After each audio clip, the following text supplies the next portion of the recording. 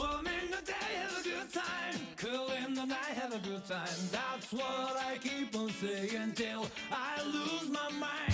Feel like a fan in the sea breeze, shine like a moon in the last sky. Can you believe it till the end of your life? Go eat some ducks into a room.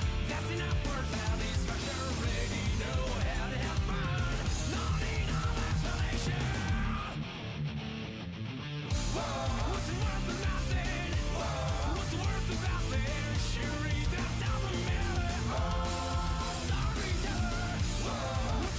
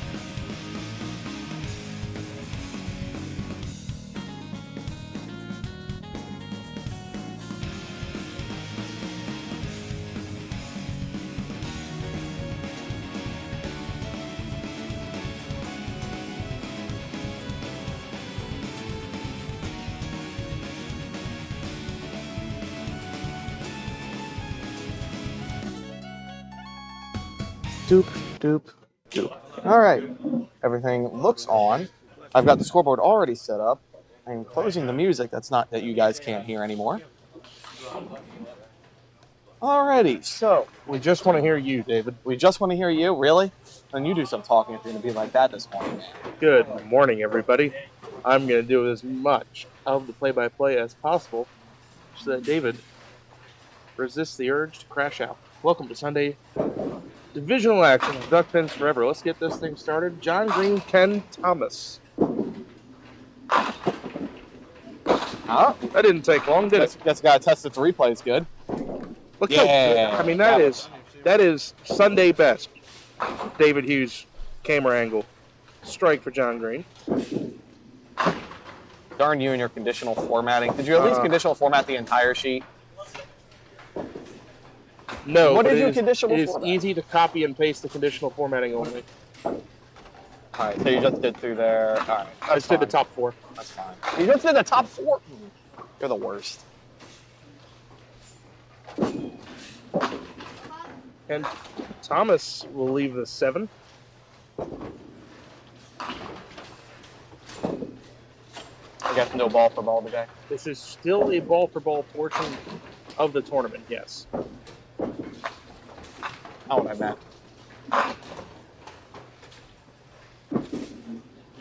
And we'll go 9 out. Set that down to this. Noticing Ken Thomas, the only one on this pair without a start. Jesse has a few. John has a few. Give me a second. I'm going to turn off the scoreboard so I can fix this conditional formatting. Okay. It's going to bug me.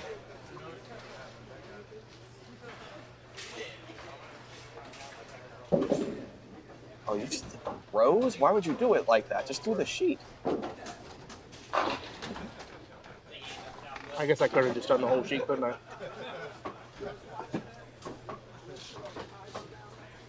I can't just grab that.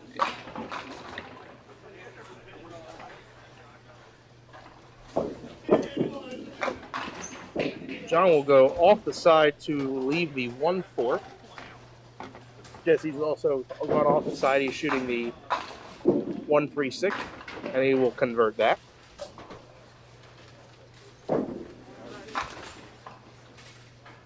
Jesse going for DPBA star number 4, John D'Antonis, who does not have the 1-4. He is going for his 3rd star. John, a 12-time Pop Whitney winner as well, so this would be number 15 overall. He can find the win today.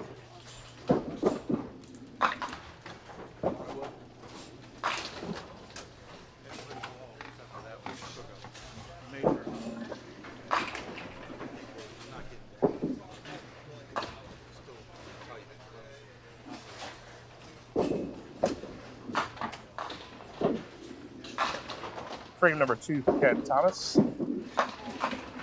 Very light on the head pin. He's going to leave the split. Okay, now I can catch up. John Green going for the double and is going to get a good break missing the head pin.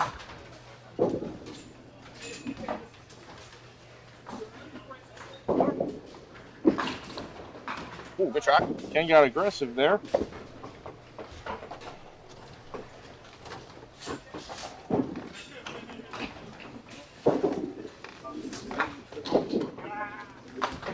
Ooh, Pick 2 pinner for John.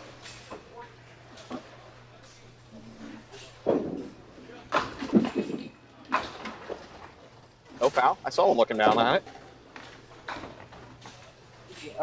Someone in the comments trying to say that there was a foul in the first frame. I didn't see it. Because they would have noticed. Especially now that we're head to head. Yeah. When we're head to head, people kind of notice those things.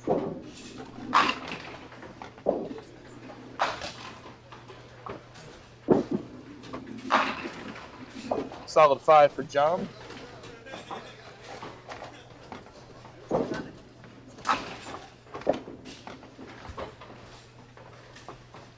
Spare fill for Jesse is pretty good. if you've been watching all weekend, it can be a characteristic of the Highland Bowl that you'll see rocket pocket hits for corner pins. 7s and 10s. John makes the 5.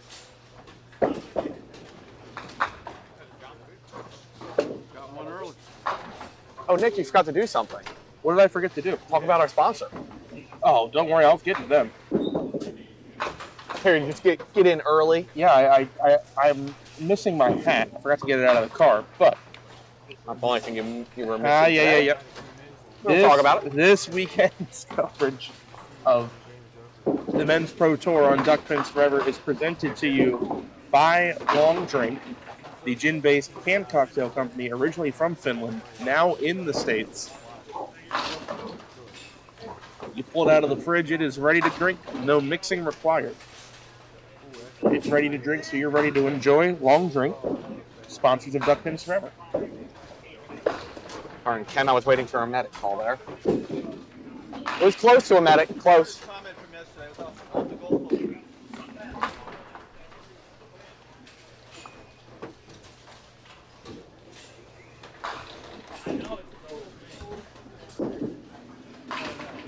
An 8-pinner.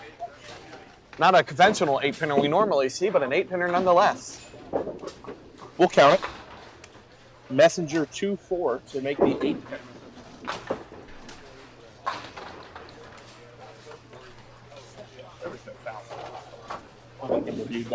So I get this occasionally on people who watch the highlight reels. They think it's an are fouling. illusion. And people think they foul. Because the top of their shoe is like so far over the line. Correct. And our perspective compared to being right on the line. Johnny Antonis fills 8 there. Jesse, 2 for 2 so far. Trying to make it 3 for 3. Solid 5.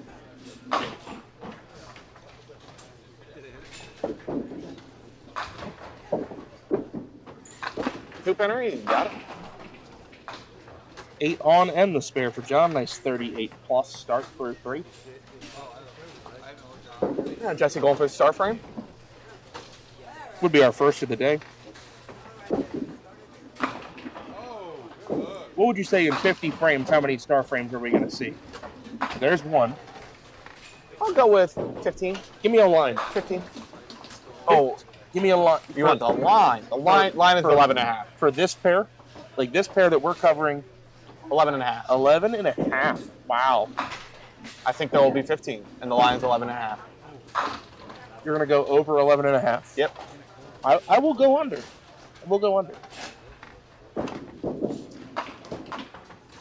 1-5 clean. John D'Antonis. John Green, 2 count. Taking lessons from me, incorrect? Spare fill for Ken Thomas. Hold on. Safety play for 6. Sorry, Mark. Yeah, sorry about painful.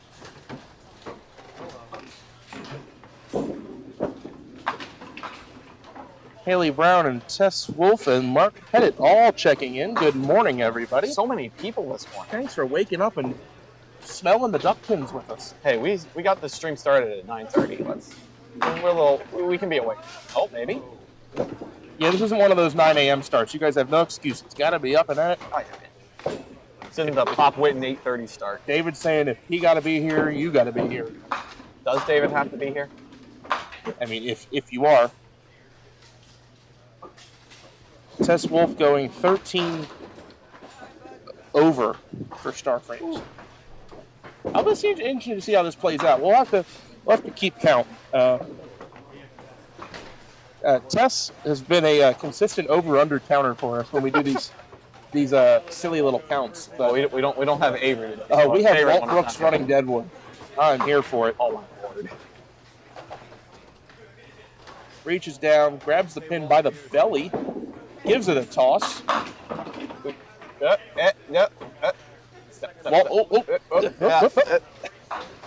Oh man, that's a hard worker out there. The smooth as steel wool from Walt Brooks. John D'Antonis cuts a duck on his spare.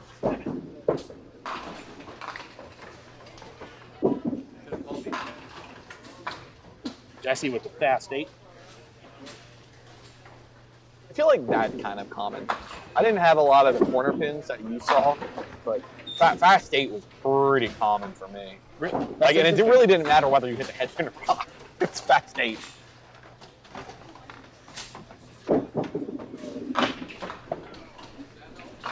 Is that a good ball, Billy? Just a little worse than Mark's. And looking at Billy's scoreboard, he has 4 splits in 5 frames. Oh, Jesse picks a 2-pinner.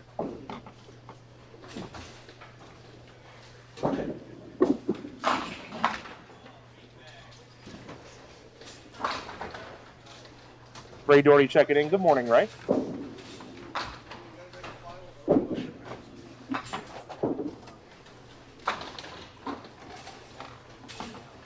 I don't even want to talk about what I just saw. Yeah. What's impressive is that's not the worst strike I've seen this week. Oh, no. I had one worse than that myself. On camera, no less. I have to tell you about the ball Matt Buckingham threw on Tuesday. John breaking up the 2-1. Go ahead, tell me about it. He left a Walkersville special that splashed out. Yeah. I mean, that was just an accident from Matt because he didn't mean to hit the head pin on the way in. He basically went clean through the 4 and tapped the 2. Nice. And got a strike out of it. It was awful. I think we all threw up. Oh, that's not going to be good. That sweep got stuck. Get out of the way. Yes, John. All right, John makes a spare. Nick's going to have to tap dance a bit while they So I'm going to take a video review here. 14.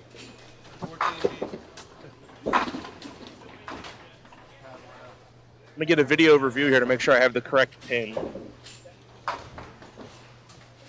It is the 10 pin. Hey, Ken. Ken, it dropped the pin too, so you need the 10 pin. 10, yeah. The sweep hit the bottom of the square shaft. Yep. I said the same thing. Test Logan's strike is fun. I enjoy Logan's strike. Oh yeah, that was the reaction. Horrendous. Butch Rupert checking in with the under on the 11.5 star frames. I will say, Buddy Turner's strike is like one of our most watched highlights. Yes. The cutting to and then turns into a strike. That was like a Rube Goldberg machine strike. Oh, yeah.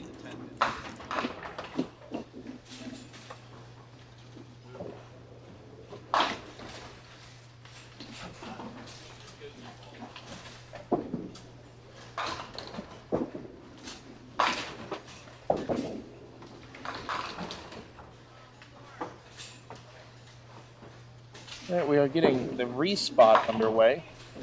Ron, good to see you in chat. Ron Pava, good morning. A DPBA champion himself. What the heck did Mark leave? Yeah, that's what he left. He left that. I think he just picked the head pin out of it. No, he Or was that the 5 pin? He had the 5 pin. He picked the 5 pin out. Yep. It was the 2578 with the 10 pin. Huh. That's a new one. Can I get a replay, please? I think Yeah, that I don't out. know if that held on. Need a 10 pin. Need a 10 pin again. 114. Yeah, it was no good. Big score, man.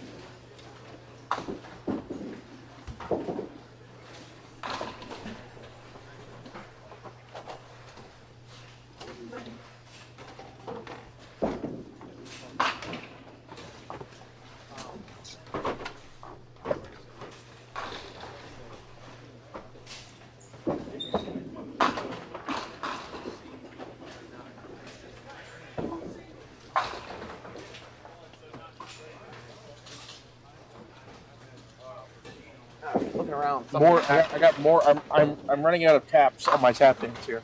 I'm looking at some of the scores around here. Mark and Reds. Billy have a looks like a fun little game. It's a pillow fight going on over there between Mark and Billy. I mean, I count 7 splits already, 6 frames on both sides. That's not good. Yeah. Mark is in the lead in that match. That is because he is trailing on the split count 4-3. Probably, I would guess. Seems like a fair assumption. Looks like Ty and Andrew Gabe are in a pretty tight match there. I can't see all the way down there. I see Colby has more splits than Phil Caffarella, so.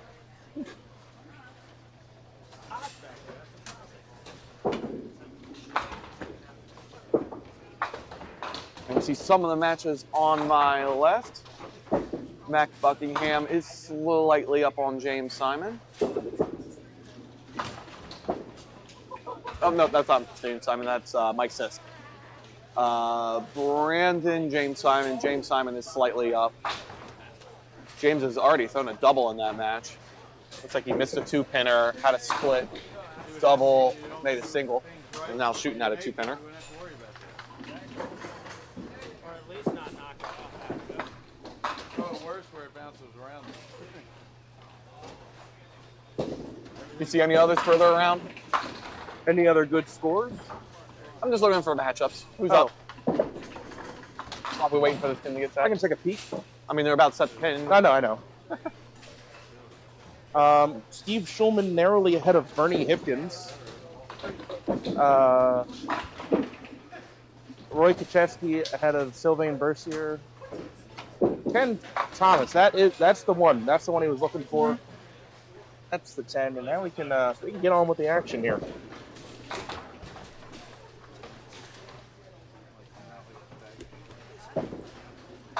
Jesse Deach. Good ball. Yes, sir. Worth the wait. Our first Duster strike of the day, only our second of the show so far. Johnny Antonis looking to match. And the messenger goes in front of a 7. What divisions are these? B and C? Or B and D? I was under the impression it might have been C and D. No, I don't think that's right. I think it's. Let me see. I think it's.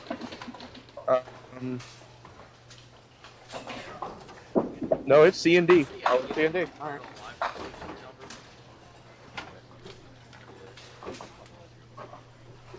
right. Yeah, I told you that. I've been told Phil Caffarella up comfortably on Colby D'Antoni. Yeah, we saw that coming. We saw, yeah. That's a 1-0 Phil Caffarella. I see that. Ooh, heavy hit. Oh, Don't get stuck under the sweep again. Yeah. There we go. What Phil has? Yeah, I see Colby has reds and not strikes. Green through the middle. Speaking of not strikes, that's John Green through the middle. He'll take a 7-pin lead, 62-55. Ken at the 2-1 plays the squeeze.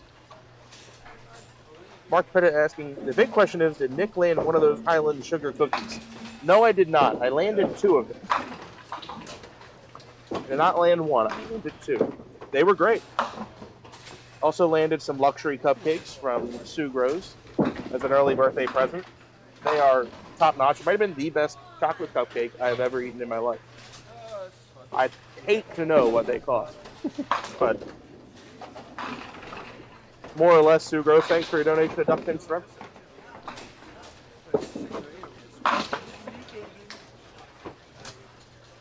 Wood ball here for John. Green will take 10. Still a 7-pin lead. Fair fill for John D'Antoniti is trailing by 15. A little light. That's one way to leave the 5. That'll work. We take those. And it seems at times yesterday that the slightly off hits, the not dead flush hits, carried better. At least that was my experience. Ooh, although I cannot argue with the pin carry of that ball. I guess if it's that picture perfect, and you hit the head pin so hard it lands in Todd Turcotte's RV behind the building, they're going to carry. I found like you wanted to hit fairly heavy to carry out the 5. 5 did not like to go, and you were kind of preying on something off the side to take it out if you didn't hit heavy. Yeah. But heavy hits also risk a lot of 2-and-1s, and not carrying out the 8 and 9 right. John Green here in the 7th. Tight hit and gets a break. See, there's that tight hit that mixes well. Taking out the 6-10 late to leave the 4. Ken Thomas still looking for his first strike of the game. He'll be looking a little longer as he goes off the side for the 1-2-7-8. Obviously the 8 pin, the hard pin on that shot. Oh, uncharacteristic miss from John, and to be honest, as far as John Green standards, that wasn't even close. Ken makes the multi-pinner. Yeah, Interesting swing there in the match. Yeah, I don't know. I couldn't really get a feel for it, but throwing the ball to the left side just felt weird to me. Just like the ball would not grab and kind of kick a little funny off to the right a lot of the time on me. Mm-hmm. Just like the line to the left side as a righty is just odd.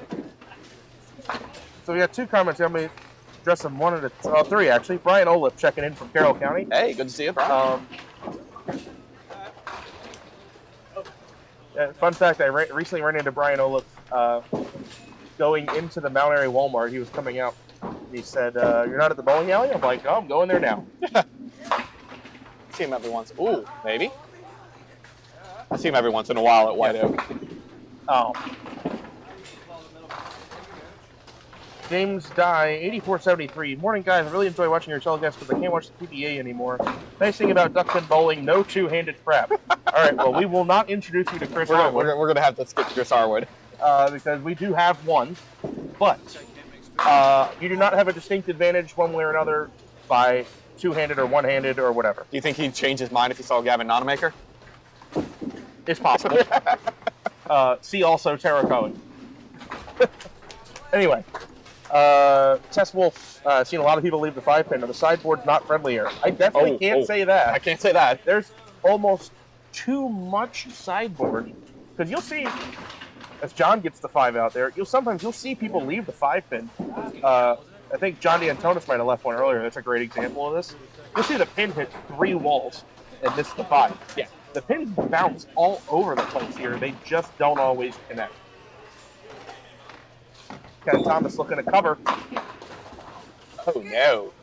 So push. I mean, that's a tough break there, but an example of the sideboards. That pin goes dancing around, just didn't make its way to the 7. That's an unfortunate break. Yeah, bowling at White Oak, you'll kind of see a similar thing where sometimes pins come off the sideboard and it doesn't like perfectly go in a line. It'll like just come forward like 2 inches, and you don't get that carry you're looking for.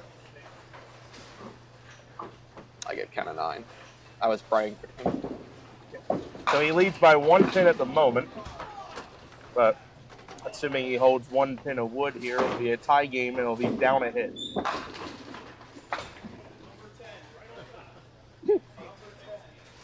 Colt's 10th strike of the weekend. He's got his first strike.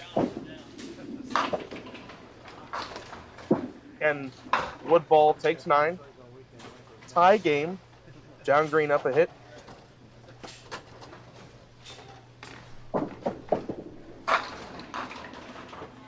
Good morning message from Becky Lloyd, that is also known as my mother. Is she your mother? She is. That's what she told me. She said she was there the day I was born. All right. I guess that would make her your mother. John, in a bit of a hole here, and I think that hole might get a little bigger. 6-7. 6-7, everybody. There you go. Thank you, John. Thank you, John. I know you didn't really want to see that right now, but thanks for playing along. Was it on camera? Oh, darn, he was just on. Oh, yeah, kind of. It got cut off on the replay, but the main picture had it. Fair fill for Jesse. There's your 5 off the wall. So there's, after we're talking about the messengers that don't connect, there's one that does. That's something called Walt. Hey, Walt, we need a runner. We need a runner. Logan's got it. I wanted to see Walt on the TV pair run a Deadwood. Now this is more like it. So Logan has gone to the Audrey School of Deadwood Maintenance, and that is how you do it, folks. the proper deadwood run. Better keep fucking Andy's toys back. The nice solid wood gutters here at Highland Bowl. You can step in them with confidence. John probably have to make us to stay in this game, unfortunately. And he's not going to do so. I've only said it twice.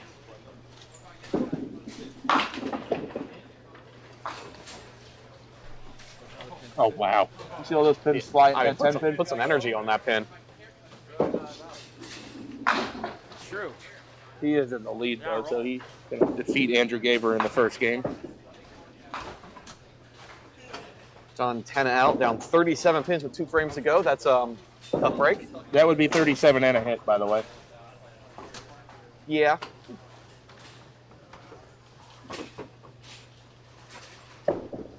By the way, that pillow fight between Mark and Billy. Turned into a Mark and a safety win. Mark missed a single and then threw a double, as you do. Yeah.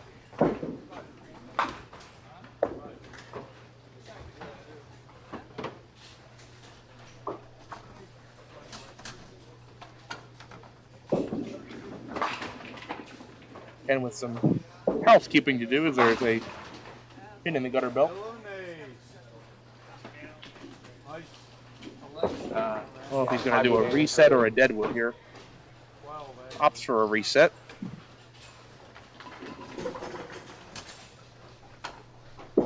John Green could have just about closed the game out there with another strike, but leaves a rocket 7 pin. Ken will leave the 7 pin on a splash hit.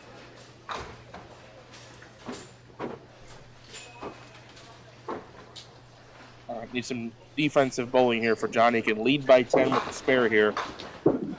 And he's got it. Ken will now need to match to give himself a shot to stay in this game, and he will not do so.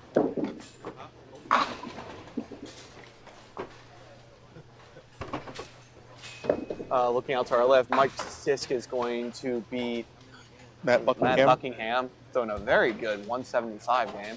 Finish off with is that triple spare strike? Yes, that is spare, triple, spare strike. That is a 117-second count. Seems good. It looks like James Simon. I saw. I called that. Looks like James Simon is going to defeat another double for Jesse Deach.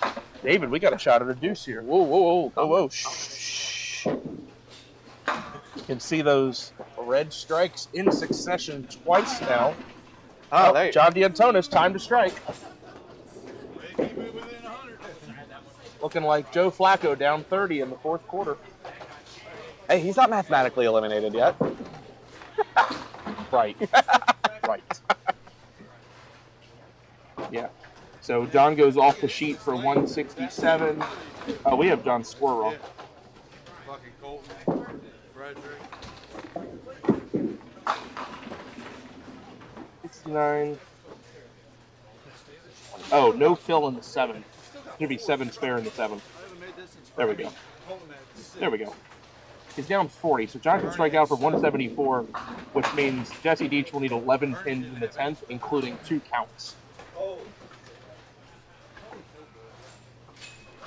It's a 9 count for John Green, a pocket 7-8 for Ken Thomas, which he does not convert, and John Green will win the opening game. And pinfall is the tiebreaker on the DPBA, so a wounding first game for Ken as he not only loses, but loses with low pinfall, just 110. Yeah, Tess saying Ken had some bad breaks in this game. I don't dispute that. He didn't have good pin carry when he needed it. He did also miss 2 singles. John will take a 141, marking out with the last 3 frames all being full of marks. It's like my 140 game. Chop. Blow up the end. Why not? Help. Backdoor head pin for John. Jesse needs a full count spare here in the 10th. You shoot First 200 game of the weekend. Still a potential max of 224. There it is. And at long last, David, we are going to have a 200 bowl this weekend at the Highland Bowl. I'm sorry, it's going to happen. He needs 6 pins and 2 balls, and he's got to count. On the Antunis with the spare, he could shoot 154. It will be irrelevant.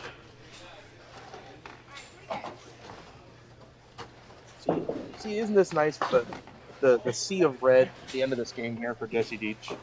Look at the second half, by the way. Going to be a big second half, over 100. And Why not? why not? So there's 9. That is enough. Jesse with... Why did that count go in? Should be 193 in the 9th. That will probably be a program issue that I'll have to look at. Here, let me see if this one's right. That's probably a program issue. And a spare. It is a 213 for Jesse Deach. First 200 game of the weekend goes to Jesse Deach. Yeah, He it's wins 213. I'm not sure. 213 to That's a program 154. issue. It probably gets you through the triple 8, 9, 10. He does get a bottle of champagne. Thank you for mentioning that, Pat Rufo. There we go. That line was wrong. There we go. There's that 213 for Jesse Deach. I'm going to disable that condition format. I'm going to disable your 200 one. Oh, because that messed up the set total, didn't Yeah. it? Oh, that's noteworthy. Just been handed a picture here that over on our left, Zach Simonelli throwing a triple strike in the 10 to defeat Jimmy Mulvihill 173-160.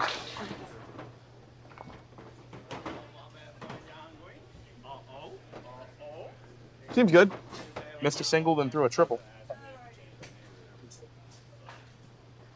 Well, there it is, folks. We have now a 200 game on the weekend. And I am stunned that we haven't had more than that. All right, time to clear out the scoreboard.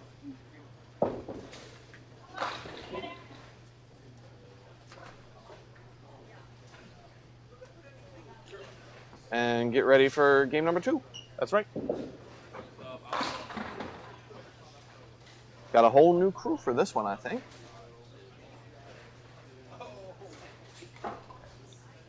In game 1, or game 2, it should be.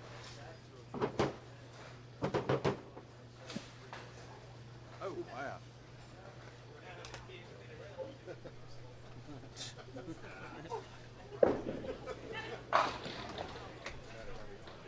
Phil versus Mark.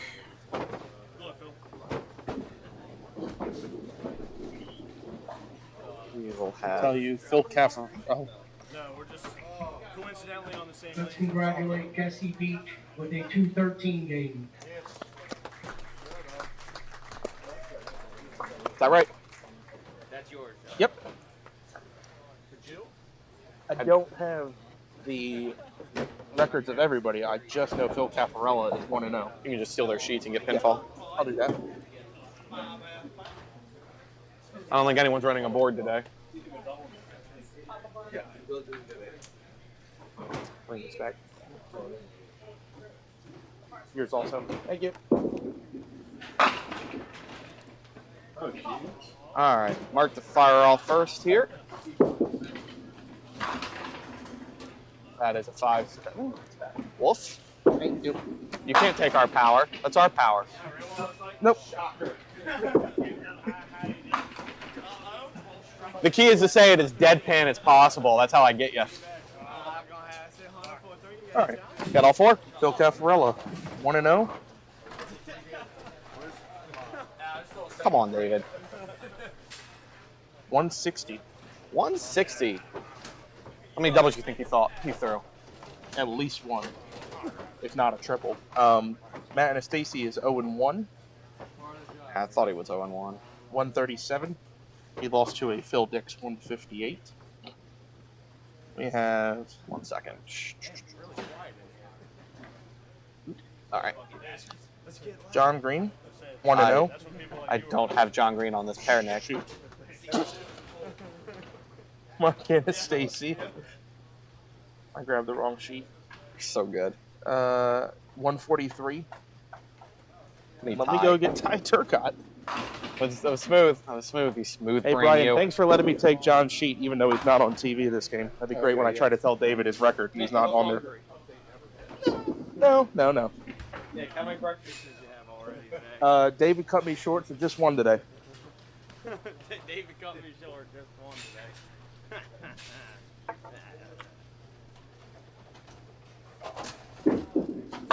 today. Mark for the 10 here. Still just to get some wood. Left that off the first ball and then went through the hole in the second. What's going to pick out the 10 pin there? Tough 7 box. 1-0. 159.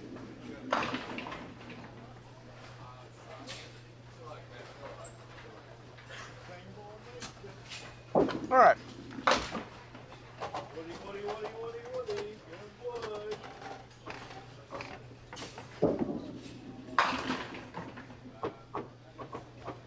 So pretty important match to start on the top half here with 2 winners facing off. And of course, you never want to start the day 0-2. That's not great. Suboptimal.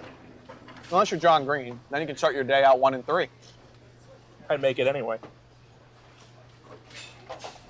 And then proceed to get dunked on by Colby. Absolutely destroyed.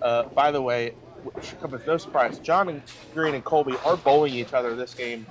Should come as no surprise that they both started out with strikes.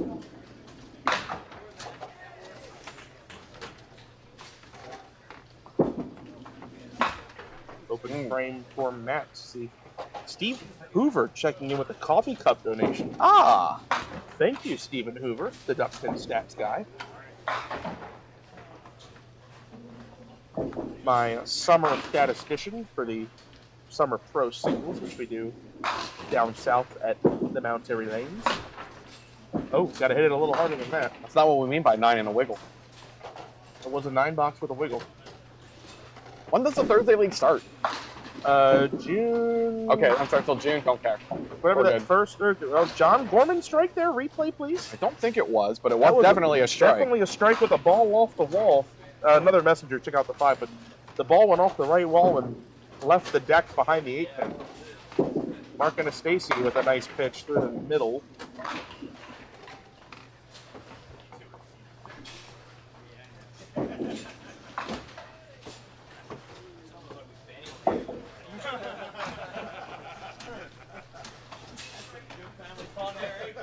I see your boy Ron Hennessy's in chat. Yeah, he's got to cheer on his boy Phil Caparella. Oh, Matt. Mark? Well, they're both on the same pair, man. I'm going to do it at least In twice. different divisions. I'm going to do it at least Hey, twice. at least they're not travel buddies, so. That would have been awful. I don't think I could handle that. Steve Hoover would like to confirm it is June. Thank you. That doesn't sound right. June 4th. June 4th? June 4th. You're questioning Stephen Hoover? Yes, he's actually wrong, because it's June 5th, it's a Friday. Well, it's convenient because my Thursday league's got like 6 more weeks left. Oh, jeez. Tie. In there tight. Messenger goes behind the 4.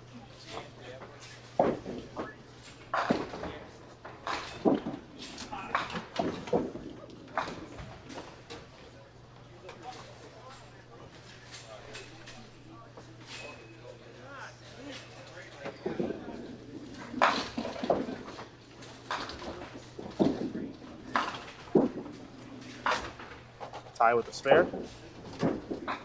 Will be an open frame for Matt, so the early lead goes to Ty Turcotte.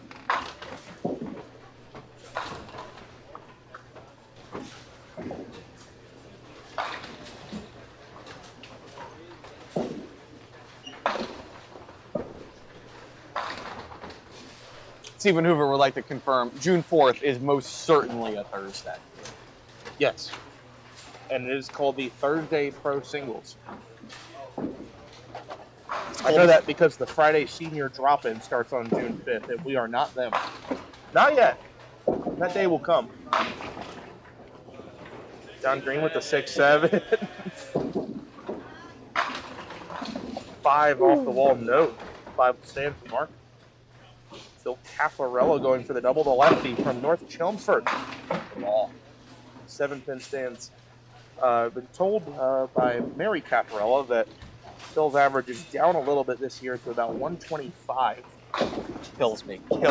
But it's probably still the high average in the building. Kills me. Actually kills me.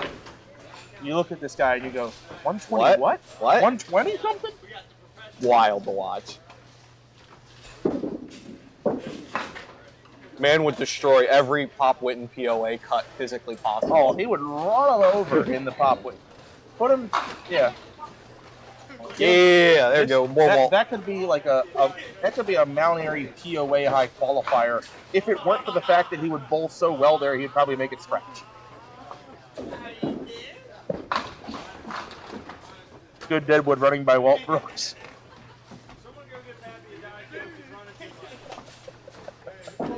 I don't want Logan running a pin the rest of the day. Ty with a solid 5. Takes an 11-pin lead over Matt.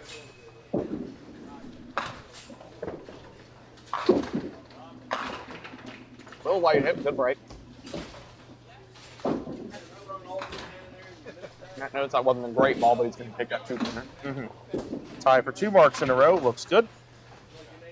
Star frame, star frame, star frame. We've only had one. I checked the scores at the end there. There wasn't a star frame in the 9th or 10th. There were just 3 marks in each frame. For the star frame. Oh, no, you know, I'm just looking better. See, that's the trick. I convinced everyone to pick the over, and I actually. Yeah, off air, David. I did the calcium. On the calcium mark. I did the calcium bar bet out there. He said no.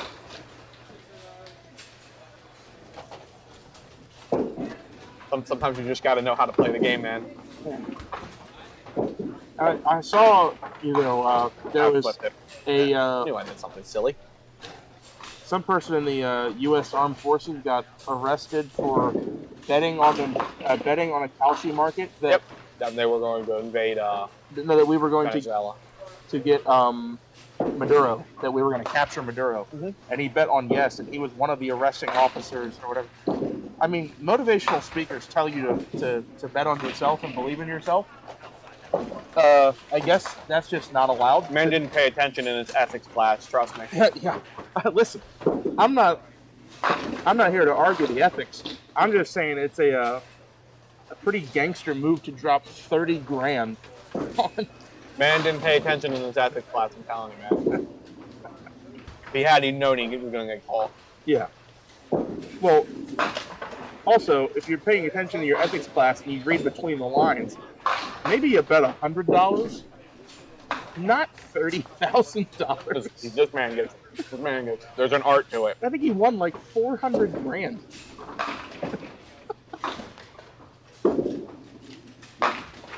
Oh, no, thank you. Well, the good news is you don't have to throw another ball there. Yeah. Bill Dix, despite a 2-count on the spare, leads by 7 in a low-scoring game. I feel like every time Logan runs a pin, everyone should boo him. He's letting Walt catch a breather. Keep it in my hand first. Walt's giving him tips now. Pacey Larkin, amazing commentary we got going on. Thanks, Pacey. You should have been here today. Where are you at? He said he was behind me at one point, and I told him, I'm not looking behind me. You're going to have to come up here. Shoot, what's his name? Someone else commented that yesterday. Tie off the side is going to steal 8. That's a very common thing to have happen. What, 7 turns into 8? Yeah. And it's not like the Mount Airy 7. The Mount Airy 7, you take. Oh, Ronnie, leave what you can make with the slide shot. Put down your highlight reel. We will. Thank you. Now that we're done talking about Kalshi. Favorite tie? A little more conventional. I'm just glad. It was like a 170 something. I'm like, oh, he's making a cut. What the hell happened to you? I decided every count needed to be a 2 or a 5. Oh. I was like, oh yeah, you were bowling with John Green, right? Yeah. Yeah. I was like, oh, they're Mark and a Stacy. Leaves the Andy. I went into my last game needing probably about 140, and I had 7 splits. Wow. That's the second time That is the second time Zilla's left at this game. Well, maybe he'll start making it. I'd put the odds on that kind of low. That's 30,000 to win 400,000. Sounds like you knew a thing or two. Yeah, that's the point. I think that's the problem.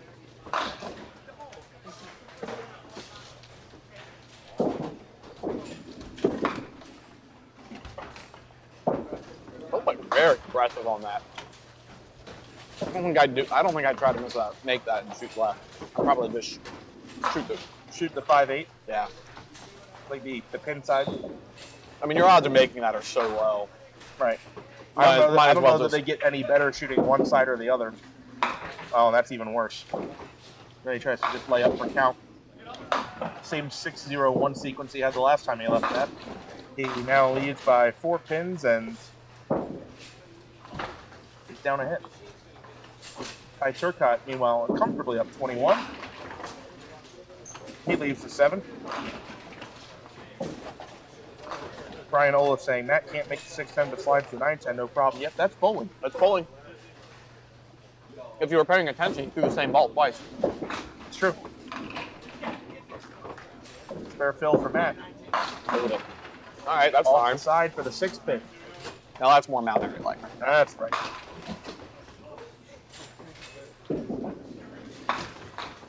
I'm gonna be honest. I watched John Green do that quite a bit yesterday. Ty Turcotte, 4 spares in a row.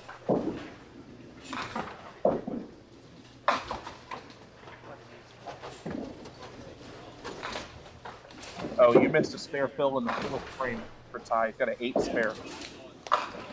There we go. This ball for ball thing throws me off. I know, man. Ball for ball doubles. And think at the Parkville Youth Classic, we did 2 pairs of this one time.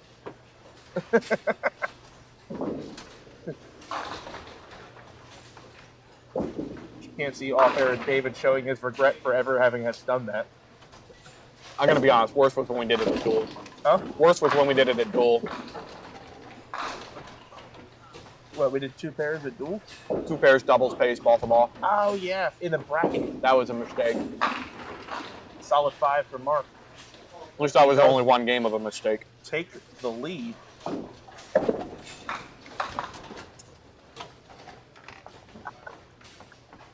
If Mark takes the lead by 5, Phil Caparella is off the mark on the single. So, Casey, that's a very bad comment. I'm putting you in timeout. are you really? I love that he's going to now get a notification about that, too. That's awesome. I have no idea how long that timeout is. Yeah, let's hope that's like 2 minutes. I or think something. it's 10. Oh gosh. My arm swing normally comes back to here, and it's only getting to like here. There's like nothing on the. All right, spare fill for Ty Turcotte. He leads by still 21. Hits are even. Heavy. Fill ball goes tight. It leaves a 2-1.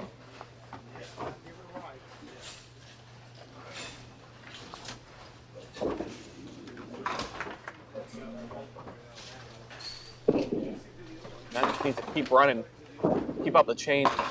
And unfortunately, it's not particularly great. So 1-4. That's a creative one. 6-7. New donation from someone. Thanks, Rob Hanley. I know that's Rob Hanley. I love when it pops up and says someone. It's perfect. I'll have to check the email that came from later or something. That's funny. Thank you, someone, for your donation to Duck Pins Forever. Oh, no. Well, while a tough break, that was still makeable for Yeah. Matt. Ty will hold the wood, so he gains a pin in count and could possibly gain a few pins in wood. Brian PU8WE checking in from Lewiston, Maine. Next watch, Brian. $7 for Matt. So Yeah, that's why you didn't want to miss that pin on the second ball. Willie's layup and take Ty 9. gains 4 pins in that exchange. Now leads by 25 with 4 frames to go. Still gettable for Matt, but he's going to have to start bearing down. Probably has to mark out.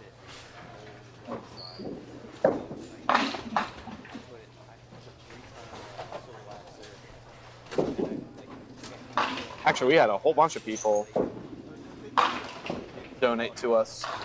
See if I can catch some of them. Okay. Caffarello going off the side as Mark Anastasi pushing through the middle for a 6 count.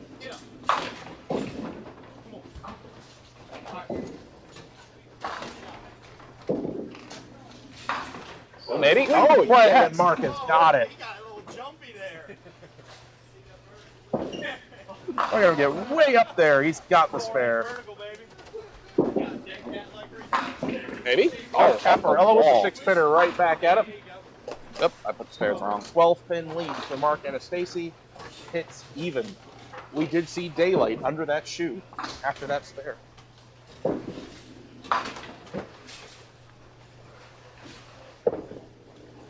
Alright, here's one. I'll go cool. Oh, Mark Pettit, thank you for your donation. I don't know when we would have missed that. Thank you. Another one from Steve Hoover. And the last one should have been Rob Hanley. Yeah. Oh, no. Oh, from Mark Elwick. Thanks for your donation to Duckman's Forever. A name David can't pronounce. Shh. Don't tell him. Little rip for Ty Turcotte. I want them to know it was He you. plays the... oh, that was just someone. He plays the 2 and still leaves 3-6 standing.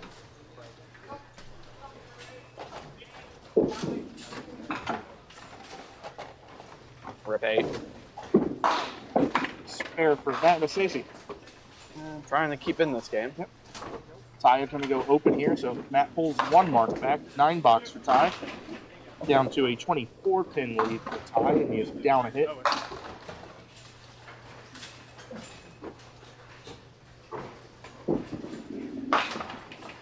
Now this can be easier said than done sometimes. Mark going to be stepping up here on a spare fill after a split conversion. You want to take full advantage of this opportunity. That's what I thought. Yes. 'Cause I know someone's done something once, and I thought it was Rob Hanley. So we have 2 someones out there. Ooh, good ball, A bit of a baby. jumper. Messenger gets pass interference. Wow, we're replaying now. Yeah, look at this. I tell you, this pin was going right at the 10. It hits. Yeah, I don't have a yellow flag on me. I'm sorry. I think it was there. We'll take a look.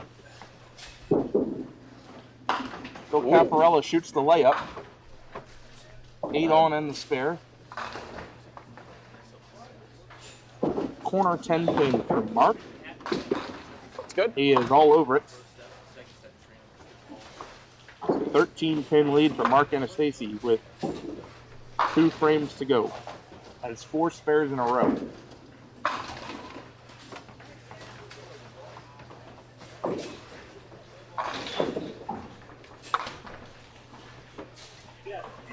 Spare fill for Matt Anastasi to cut into the deficit.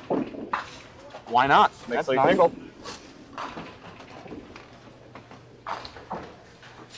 Ty trying to play some defense here.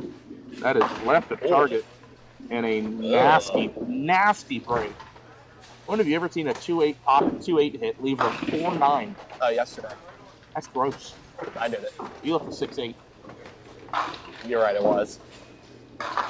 It's the same thing. Head pin for Matt. He is on it. Yeah, my mixed league hero right there. Coming into the deficit further.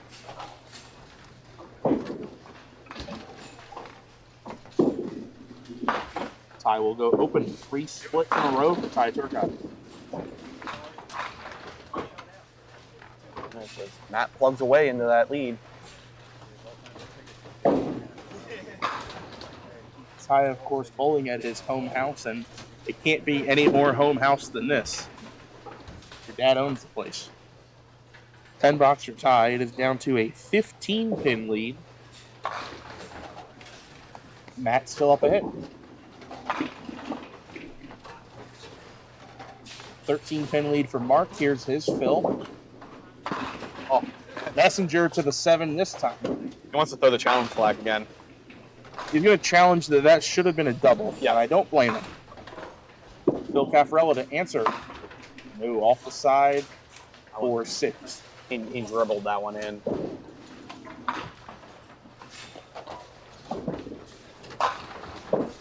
Probably gonna have to convert this, but he's good enough he can do it.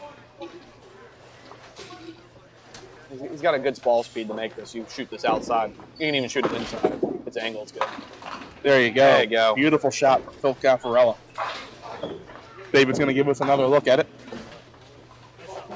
If you're a left to right left-hander, that's a textbook make of the 1-2-4-10. I knew his angle that was clean with his ball on the right side. Depending on the weight, he can probably crotch it too. Ty Turcotte trying to stop the bleeding. And he's going to get a break here to leave a single. But in the ball-for-ball atmosphere here, Matt could step up and drop the hammer and give Ty something to think about as he shoots a single. Spare Phil. No, sir. 2.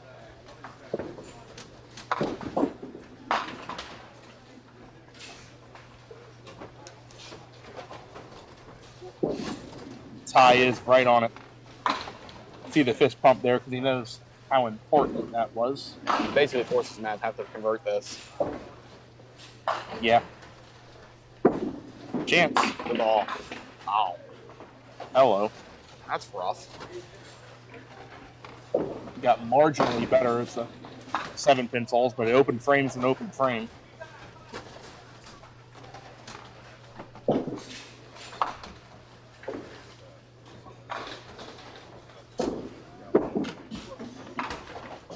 $9 from Matt. It is now a 14-pin lead. He only gained 1 pin there. 14-pin lead for Ty Turcotte, and Ty is now up a hit. So Ty with just some quality pin count can shut out the game and improve to 2-0. Oh wait, these guys gonna give us a star frame here? We've got like 4 times a day. 3. Ooh. We haven't had one this game, have we? Nope. Nope. A lot of marks though. Going up, yeah, a lot of marks, but I think it's going to go under, Dave. Mark Anastasi for the double. He likes it and That count will be good enough though. leaves the 9-10. Yeah, that will be enough count for him to win the game.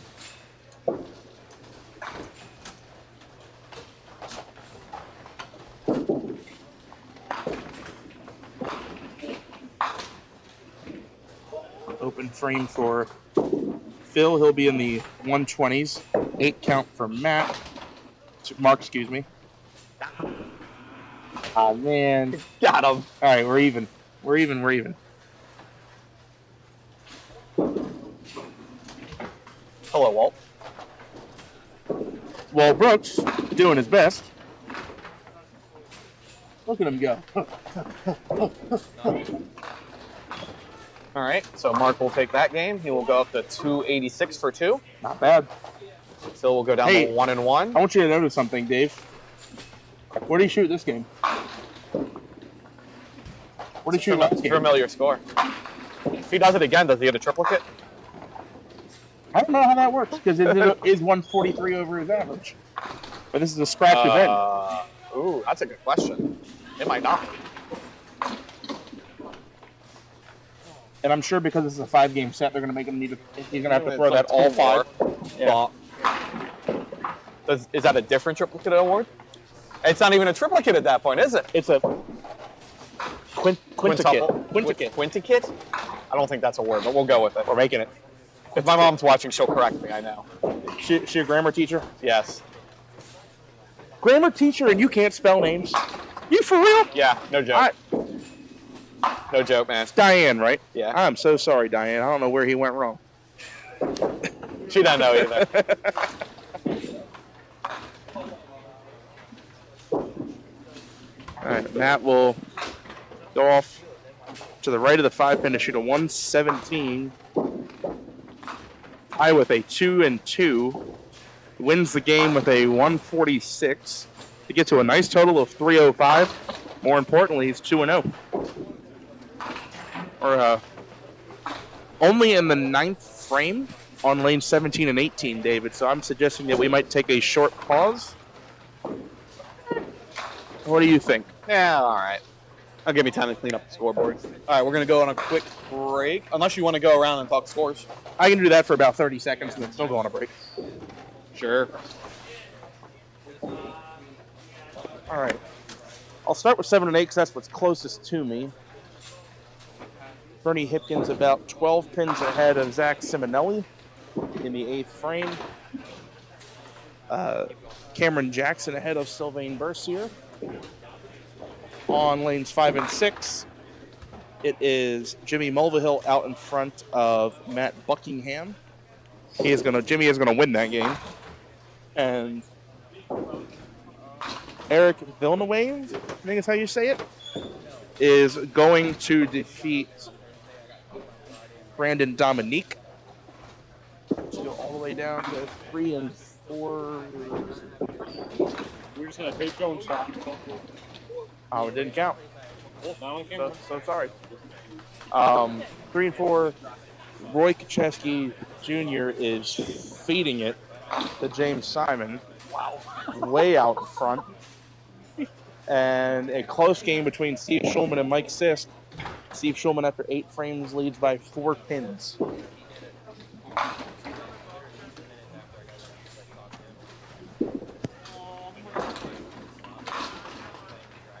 And David, if you're ready, I think I'm ready to set it to break. Well, whoever wins, wins, and whoever loses, loses.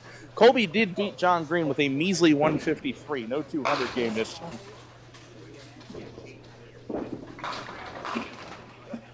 Phil Dix losing to Jesse Deach. And then on lanes 17, 18, Ken Thomas ahead comfortably of Billy Thomas. And John D'Antonis about a mark behind Andrew Gaver headed to the 10. Like my second step like randomly just extends forward. Now I'm good. We'll be back. Duck and bowling, reach for the sky. The ball's in your lane. Make the ducks fly. Fly. Keep the ball rolling out, give it a try. Little ball, big ball, reach for the sky. 3 balls to play, make the ducks fly. Keep hitting them like that and you'll be eligible for NDBC awards, like these. The Congress recognizes many accomplishments. Sanctioned bowlers at all skill levels earn these awards on a regular basis, and this national trophy travels throughout duckpin territory with the names of the #1 ranked male and female bowler for each year. It's exciting, it's entertaining, it's challenging, it's fun. It's Duckpin Magic. Duckpin bowling is lots of fun for the whole family. There's no need to be an expert. Duckpin bowling is easy to learn, but it's the challenge that'll keep you coming back. Even little hands can control the ball in duckpin bowling. Join a league or we'll help you start one. And with duckpin bowling, there's more bowling for your buck. Discover duckpin bowling and you'll discover Duckpin Magic at any of these locations.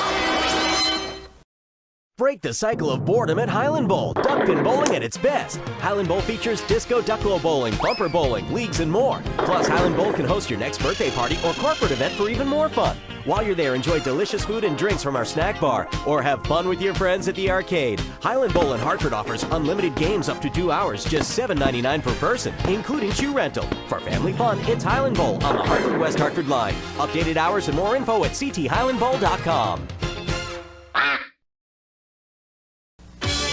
It's exciting, it's entertaining, it's challenging, it's fun. It's Duckpin Magic. Duckpin bowling is lots of fun for the whole family. There's no need to be an expert. Duckpin bowling is easy to learn, but it's the challenge that'll keep you coming back. Even little hands can control the ball in duckpin bowling. Join a league or we'll help you start one. And with duckpin bowling, there's more bowling for your buck. Discover duckpin bowling and you'll discover Duckpin Magic at any of these locations.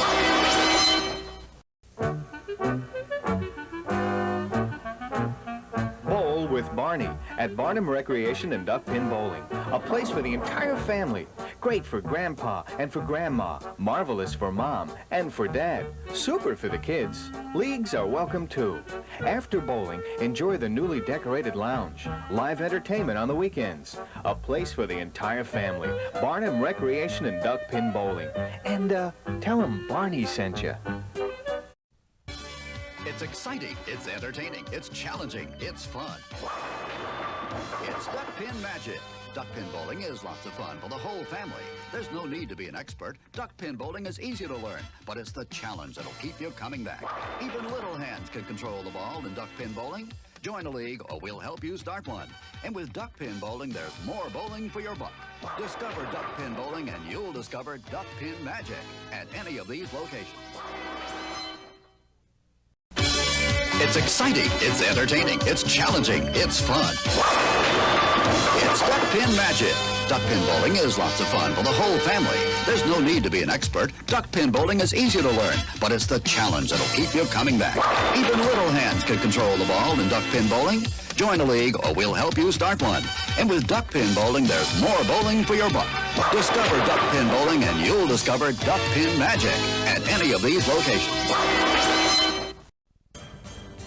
Duck pin excitement. Duck pin fun. Duck pin bowling at Johnson's Lanes in the Hamden Plaza. Discover enjoyable low-cost fun for the whole family. Whether you want to join in a league, play for fun, for exercise, or are planning a special birthday bowling party, Johnson's Lanes is your duck pin bowling center. Don't miss the fun. Fall and winter leagues now forming for teams or individuals. To join in, call us now. For the young and young at heart, it's Johnson's Duck Pin Lanes in the Hamden Plaza.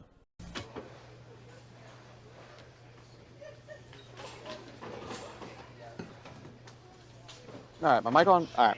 We're coming back. We're about to start up game number 3 of 5 in the divisional round.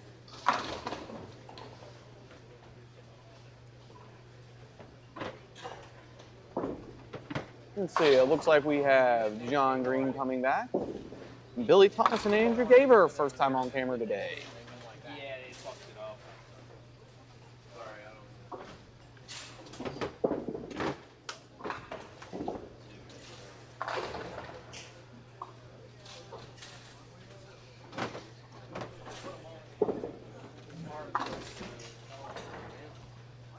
I believe up top is Billy. And below.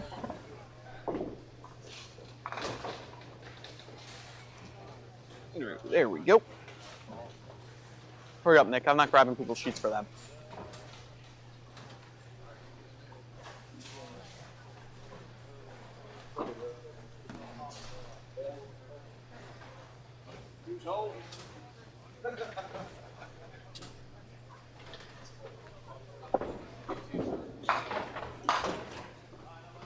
All right, John Green, first to fire. Oh, I got this reversed.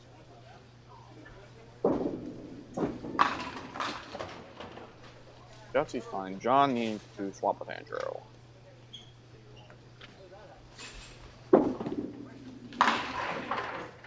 All right, there we go.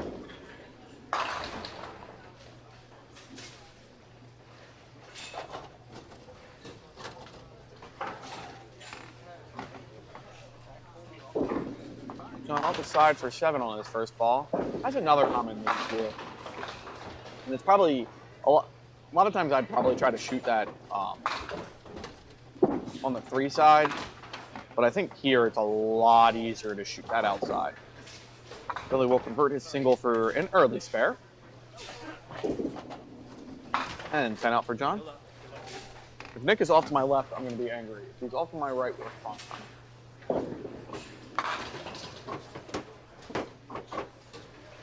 And Jesse going to do a little test slide.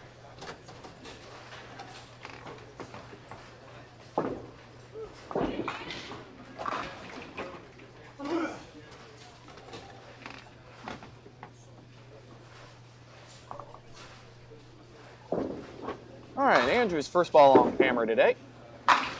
We'll go off the side for a 3-pinner, Mount Airy style. A shot I like to call the Joe Mew special. Joe, if you're out there, you know it's true.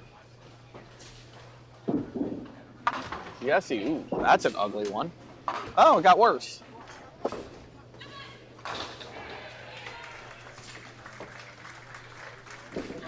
Very close match on the left side. Actually, I think Roy might have gotten up to 200. Oh, wow. That was a... I don't think he hit that very clean. Yeah, he hit the back 2 and got the fly back for the last one. Now Jesse at the mess. I'll lay up for the 2. Let's congratulate Roy Kuchevsky Jr. with a nice 201 game. Roy Kuchevsky Jr. with a 201 game. Come on, Nick. What are you doing? You can't pick up this mic. You need to get sheets first.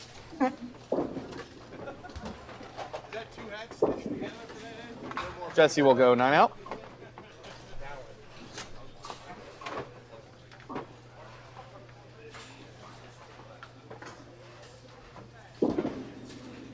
John off the side. Head pin in the 10 pin.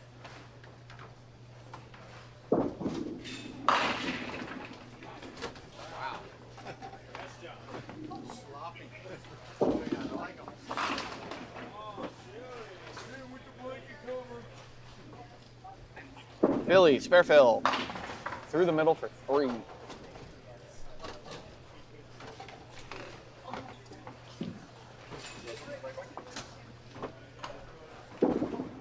John, little hopper there. Down my homework. Yes, that's fine. So we'll start with Andrew Gaber. He is 0-2. Arf. Here's another ARF. 290. Arf. Billy Thomas. 0-2. Arf. 239. Makes a little more sense. Jesse Deach. 2-0. 361. Pretty good. Big number. John Green, 1-1. 280. 280.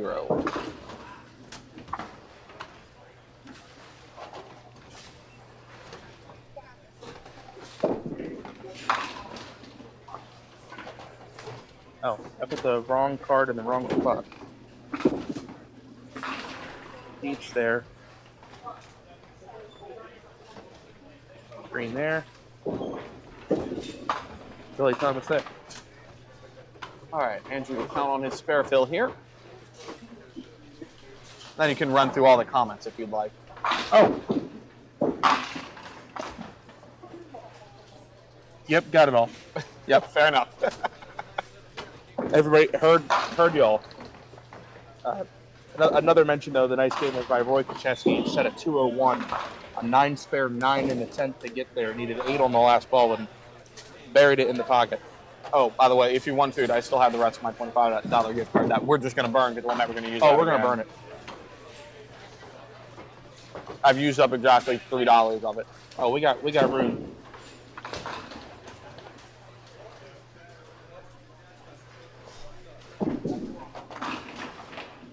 Wow. That was some kind of strike there. That's for a double. That was for a double, yes, sir. John Green, meanwhile, has not marked yet in this game. Probably a good idea to change that. Well, and that's going to be easier said than done as he leaves a zigzag. Which, to my great frustration, the automatic scoring systems do not mark as a split. It is. It is. I think it does on mine. Does it on my system? My thing in 10-pin, like, if you're trying to say because it's a 10-pin system, how is that not a split in 10-pin if you leave it? I gotta check and see if I'm on my score sheet if it is. It might not actually be on my sheet. No, it is. It is. Sensible. That is not marked as a split on the scoreboard here at Highland Bowl, and it should be. That's not Highland's fault, to be clear, but John Green, a surprising opening score of 28 in the third. No, it is. They should have a program along stat fix that. Billy Thomas, 23 through 2. Uh-oh. I thought it looked like it was going to run left the whole way. 5-pin. Oh, no. Halfway down.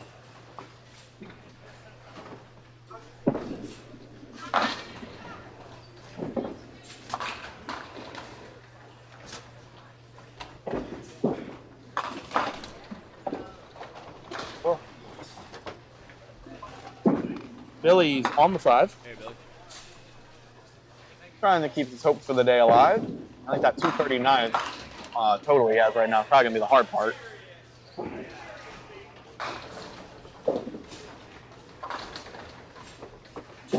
Jesse going way off the side. Bread line plus the 10 pin. That's a 5 count.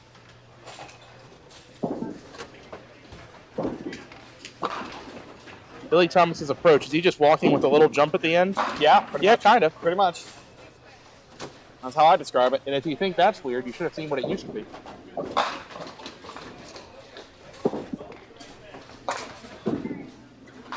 Oh, maybe? Ooh, good try.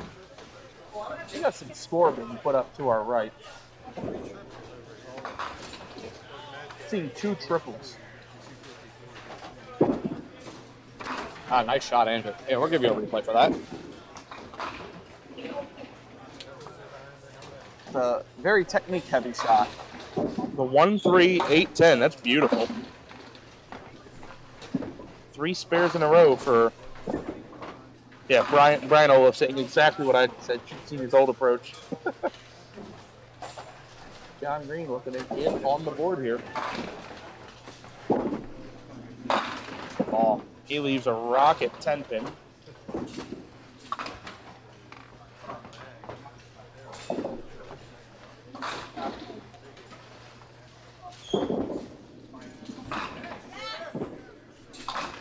Caffarella making the 5-9-10. That's nice. Spare fill for the Bill. It's 2. Well, we got a pillow fight brewing here. Billy Thomas leads by 7. Yeah, but Billy has 2 spares. Spare for John Green. Need to get an audit here on the pinfall. Yeah, that is 2. This scoreboard has scored that a 3. I'll get back to them after finishing this frame.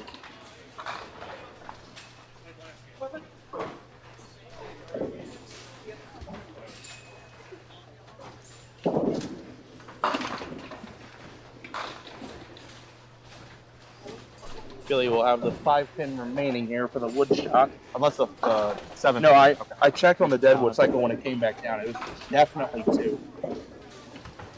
So 2 on 9 out. I am actually going to go over and make sure they make that score correction. Oh, Billy got it. Oh, Billy had it. Okay. He saw.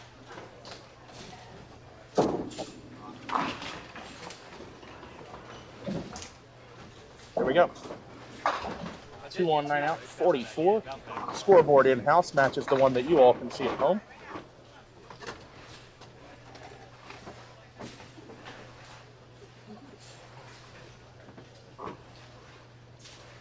Jesse stepping up in the 4th, coming off of an open frame. Header ball there, leaves the 10 pin. Andrew Gaver, meanwhile, a nice total through 2, but no wins. At a 149 and a 141, he lost both games. I mean, the good news about that is if you do run the table, you actually have a pretty good shot at getting through. Because he's got nice pinfall. Your pinfall is good. If you win your next 2, you probably do 3 more good games. There's a 5 fill. You're thinking the spares, but these fills are a little low. Like a lizard running on water. Like that. Jesse on the mark. Back-to-back spares on lane 13 for Jesse, both singles.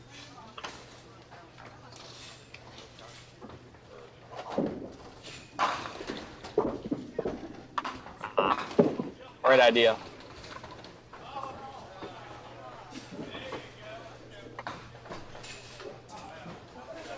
Yeah, that shot I probably try to play outside. Oh, look at that shot from Ken Thomas. That was for 10, but a beautiful shot. Just off to our right on lane 15. You can see it in the picture-in-picture. Slid it clean. I've seen that slid a couple times.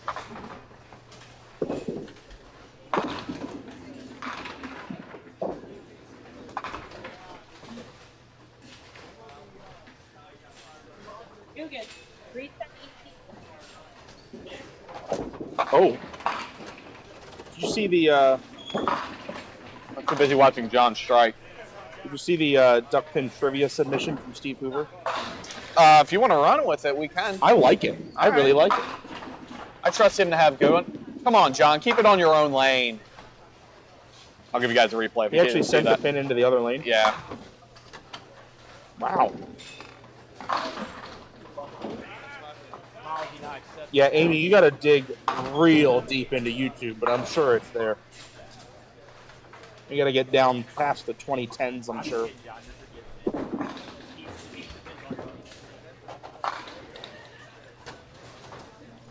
Oh, yay. Mia Femino just sent me a snap of her watching Duck Pins Forever at home. Thanks for watching, Mia. I know it's a long drive, but you can't come down here? Yeah, come on. I mean, we travel all the time for events that take forever for us to get to. Yeah. Suitland is quite a drive for us. Hagerstown's farther for me. Hagerstown's probably the second furthest for me now that we've got, well, no, Parkville's probably still further for me. Yeah. Yeah, the Zorian's not letting me forget that regardless of what his approach is, Billy does have a star. Yes, he does. More than I have. So. And he has 2 pop-up stars? Yes, and also at least a one-time Eastern Classic champion. Oh, backing it up. Jesse Deach trying to get back in the match. That backdoor 20 box could help.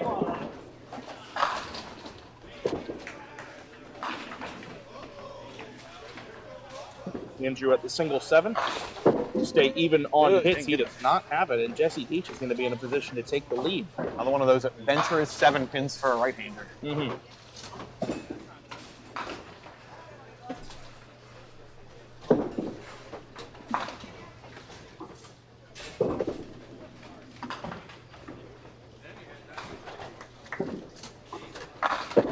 Bang. 10 box for Andrew.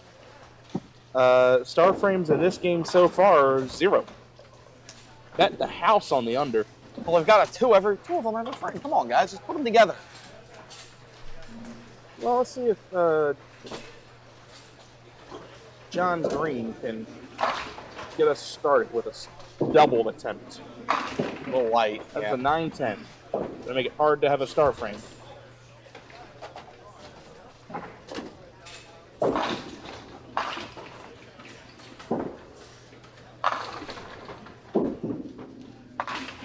Look out, Billy. Off the side for the 1-2.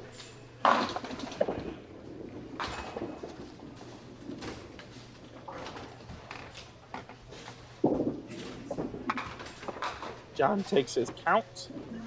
Now leads by 14 pins at the half.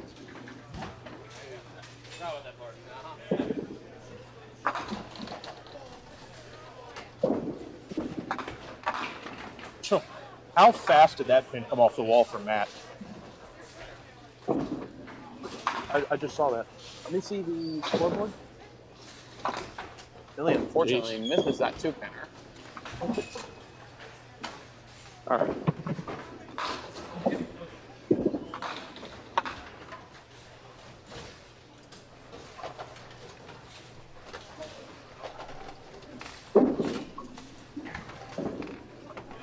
$9 for Billy, $10 for John. John leads 77-62. Now in the Gaver-Deach match, it's Andrew Gaver up 5. He is down a strike, so the assumption is that Jesse will be taking the lead in this frame. Oh, Patrick Rufo with the call. See that call? I'm not going to read it out loud, but wrong bowler. Wrong bowler. Hammer for Gaver.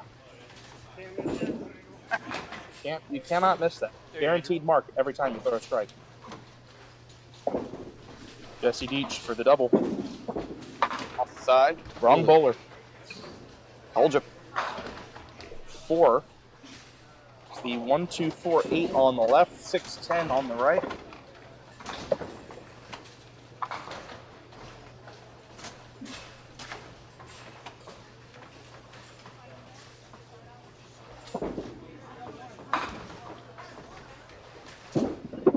Going pin side, and he's got it. Great shot.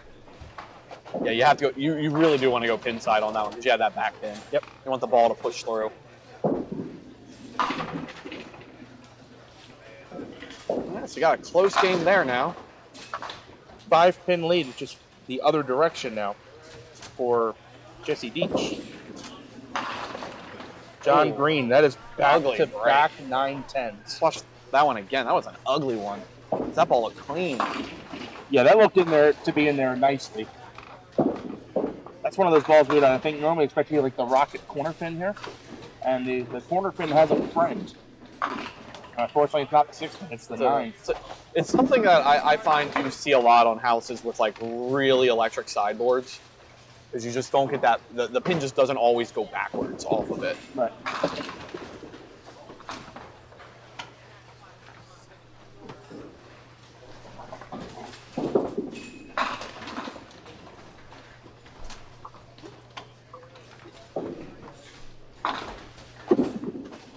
Uh-oh. Look out. I want to lose any more pins. You're already back 15.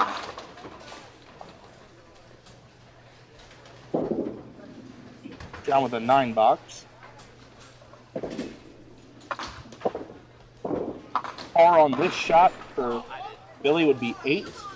Little Caparella letting it spin over there. Gonna run out of time. And Billy hits par. We'll take 8 there. 86 to 70. 16 pin lead for John Green. Billy trying to challenge my last 3 games qualifying.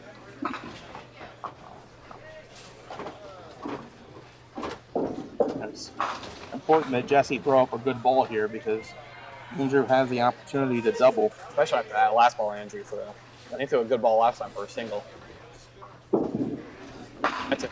Jesse, beautiful pitch. That's exactly the kind of ball, even if that didn't end up carrying for the strike, that's the exact kind of ball he needed there. Pocket plastering shot, gets the 6-10 out. Andrew for the double. Come right back and he pushes through the middle. Ball looked good out of his hand too. Had a good release on it. Joe Rainier will tell you that middle was caused by Jesse's strike. He will tell you that. Normally, I tell him it was caused by Joe. Yeah. He got it. Great shot. Look at the 2, 3, 4 on the wall touch slam-a-jamma. Little fist pump. Cool customer.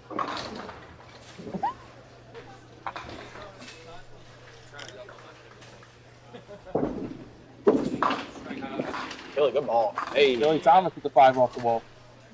Billy with some life left in him. Yeah, give John something to think about here as he steps up on 13. Say 8 marks. Oh, he's got a ton of ton. With 2 counts. Yeah, that's a lot. So that's almost guaranteed a 200 for Matt and Stacy. Yeah. Who is this victim?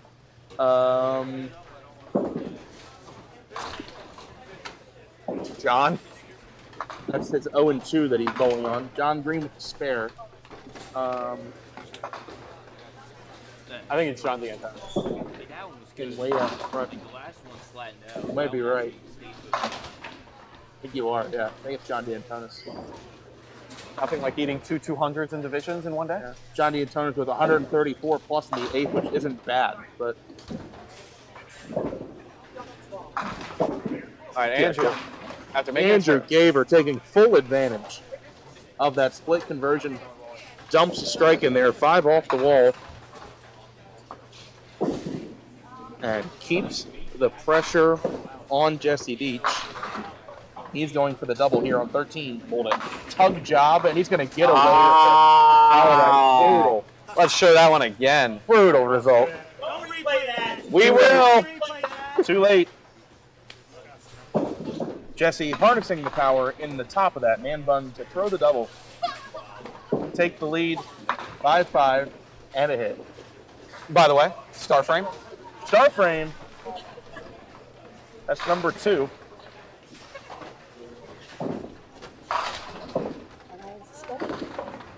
Final game. Oh, I love that. Is that each frame as well as if it's not in the fifth? And How much? $5 stick.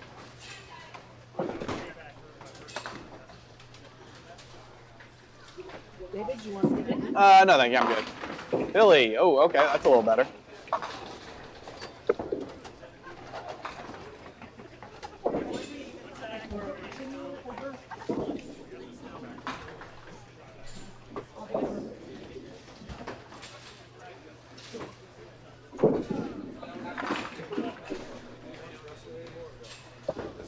I thought a 7-pin was still there for John. Yeah, no, it's not that bad. Oh no, Billy. Oh no. That's problematic. Open frame. I don't think you could miss that one.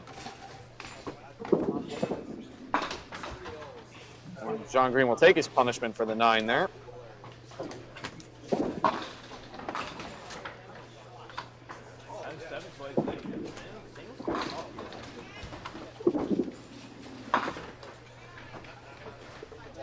Now 13-pin difference there. So Billy's now going to need a double in the 10 to have any sort of chance. Yeah, unless I'll get there. So after seeing 0 200s in qualifying, it looks like we're going to see 3 in the first 3 games. Yeah, that's tough. That's bad beats, man. Bad beats. And he needs a mark for 170 game. He's bowling well. Nothing like having 550 shot against you in 3. Ouch. Jesse for the triple. 5 will stand. Like he pushed that ball just a little bit. All right, Andrew might need a strike here. For the double. Tries to play Jesse's playbook and leaves the 4. I mean, that would have been karmatic justice. Yeah. Jesse can really lock this game down with a single pin. Jesse does not have it. Ball looked right out of his hand. Didn't look like he hit his line. Andrew can spare to stay alive. And he has got it. Okay. Andrew down just over 1 mark. Jesse will collect his 10. It's 152 to 139 plus. Yeah, it's still a pretty close game. We'll have to throw a mark in the next frame to keep it up. Yeah, he's down just over 1 full mark. John Green. John Green on mark here will lock down this game for him. And 7 is not enough yet, but we assume it will be to put Billy on a first ball strike here. Yeah, this ball probably has to get struck. Oh, maybe? And it is not. Billy leads with 2. So John will now just need 1 pin on the next 2 balls to lock it up.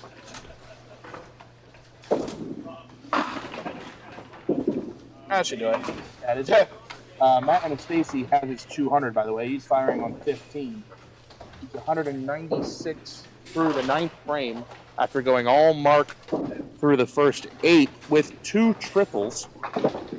Meanwhile, John D'Antonis is everyone's pin cushion today. That's right, and he's going to shoot 160. He's got 168 plus and is going to lose. Matt, 206 plus for Matt Anastasi. That is a brutal break for John D'Antonis. John firing away on 16. He just struck to shoot 178, and he will lose this game by somewhere between nearly 30 and 40.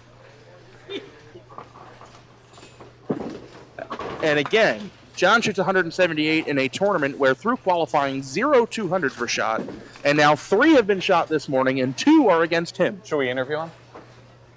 Might be a bad time. Be a bad time. By the way, I'd like to point out, John Green won that game. He only had 3 marks to Billy's 4. Just tough counts for Billy. Jesse strike. The rule book strike. He kind of needed it to force Andrew's hand here. Andrew now likely needs to strike twice. A 215 for Matt Anastasi, the new high game of the tournament. Good ball. Andrew's got the strike. Hold all tickets. It is down to a 3-pin game now. It's Andrew Gaver 159 and 2 balls, and Jesse Deach 162 and 2 balls. By the way, Andrew's almost had 450. He might be 0 and 3. Yeah.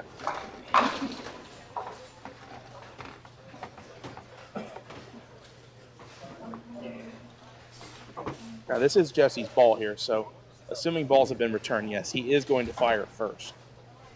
But if he does not strike on this ball, more or less, Andrew Gaver could strike to win.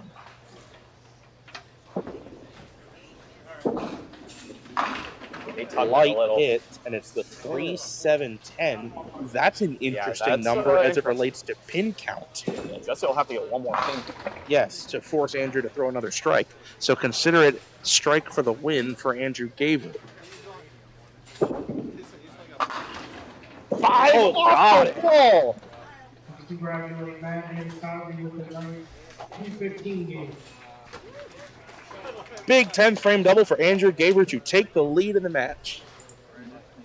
Oh, yeah. What is the set? 570 against John. That's terrible. All right, Jesse gets 9 out. 171. Andrew Gaver needs 3 pins. 3 pins. And that's just to get a breadstick. He's got 459 and a ball through 3. And he needs 3 pins just to have a win. It's a lot of work for a breadstick. No kidding. Jesse Deach, by the way, 532, his first 3. Andrew, keeping the audience watching. Very SSSSAAAA. Yeah. 177 to 171. Andrew Gaver marking out in the second half, throwing up 108 half to defeat Jesse Deach by 6. He is at 467, just got his first win, and Jesse Deach has 532 for 3 and somehow is not undefeated. Ooh. Big scores on this upper end on Sunday morning here at the Highland Bowl. All right, let's clean this out. And you all have been waiting quite a long time for this part. We got some Colby D'Antonis action these last 2 games. Go.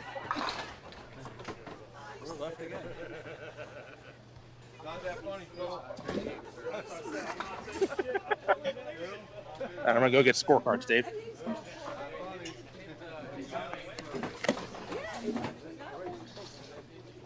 Colby's up top.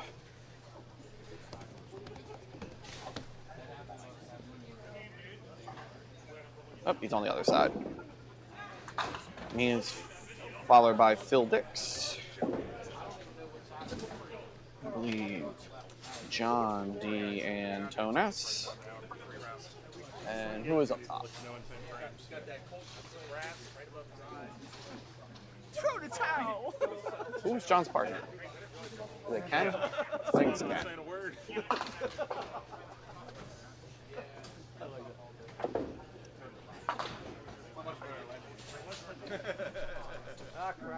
Is it?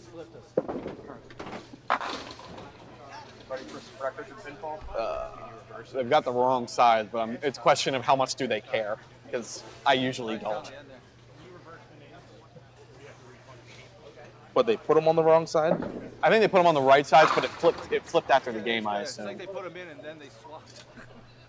So yeah, because they put them in. You put them in before they switch to the next game, so it's swapped. I think they're just not going to care. He's going to leave it the way it is? You guys going to leave it? You guys going to leave it or flip it? Oh, Ty can reverse it. Great. Okay. We're going to flip it. Uno reverse style. Okay. Got it. Ken Thomas, you ready? Draw 2. Ready? Yep. Ken Thomas, 2 and 1. Stupid button. Go. Okay. 412. John D'Antonis. I got the drum roll. He's got a win? He has 1 and 2. 452. Sorry, 482, excuse me. 482. Arf. Hold for a second. John's name is too big. Bill Dix, 2 and 1. 463. 463. Colby D'Antonis, 1 and 2. 439. 4-3 now. Some good sets up here. John D'Antonis scores against in sequential order 213, 149. Oh, he lost that game by a pin? And 250. Oh, he won that game. He won it by a pin. So it is a 577 set shot against him in the first 3 games, including 2 games in the 2 teens. Man needs to find some defense. No kidding. Seems like Andrew Gaber just took mercy on him, really. But I said after 3 rounds, if you're John D'Antonis' corner man, what would you be saying to him? I said that to Phil Dix. He said, I'll let you know after the end of this game. See if Phil Dix can continue the onslaught. I tell him that the stream is sponsored by the long drink. It is, isn't it? Yeah. He needs all the help he can get right now. Thanks, Nick. I am.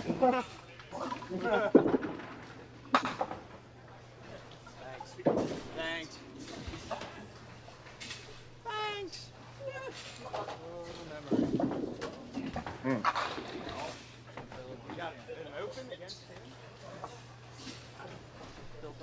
All right, John D'Antonis. Leaving the solid 10. Dave, at the start of this game here, I am actually going to read our Duck Pin trivia question. Go right on ahead. This is provided to us courtesy of Steve Hoover, and its subject is related to Don Dove's win 2 weeks ago to extend his all-time stars lead to 32. Here's the question. When Don Dove won his first star in 1988, what men's world record was also set that same year that has since gone unbroken? Again, when Don Dove won his first star in 1988, what men's world record is also set that same year that has since gone unbroken? You give us which category the record is. Greek church. Greek church. Give us the category. Give us the name, the center, and the score. If you know any or all of those facts. How did I do that? I did that again. This is the second time I've That'll be good for the highlight reel. This is the second time I've done this. People back home. You get another one? Another 200. Zach Simonelli with a 200 on the dot. 200 number 4 of the morning. Zachary Tabanelli with a nice 200 lead. Hell yeah. Everybody showed 200. Phil and A's. And now it begins. Here comes the 4-bagger. Phil took the frame off, got him lulled into a sense of complacency, and here it comes. John's got a million first lead of the day. Gonna have a big jar of natural organic Philanaise. Fix that up. Dumped on John. So if you have an answer to the duck pin trivia question, put it in the comments. I'll read it to you, sure. It's a Don Dove topic, okay? When Don Dove won his first star in 1988, what men's world record was also set that same year that has since gone unbroken? That is the, I'm going to say 5. 988. That's my. That's your guess? Okay. All right, we'll write it down. We'll keep it on the list. At the end of this game. End of this game. The question is, Don Dove won his first star in 1988. What world record was also set that year that has since gone unbroken? Hey, I'll punch you in for like a 2 o'clock tea time. 200. Ken Thomas. There's mark number 1. Thank you, bowling gods.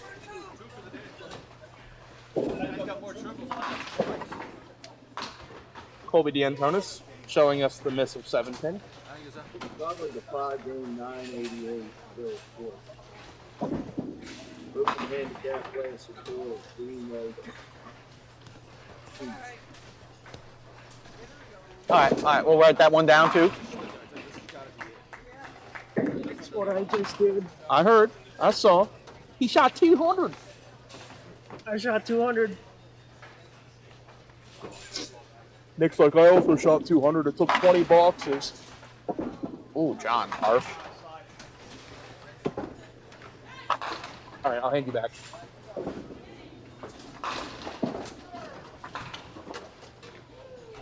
Phil Dix going for the double. It is against John D'Antonis, so the odds are high.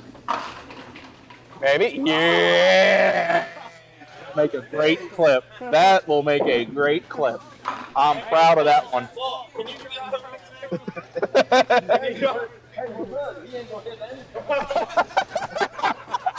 John D'Antonis playing the 6-hour Creed playlist.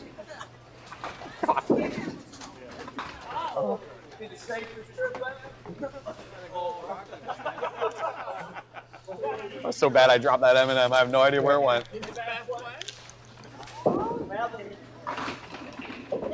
That does mean, by the way, that through 32 frames against John D'Antonis, his opponents are going to be over 600. It's not ideal. I'm just happy it wasn't triple. Not yet.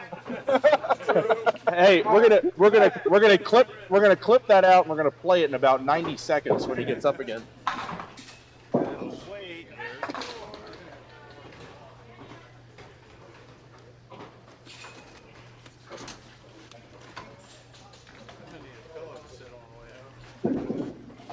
Good one.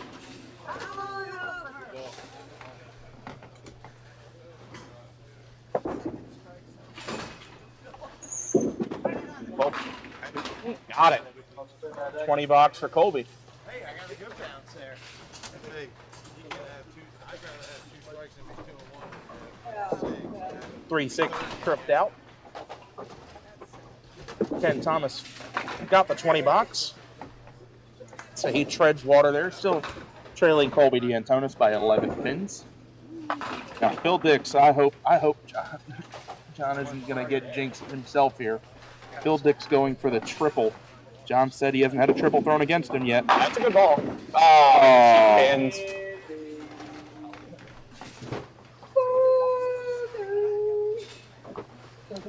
John D'Antonis trying to fight back. Doing his best. Belts. Oh. I'll tell you what, sometimes the pins really look like the belt's going to take it, and they just never do. They haven't done it. Another open against you.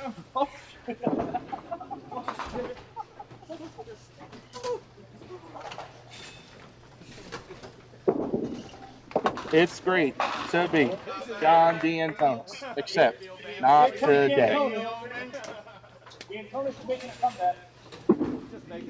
Phil takes 10. It's a 15-pin lead for Phil. He is down at 67 to 52. That's 3 frames in a row. We got 3 marks, guys. Got to get the 4. We haven't had a star frame yet. 2 star frames so far. And we're in game 4. Colby D'Antonis for the double, and there was no doubt on that ball. That ball was a little bit light, I think. Hey, look at Phil's score. He's got 6, 7. It is your boyfriend ball? Yeah. Ken Thomas. Ball. Oh! Unfortunately, 20 bucks does not beat double. But it's a nice strike for Ken Thomas, tripping out the 3 from the right wall.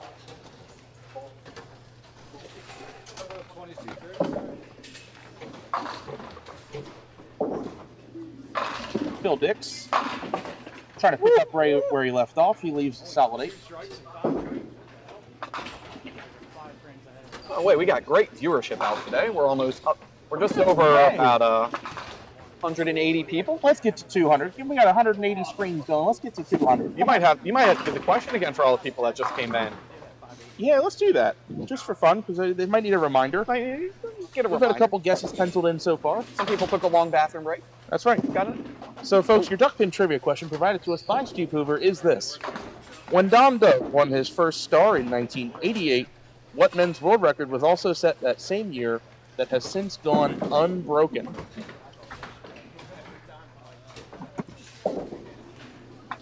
And for my vote, might never be broken. Looking at it, yeah, that would be a tough one to break. Yeah.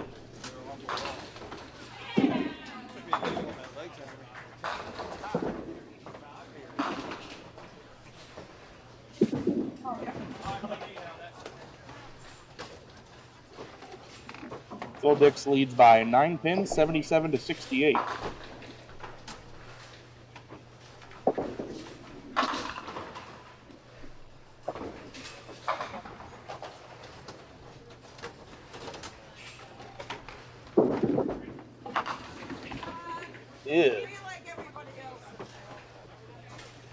It's an ugly one. I love the sitting under the camera commentary from Sandy Thomas. It's great. Totally not picked up at all.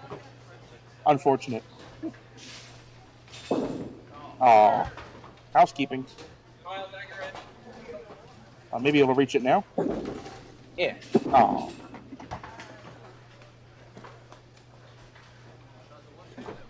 Ken Thomas with a respectable 76 half. Going to be down by probably more than 25.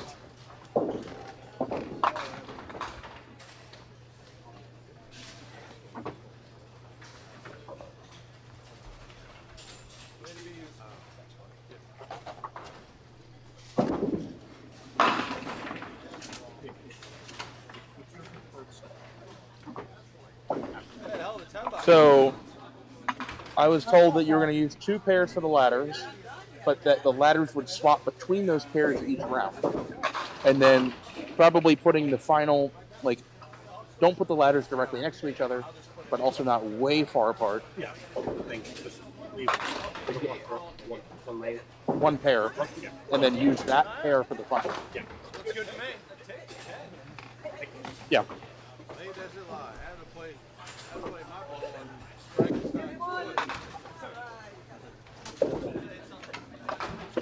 And just like I said, oh, Pat Rinko says they can hear. Yeah, I know they could hear. That was me being sarcastic. Okay, good. It doesn't. My sarcastic font doesn't work when it's speech.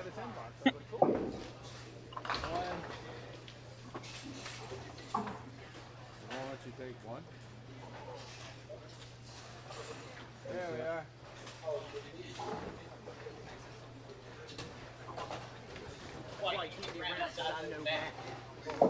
No.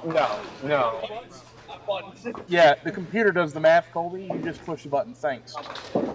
Bill Dix to read the rule book. He will.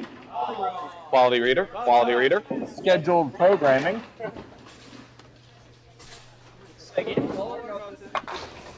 Duster for Philinase. John D'Antonis looking to match. I don't think that is a match. deuce.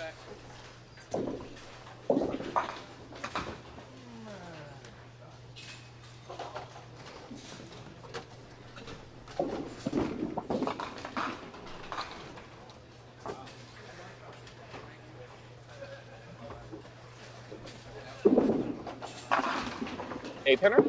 No.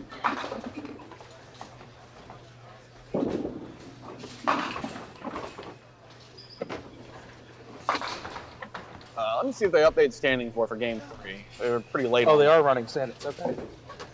Yeah, here we go. We got game 3. Here you go. Right. I'll pass this over to you. Well, while David runs the scoreboard, I will take a peek. So Division A and B are off to our left. So Division A, I'll start there. We have 3 2-1s and 3 1-2s. But your top 2 in the division are Zach Simonelli 2-1, 5-13 after 3. Jimmy Mulvihill 2-1, 4-96 after 3. Big scores this morning. Division B, there is one bowler undefeated. His name is Roy Kochevsky Jr. 3-0 with a 467, including a 200 game. Second place in the division right now, James Simon 2-1, 407.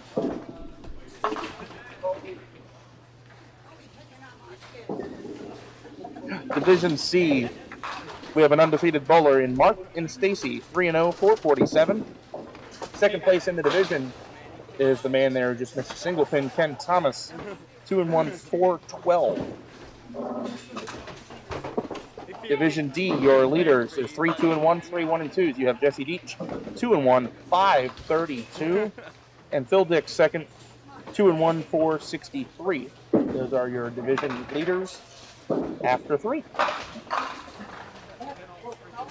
So the alternating.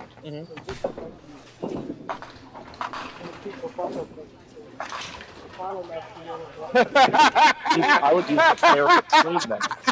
Yes, Yeah. Then we're going to alter, and then we're going to go up and the final match. You want to use 13 through 8, 13, 14, 17, 18 for the ladder, and then 15, 16 final.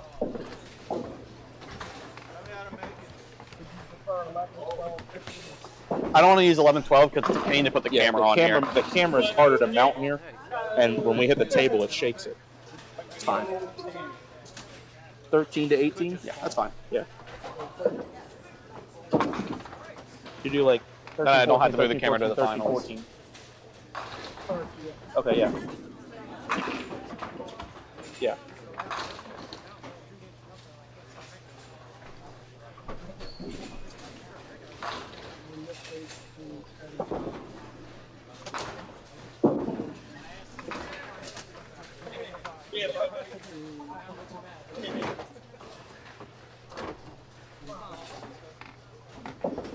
And then 15, 16, fine. That should work nicely. I'm gonna get a picture of that though, so I can have that prepared. I mean, I don't have to move the camera. So. No, just from my knowledge. Yep, that makes sense. Yeah. Colby D'Antona tries to get the 5 off the wall for the double, and it does not convert. Tries to beat his senior a little bit harder there. Yeah.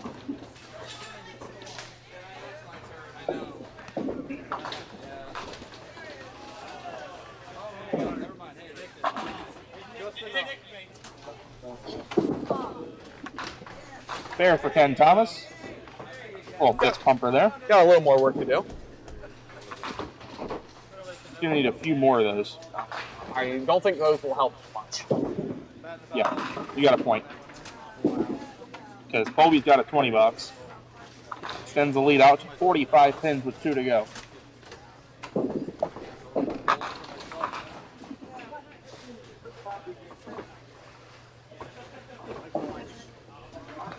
John trying not to get blown out again. 6, 7.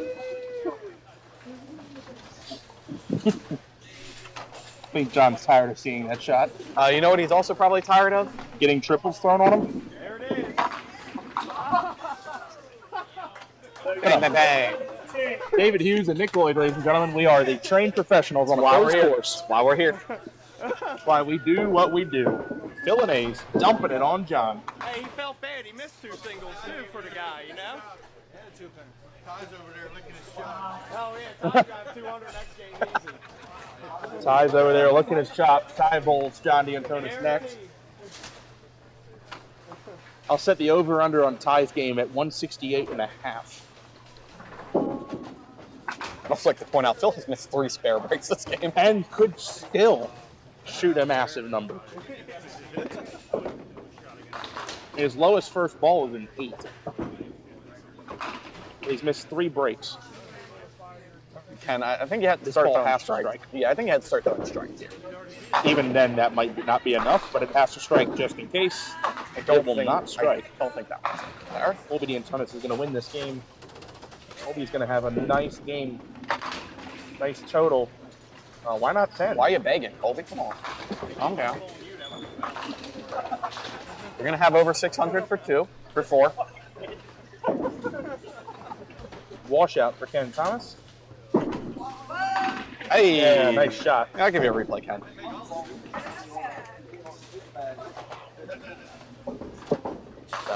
Colby's actually already locked us out.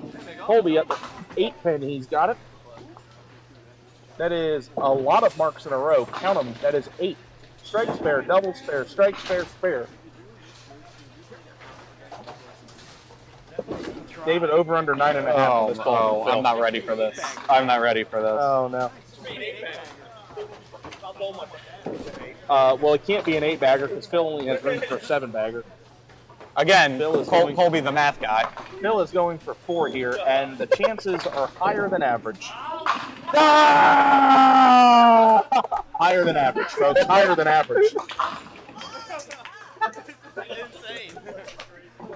John D'Antonis, the Scott Sterling of duckpin bowling, is getting beat up.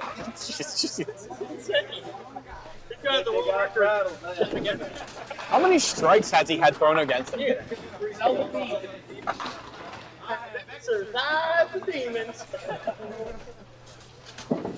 So, he's had 12 strikes thrown against him in the last 2 games. So I'll tease this just for fun. I'll tease this just for fun. If Phil goes off the sheet and shoots 227, that would then mean the 4-game score against John would be over 800. Is that a record? It would have to be. That would have The to world be. record for 4 is 7:58. It's probably going to be over that.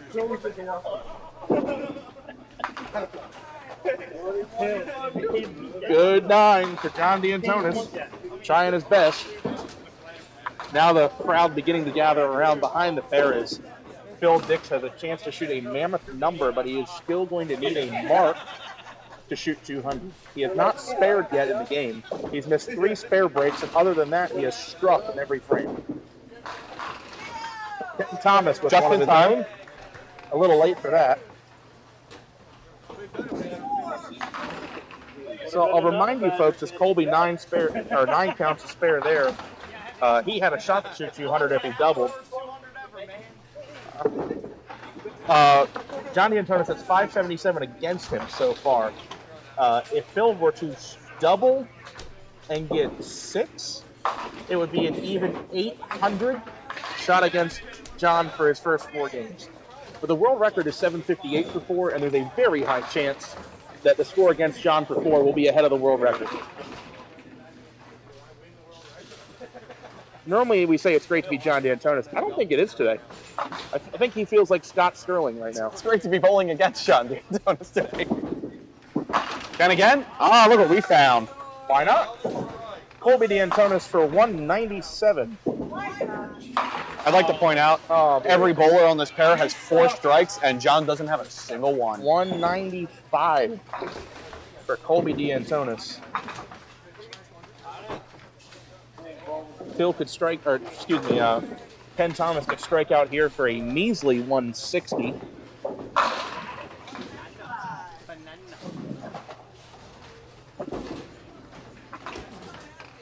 I'd also like to point out, match to the right, Andrew Gaver started off one heck of a hole. 160 for back. 10. Oh! All right, here's Phil Dix going for the Yahtzee. Be there. Oh, no. Now he needs to make this to shoot 200. But I'll tell you what, if there was any time someone would make the 9-10, it would be right now against John D'Antonis.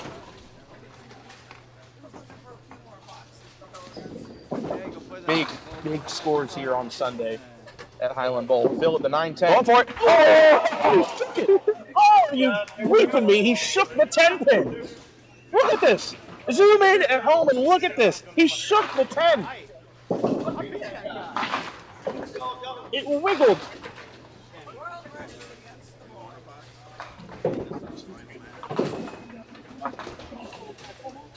And now the score against John D'Antonis through 4 games, 771. Bowlers are averaging 192.75 against John D'Antonis today, and that's including Andrew Gaver only shooting 149. Take that out, and the other 3 games against John D'Antonis are a casual 622. And it's amazing he has a win. But he wasn't going to win this game anyway. 194 to 113. John D'Antonis 1-3, 595. 771. That's what, 20-some pins over the world record that is for 4? 13 pins ahead of the 13 ahead of the 4-game world record. 195 average? It is a 192.75. Your defense is literally world record bad. Yeah. Is lucky to have one. He only won that by a pin.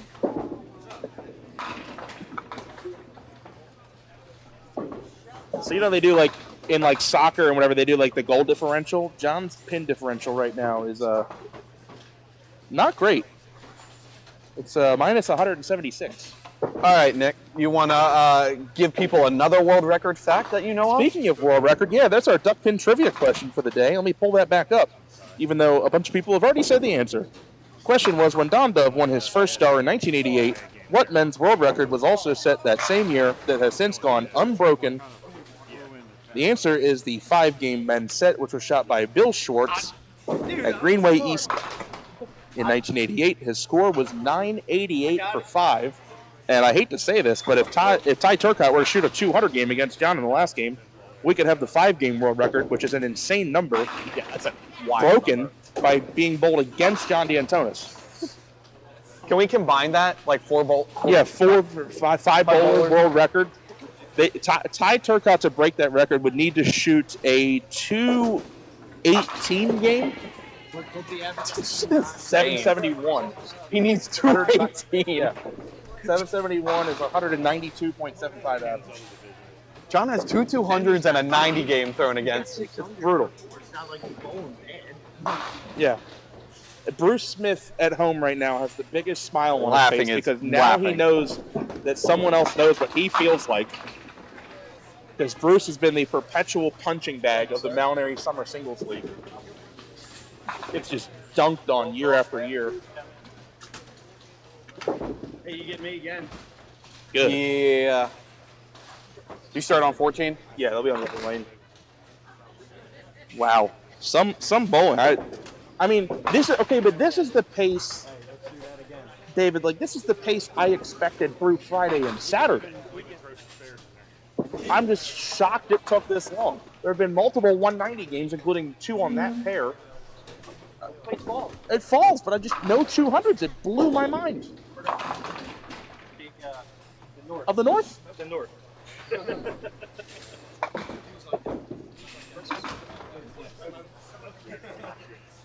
Yes, good question.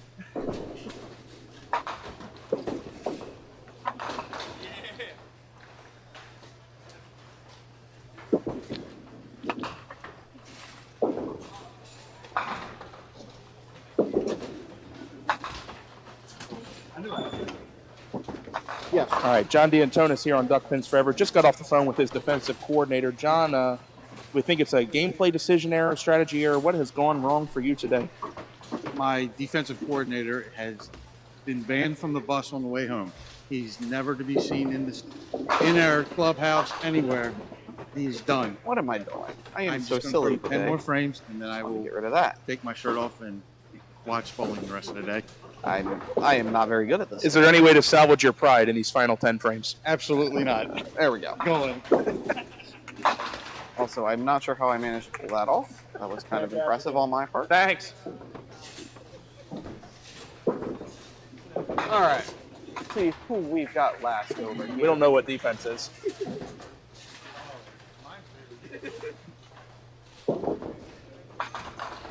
I believe it's Billy and Andrew. Oh, we have last. I'm actually going to go refill my Mountain Dew now. Why would you do that? We're about to start. What are you doing? No. So easy.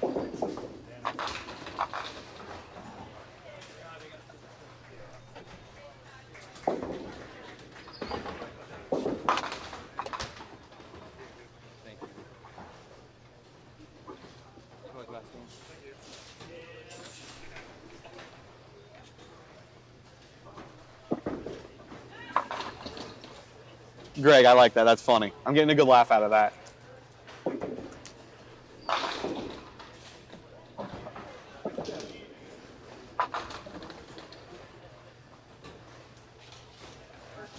Hey, you proud of me? I got the answer right. You're so good.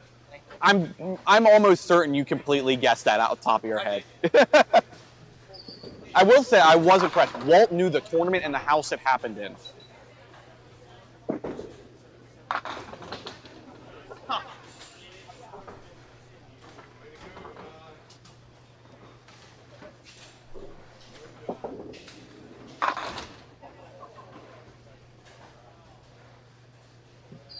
All right, getting things set up here. Once Nick gets his refill, I will beg him. Yeah, but you still have a job to do. I just need Billy and Andrew.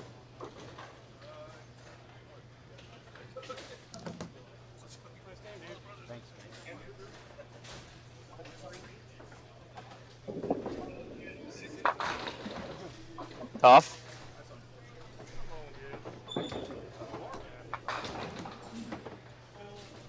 I got Bill. I got Phil. I need Billy.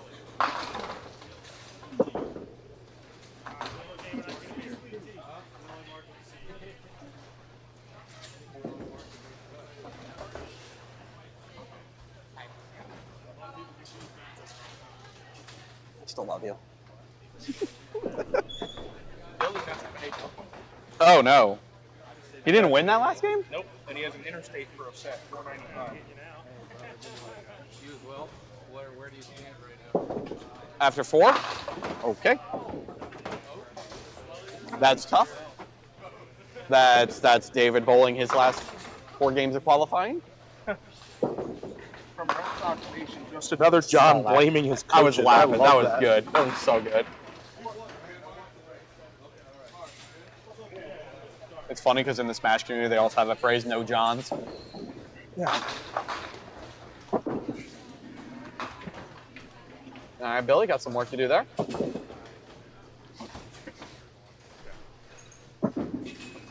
Colby picking the 1-2-4.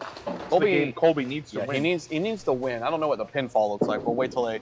It's going to be a while before they post up the next game because they've still got a good ways to go over on the other side. Mike Sisk on a pretty big game over there. Mike Six has just blown this house apart. Hot shoe Billy. Billy Thomas with the early advantage with the spare.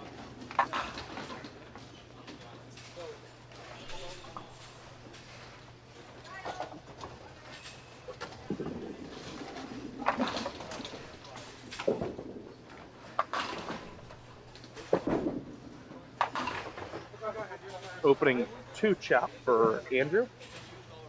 See how Phil rebounds from that big 190 game. 5-7. Ball bounced. It had lost its turns.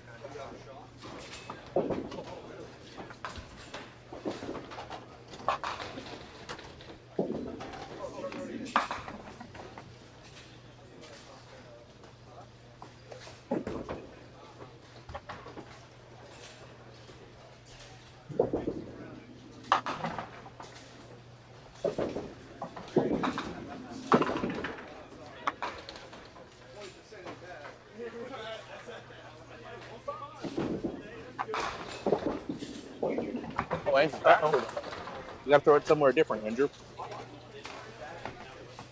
See if he adjusts and tosses out the safety pitch here. Yes. And Andrew is, unfortunately, despite averaging 152.25, already eliminated from bracket contention. Yeah, I think there's already too many. Yeah, he's already out. We can't have a John Green occur again.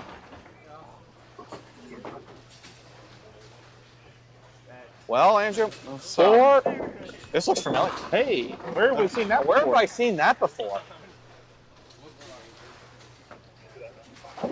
Wait till next frame. We got it. Yeah, we wouldn't be live right now without it. So thank God you found it. I found it. Thank you.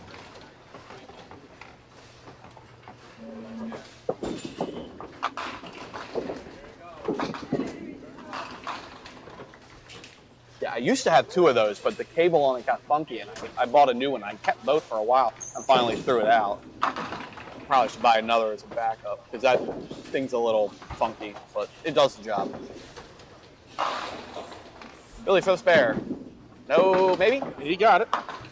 Well, Colby leaving a 9-10. Billy Thomas out front early. 9-10, my house break. I will mention that when I went to go look at Billy's scorecard, it said 0-4, 495. He already had the 5 filled in the hundreds place for the 5th game, and already wrote in the number 5 for the loss in the last spot. However, he's up 2 marks right now on Colby. Gonna have to adjust that score sheet. Get that bagel. Get that bagel on. Yeah, that thing terrifies me. That's a good stop by Andrew. You all probably heard that. Offense, number 13. That's a fair stop. I mean, just go ahead and go through with the shot. You got 4 in the first. Can't hurt. Just about anything you'd think will be better. Off reset. Man can't get into 8 stocks in a second. I thought you were trying to be like me. Yeah. I'm hoping people heard that at home, too. They probably did. That mic will catch it. Bolognese. By the way, do you want to answer that question in chat. How does the double ladder work? That's a good question. So what they do is they alternate the seeding. So they take the top 8, but the 1 seed and the 2 seed are the top seed of their respective ladders. Each ladder is 4 bowlers, so the ladder with the 2 seed will also have the 3 seed, and then the ladder with the 1 seed gets the 4 seed as the 2nd spot, the 5 seed as the 3rd spot, then the other ladder gets the 6 seed and the 7 seed, and the ladder with the 1 seed has number 8. So I think especially when we have 4 or 5 divisions, it is a good balance between people who won brackets and people who won ladders. Yes. So the way the double ladder will work, as far as you all see it at home, consider it ladder 1 and ladder 2 representing the 1 seed and the 2 seed. We will see, for example, ladder 1 in the first round. We will see ladder 2 in the second round, and then ladder 1 again in the third round, with the final match being the pair between the 2 that are used for the double ladder. 190, 190, Burnwood, Mike said. Oh, shoot. 190 to 90. Holy cow. But what was Mike's count? Or did he strike? He struck and then he got 8 out. Wow. Wow. 190 for Mike Sis to lose. That's painful. Someone tell John to go give him a hug. Yeah. What was Jesse Deach's first game? 213. Yeah. My man. Oh no. That sucks because that was my name in the pool. That was Randy Farlow's pick to win.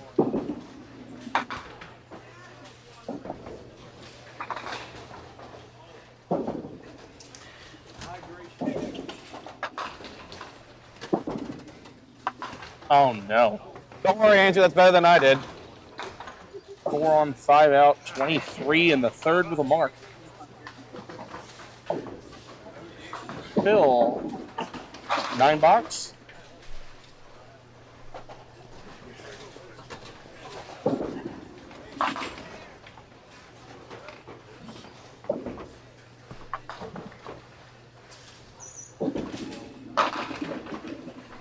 So Colby coming up here. So his first and third frame, both times, he picked off a 3-pinner.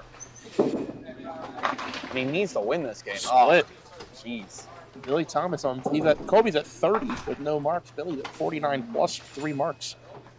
And Colby needs to win this game. Oh no. That is the face of regret right there for Billy Thomas. Yeah, he's going to have to erase that 5 he put in the loss column on a sheet. Oh, gosh. Colby. Picks the 5 off.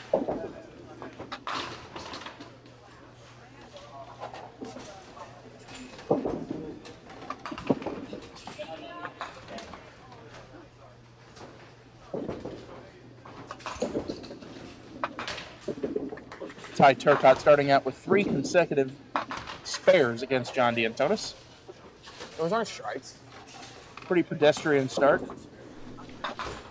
Andrew Gaber looking to hit the side of a pin, and he does. Apparently likes lane 13 right now. Knocks over all the pins, completes the objective of bowling.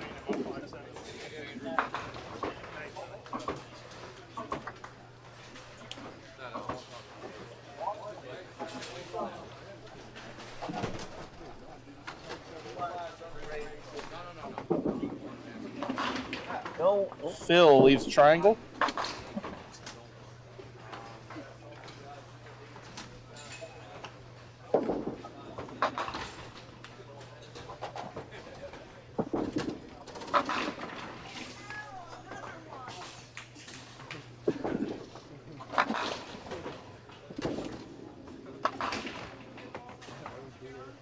Phil at the tricky triangle. No, does not have it. I thought that ball was going to get over. Guess it just didn't get all the way over to catch that.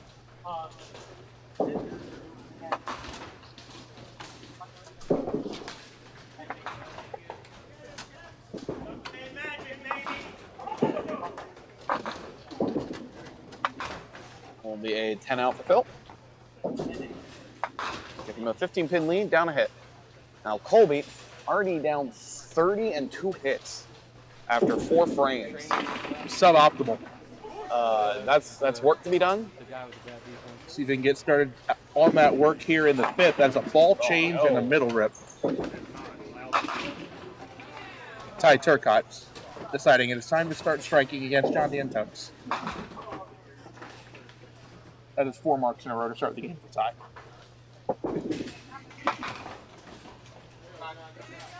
An important ball for Billy here.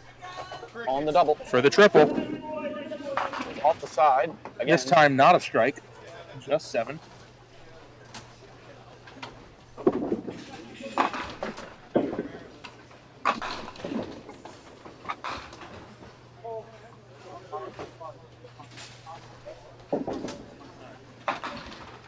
Yeah, by the time they're done here, they'll probably have the standing update for the next round of matches.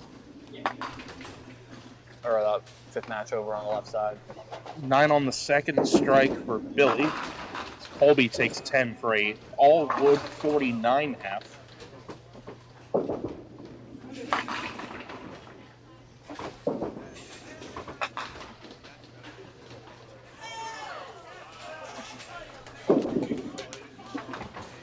Billy Thomas with an all-wood 95, 4 marks. Start, including a backdoor double.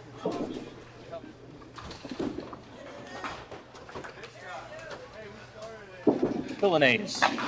Yes, sir. Bang. That was a bang ball.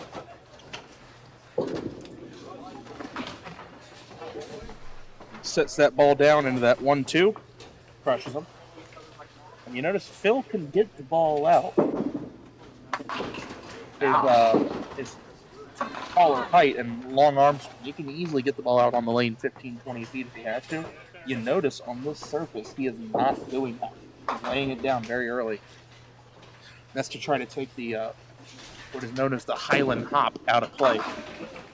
Don't worry, Scott. Billy knows that this is not white out because he's actually, well, at least this game he knows it's not white out. I think the rest of his games he knows it's white out.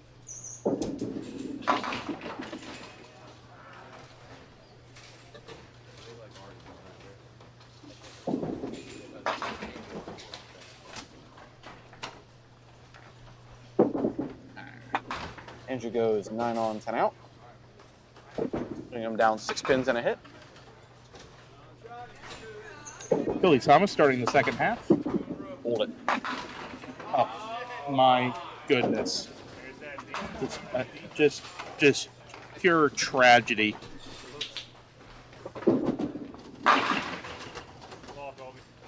Colby leaves a 5 pin. Gonna have to make everything from this point. You are quite a ways back now.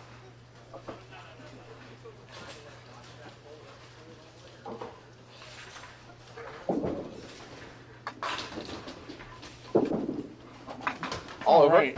1 in a row for Colby D'Antonis. Down 46 pins with only 4 frames to go. Is that all? Yep. And his opponent has a chance to double? Well, maybe he is related to John.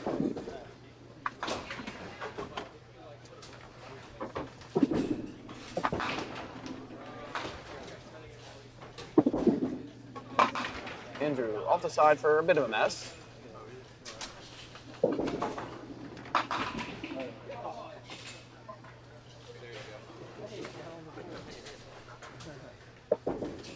Phil, strike Phil.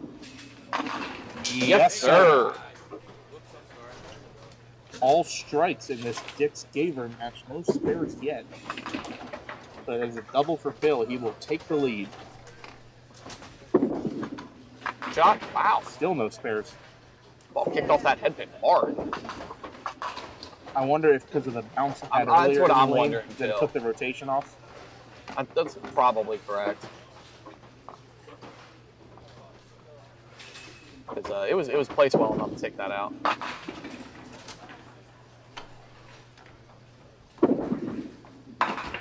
I'll 10 go. for Andrew. All right, Billy, Looks what do like you got Colby here? hired his dad's former coordinator. I like that. For the double. Oh, Oh, well. 1-2. H. You can hear Billy saying, "Why didn't I hit the side there?"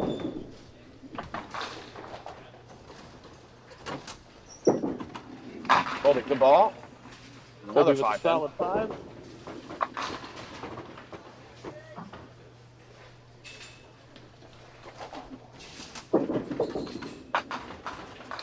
We'll take 7.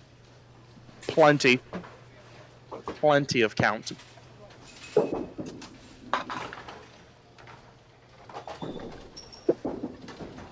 Okay. Can't do that.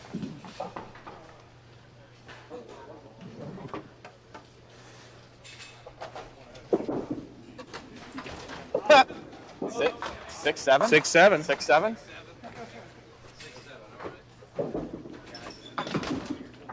Colby takes 10. Now trails by 43 pins with 3 to go.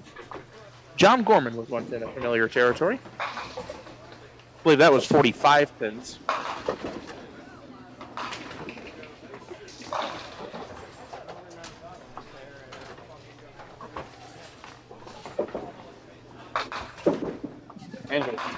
Andrew Gaver, yes sir.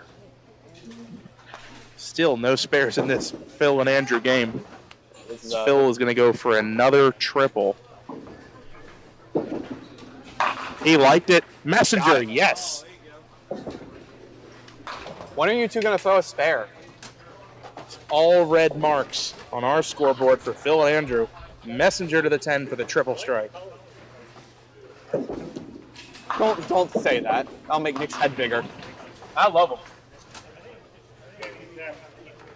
No, green people can't see green. These are Duck Pins Forever colors. That's Duck Pins Forever blue. It's also Long Drink blue. Shout out Long Drink. Fit that one in there. Ball didn't carry that time.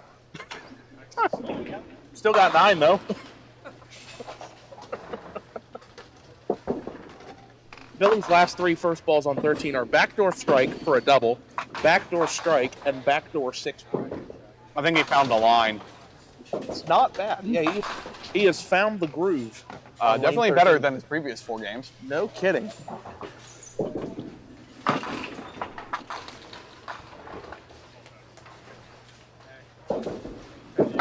Looks good. Got it. Billy has 495 for 4. It's time to start making singles.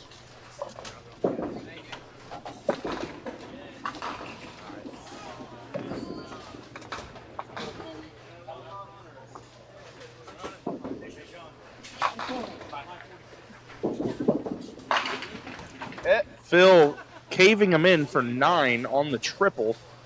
Gives him 107 through the 6th. A nice game going now. Andrew for the double. Really? Interesting. The 3-8. That's normally something you see off the side. Head pin hit for the 3-8. Phil at the corner. He is on it. We have a spare. Our first spare of the match. All right, now, Andrew. Oh, it's Phil's first spare on this pair in 2 games. Yeah. Does Andrew have his first spare? He does not. Man, there's another star frame attempt. Another star frame ruined.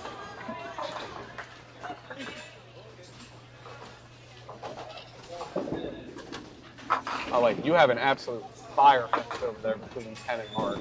Yes, I believe it is. And I think they're both 3-1.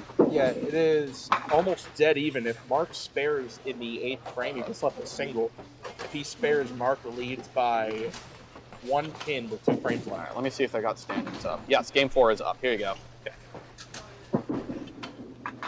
Billy is found. Oh, man, that's foggy. Good. Stop the madness. David, I can't handle it anymore. Let's pack up and go home. This is the best game I've seen Joe Muse ever throw in his life. Oh, my goodness. All right. Division A, we'll start there. We have 2 3-1s. They are a pin apart in pinfall. Bernie Hipkins has 634. Jimmy Mulvihill has 633. In Division B, Roy Kochevsky Jr., 4-0, 624. James Simon, the only 3-1 in the division, with 546. Division C, Mark and Stacy, 4-0, 624. Everyone else in the division is 2-2 except for Billy Thomas. So Mark and Stacy already a lock. Oh, he's already a lock? I did not know that. Yes, because everyone else can go 3-2 at best. There you go, Colby. It's not going to be enough, though. Colby's max is 145. He has already lost. All right, so 4-0, 624. It's looking like Billy Thomas is going to win this game, which means it's going to come down to another 2-2 match. Ken Thomas is against who? Mark and Stacy? So if Ken Thomas wins, he has the pinfall advantage on the other 2-2s. So he is likely to be your second position at the moment. Well, his game that is if he basically wins. even. That is if he wins. Otherwise, you have Matt and Stacy. Oh, your phone shut off. There it goes. You have John Green against Phil Caffarella. Yeah. They are both 2-2, but John Green doesn't have a high pinfall total.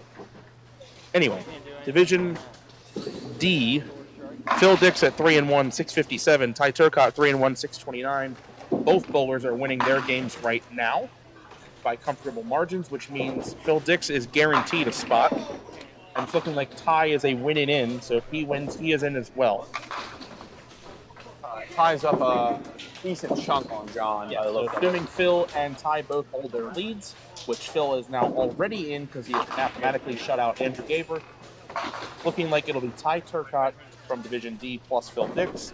And right now in Division C, it's Mark and Stacy, and the most likely right now would be Ken Thomas. I mean, if Mark he just threw a wins. strike on him. That's if he wins. Otherwise,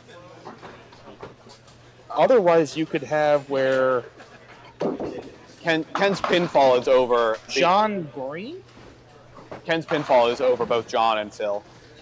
Yes, but if John could end up being this game. Right. John could end up being the only 3-2. Yes. Ken is just open in the ninth. Basically, if Ken loses this game, it'll be the winner between Phil and John. And in a game where John Green, I believe, is in the lead. I think. Let me go check on that. Yeah, go ahead.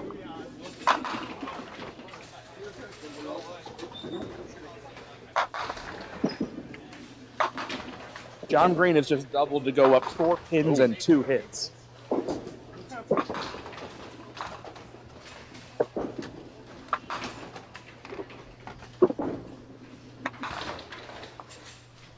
Billy Thomas. He hit the wrong pin. That 160s. Colby D'Antonis with a 137. 132. His day will come to an end.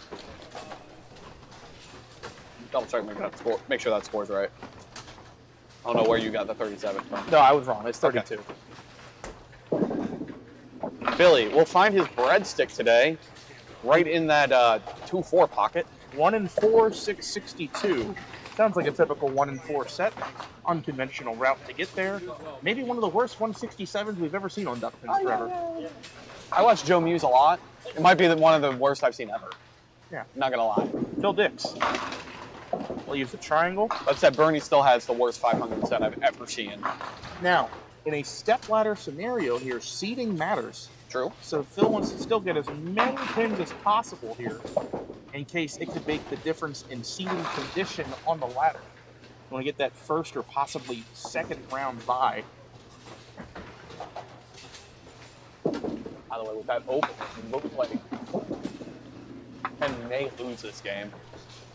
Yeah, so he's down 4 pins and a count to Mark, who has just aced a pitch for the double. Mark and Stacy defeating Ken Thomas. So now it comes down to the winner of John Green and Phil Caffarella. John Green off to Mark's right on the triple attempt. Oh, has just backdoored 9? I think so. He did backdoor 9, so he jumps out in front by about 20 pins. You want to go to just walk over the new play? Yeah, let me do that.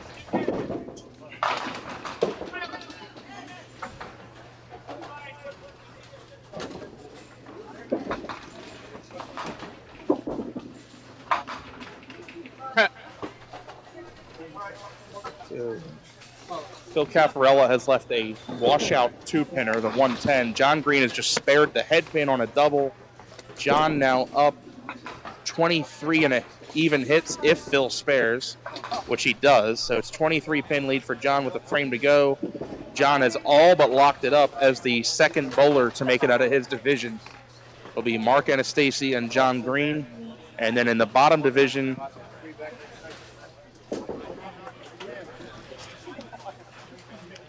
who do we have in the bottom division?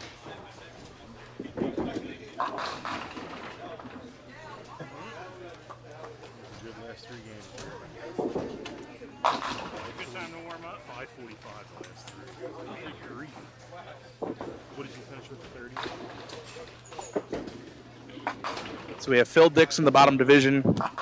And you also have Ty Turcott, who has now mathematically eliminated John D'Antonis.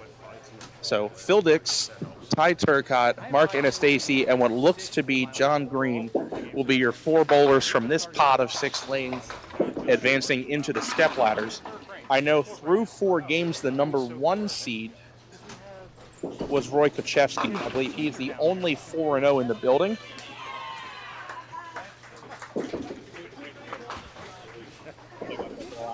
Sure. Yeah, let's go for it. I'll have to see if there's any important games there. There's a Bernie Hipkins, Jimmy Mulvihill. Where do you want it next? Let's see, Mike Sisk, James.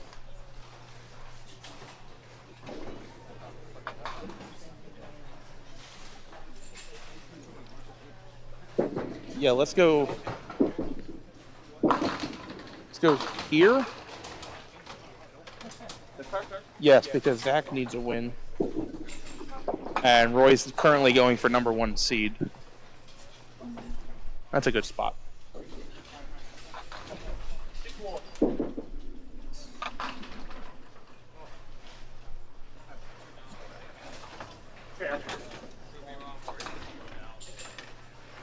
You're correct.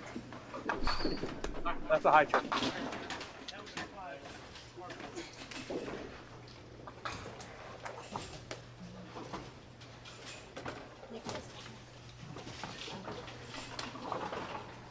Oh, that's perfect. Because I could, but they can read that scoreboard pretty nicely. For singles, I'm not saying don't, but for singles, you almost don't need it. But I debated not running it. But it's to do with how higher up it has to be. That's sick.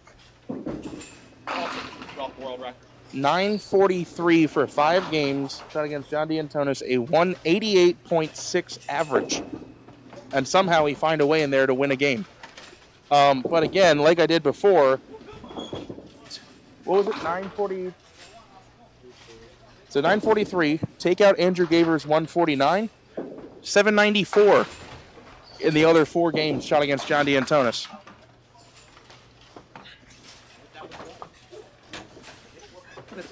It's gross. It's gross. It's actually gross. In 200 average in a tournament where before today there were no 200 shots. I think we're in a position where Bernie is a winning in his game.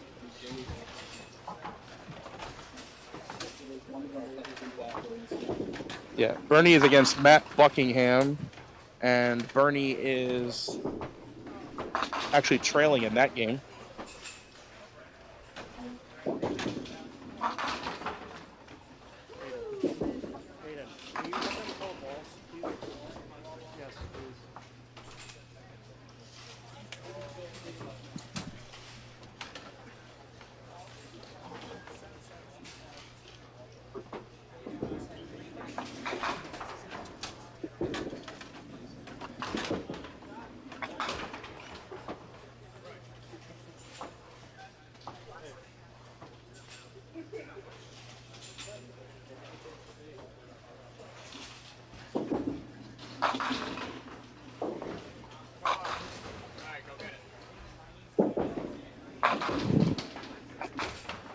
Now, as far as the folks in front of us here, we have some situations we need to look at. We have the bottom match, Cameron Jackson against Roy Kuchevsky Jr. Cameron Jackson is 2-2 with 488. If he were to find a way to win this game against Roy, Roy will still make it, but Cameron would be a 3-2. That he would then need James Simon to lose, and James Simon is currently tied in his match against Eric Villeneuve. So Cameron has to win to have a chance. Zach Simonelli in the A division, bowling against Steve Schulman, who is bottom in the division. Zach Simonelli is 2-2. There are 2 3-1s ahead of him. So if either of the 3-1s lose, which currently Bernie Hipkins is losing, then that gives Zach Simonelli a chance. So you have 2 bowlers on this pair that don't have a chance. Or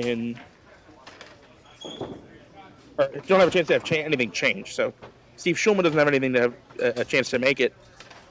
Roy Kuchevsky Jr. is already a lock to be in. But Cameron and Zach on that left side of your screen still have something to play for. But both of them need help to get into the bracket, or excuse me, the double ladder.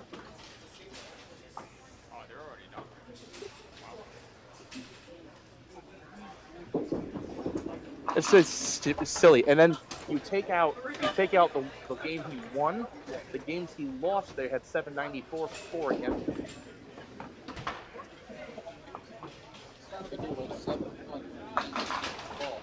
Yeah, to lose by 1. 150, 149 was his only win.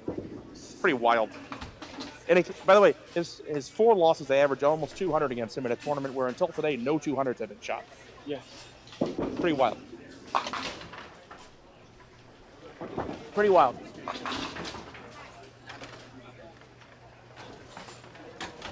Oh, and you make sure you tell David that you like the colored marks. He's just kind of... I think they're great. When you want different colors on The red and the blue?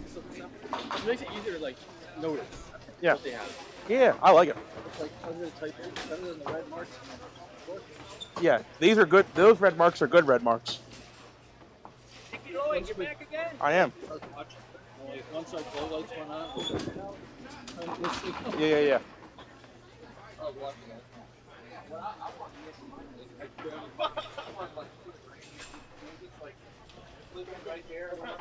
Oh, when you bowl. When I bowl, yeah. I'm sorry, I didn't realize. No, we are. No, it's cool. We're laneside here with Billy Thomas. Billy, David and I had a discussion, but I'll get your thoughts on it. Okay. Is there a chance that you just bowled the worst 167 in Duck Pins Forever history?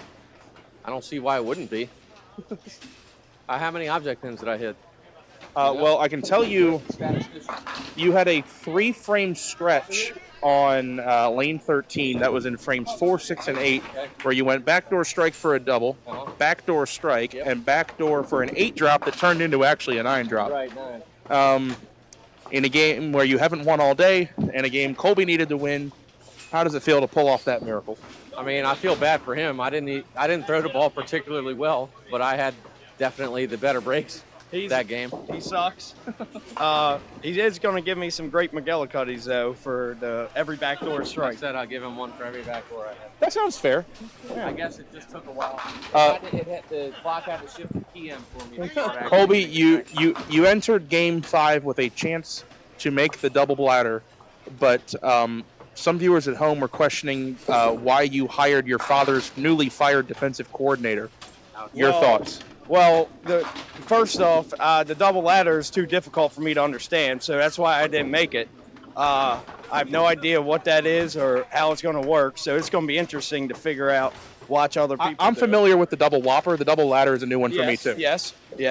I'm just surprised they found a hat here that fits Nick's head.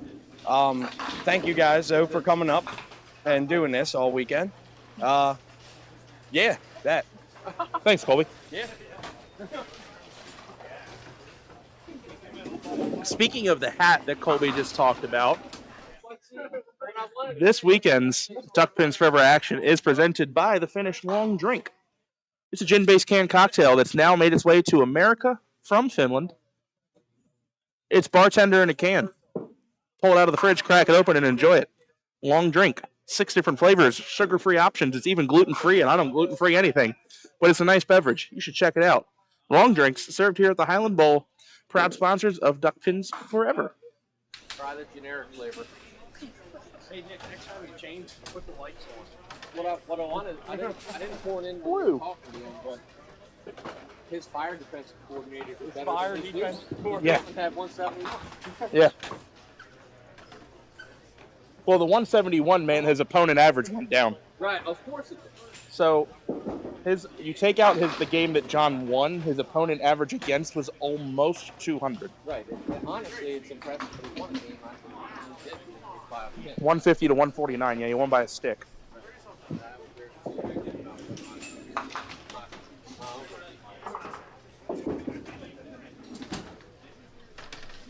Well, all right.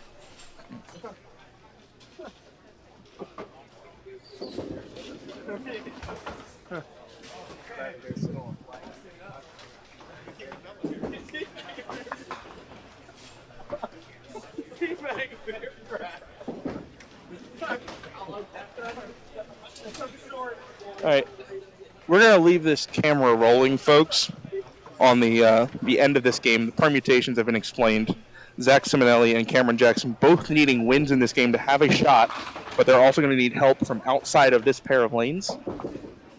Short commentary pause while David and I do some planning of sorts. The action will continue here. Don't go anywhere. But my commentary voice and David's will be absent for a few minutes.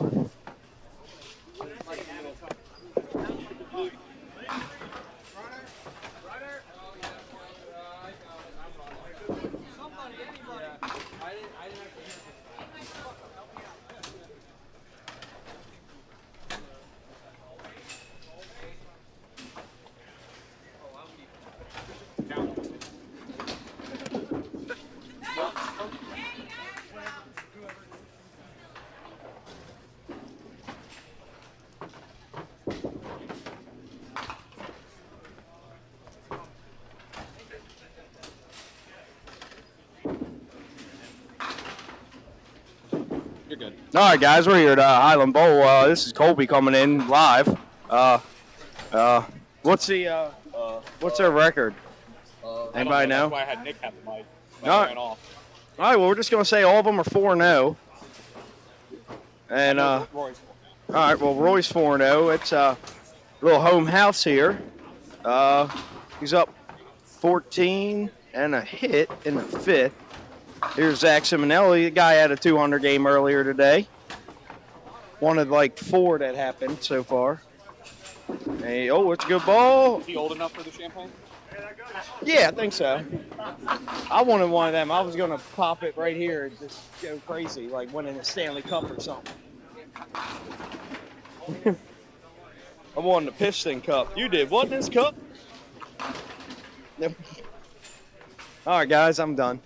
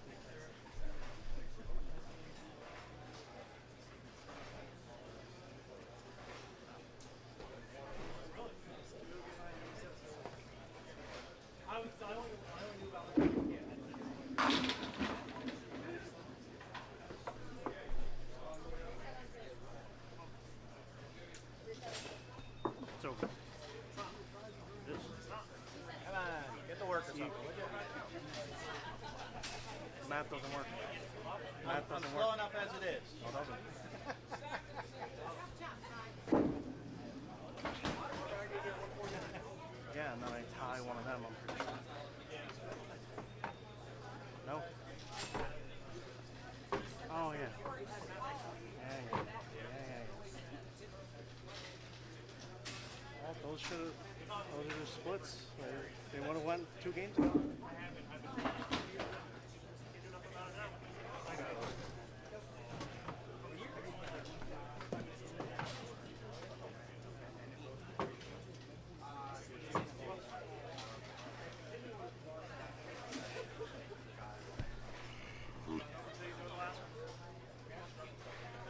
So.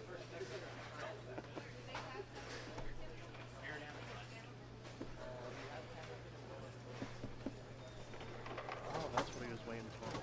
I thought he left that.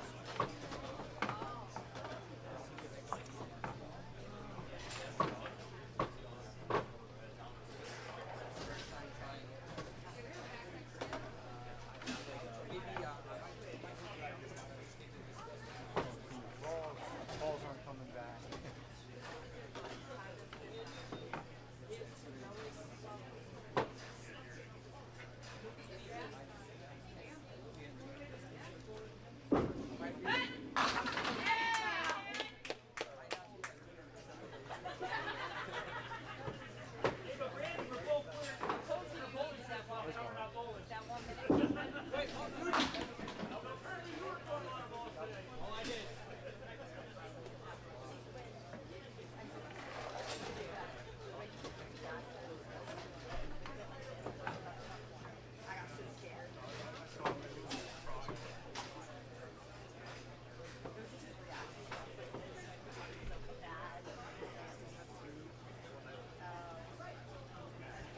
Come on, get in there! Do it! Alright, go get it now.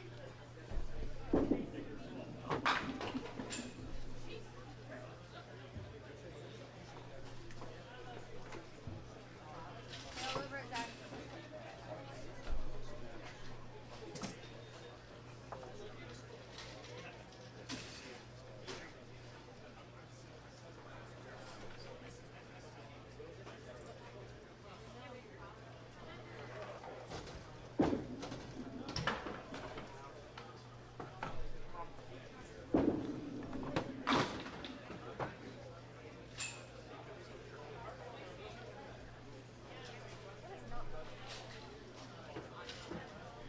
Have fun, kid.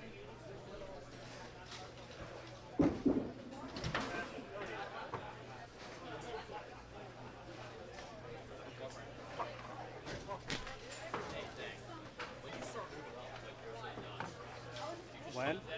What? 2 years. 2 years. That's good. That's what I did it actually, like, I would say probably a year or so ago. I went down the 4 steps, I moved up to like first set of dots. Makes the game a lot less like.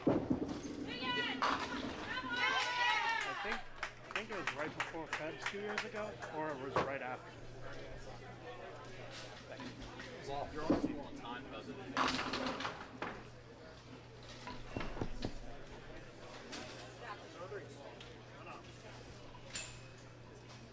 Yeah, the math doesn't work.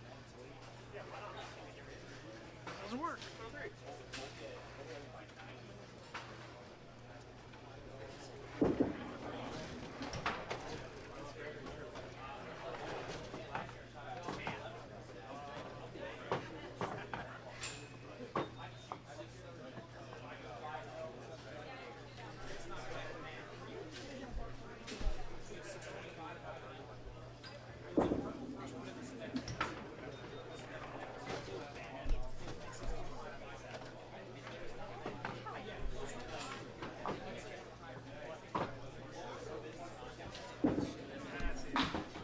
Okay, good time for that. Anything for 100.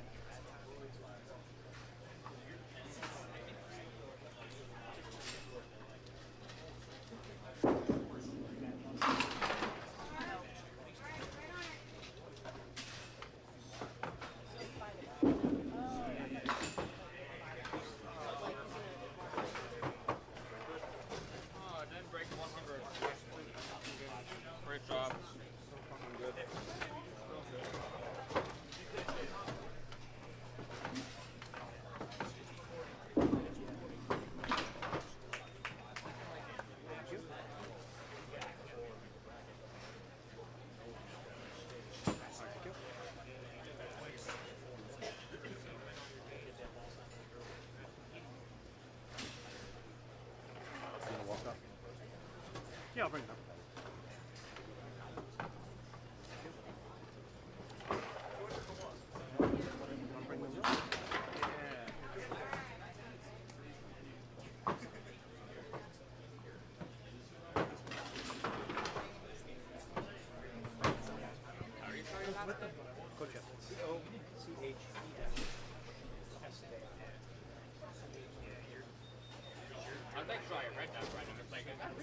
Yeah, that was. I thought that. I was thinking that would be another E or another N. Yeah, that's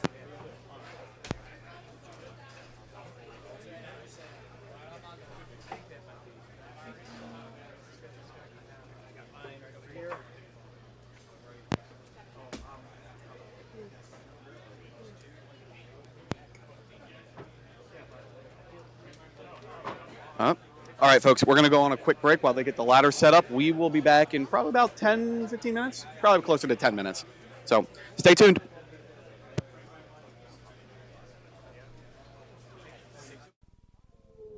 Got the winter blues?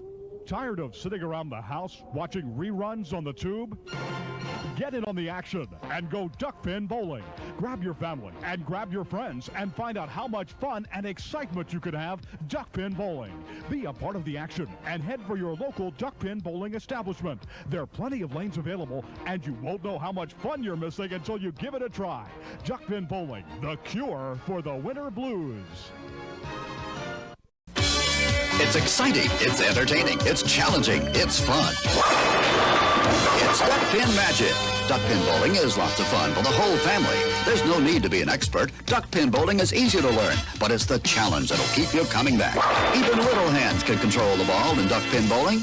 Join a league or we'll help you start one. And with duck pin bowling, there's more bowling for your buck. Discover duck pin bowling and you'll discover duck pin magic at any of these locations. Looking for something fun to do? How about bowling? Bowl at Thunderhead Bowl for the best in duck pin and 10-pin bowling at 2 locations, both Westminster and Tawnytown. You can enjoy the league opportunities, which are always available for all ages at Thunderhead Bowl. And both locations are open 7 days a week with a snack bar and restaurant specials to ease the hunger as you have fun. The Pro Shop has a complete line of bowling equipment and accessories designed to improve your game. If you'd like information on open bowling, adult and youth leagues, contact Thunderhead Bowl, the family fun place. It's exciting, it's entertaining, it's challenging, it's fun. It's Duck Pin Magic. Duck pin bowling is lots of fun for the whole family. There's no need to be an expert. Duck pin bowling is easy to learn, but it's the challenge that'll keep you coming back. Even little hands can control the ball in duck pin bowling. Join a league or we'll help you start one. And with duck pin bowling, there's more bowling for your buck. Discover duck pin bowling and you'll discover duck pin magic at any of these locations. Spare no fun and throw a strike with your child's next birthday party. Come on down to the Duck Pin Bowling Lanes at 1465 Barnum Avenue in Stratford. Our courteous and attentive staff will take care of the details so you can party with the kids. In the Rock and Glow Room, lights and music will give the birthday boys and girls memories that'll last a lifetime. Adults will enjoy our lounge and break a sweat knocking down some pins. Call to reserve your lane now. Hello, we'd like to clear up some misconceptions about duck pin bowling at Fairlanes. This is a duck. This is a duck pin. Note the absence of webbed feet. This is a flock of ducks. This is a flock of duck pins. The object of duck pins is to hurl 3 balls, bang, bang, bang, and knock them all down. Exhilarating. The object of ducks is to, well, to be ducks. Now you may proceed to...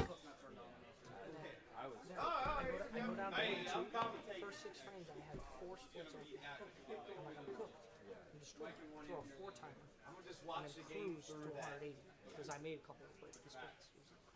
Go, Jack! Roll that ball! Smash those pins! It's so much fun! It's so much fun! Let's do it again! Fairlanes has 516 duck pin lanes for you, your family, and friends. Look us up. Come on into Fairlanes, the fun lanes.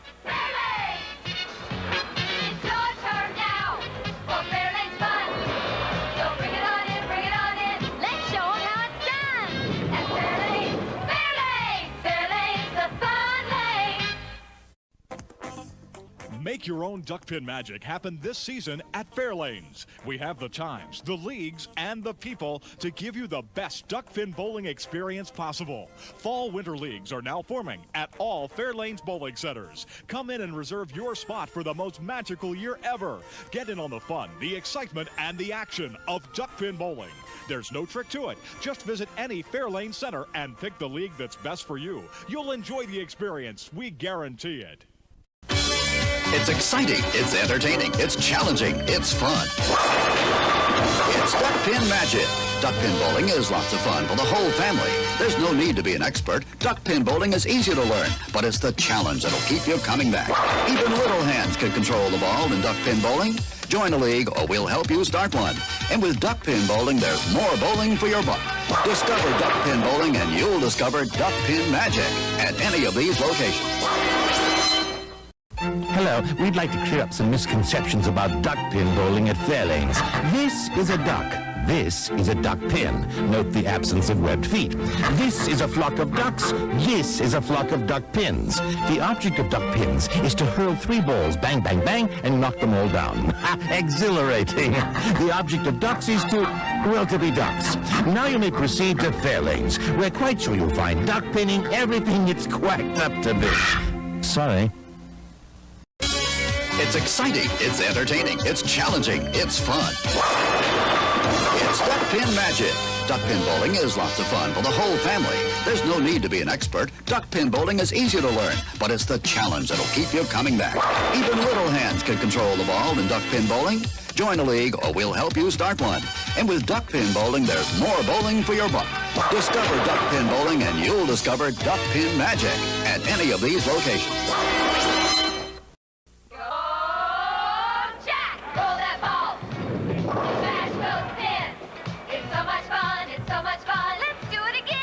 Fairlanes has 516 duckpin lanes for you, your family, and friends. Look us up. Come on in to Fairlanes, the fun lanes.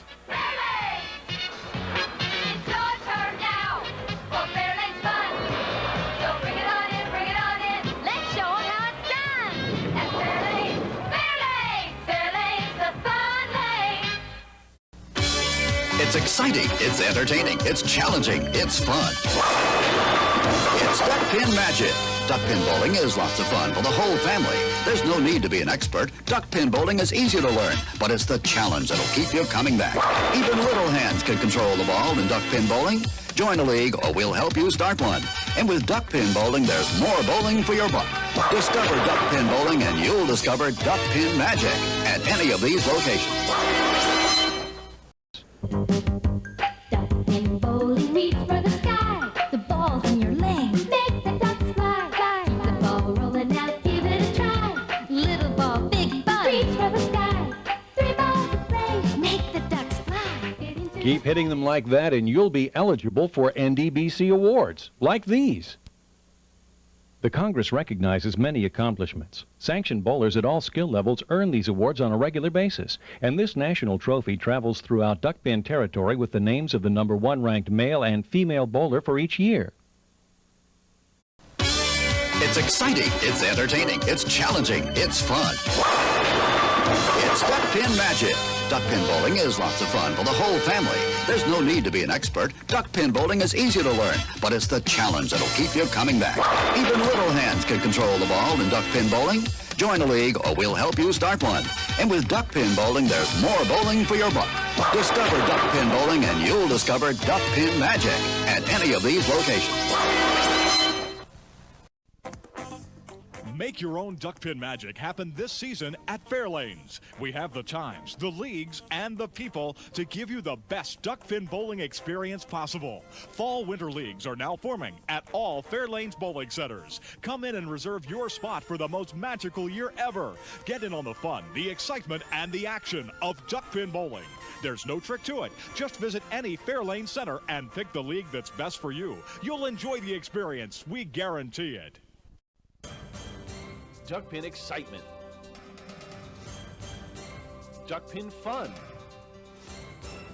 Duckpin bowling at Johnson's Lanes in the Hamden Plaza. Discover enjoyable low-cost fun for the whole family. Whether you want to join in a league, play for fun, for exercise, or are planning a special birthday bowling party, Johnson's Lanes is your duckpin bowling center. Don't miss the fun. Fall and winter leagues now forming for teams or individuals. To join in, call us now. For the young and young at heart, it's Johnson's Duckpin Lanes in the Hamden Plaza. Break the cycle of boredom at Highland Bowl. Duckpin bowling at its best. Highland Bowl features disco ducklow bowling, bumper bowling, leagues, and more. Plus, Highland Bowl can host your next birthday party or corporate event for even more fun. While you're there, enjoy delicious food and drinks from our snack bar, or have fun with your friends at the arcade. Highland Bowl in Hartford offers unlimited games up to 2 hours, just $7.99 per person, including shoe rental. For family fun, it's Highland Bowl on the Hartford West Hartford line. Updated hours and more info at cthighlandbowl.com. It's exciting, it's entertaining, it's challenging, it's fun. It's Duckpin Magic. Duckpin bowling is lots of fun for the whole family. There's no need to be an expert. Duckpin bowling is easy to learn, but it's the challenge that'll keep you coming back. Even little hands can control the ball in duckpin bowling. Join a league or we'll help you start one. And with duckpin bowling, there's more bowling for your buck. Discover duckpin bowling and you'll discover Duckpin Magic at any of these locations. It's exciting, it's entertaining, it's challenging, it's fun. It's Duckpin Magic. Duckpin bowling is lots of fun for the whole family. There's no need to be an expert. Duckpin bowling is easy to learn, but it's the challenge that'll keep you coming back. Even little hands can control the ball in duckpin bowling. Join a league or we'll help you start one. And with duckpin bowling, there's more bowling for your buck. Discover duckpin bowling and you'll discover Duckpin Magic at any of these locations. Spare no fun and throw a strike with your child's next birthday party. Come on down to the Duckpin Bowling Lanes at 1465 Barnum Avenue in Stratford.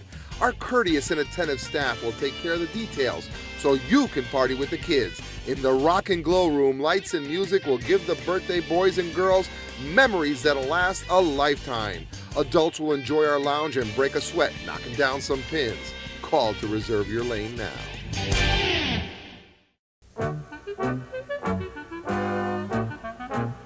Bowl with Barney at Barnum Recreation and Duckpin Bowling. A place for the entire family.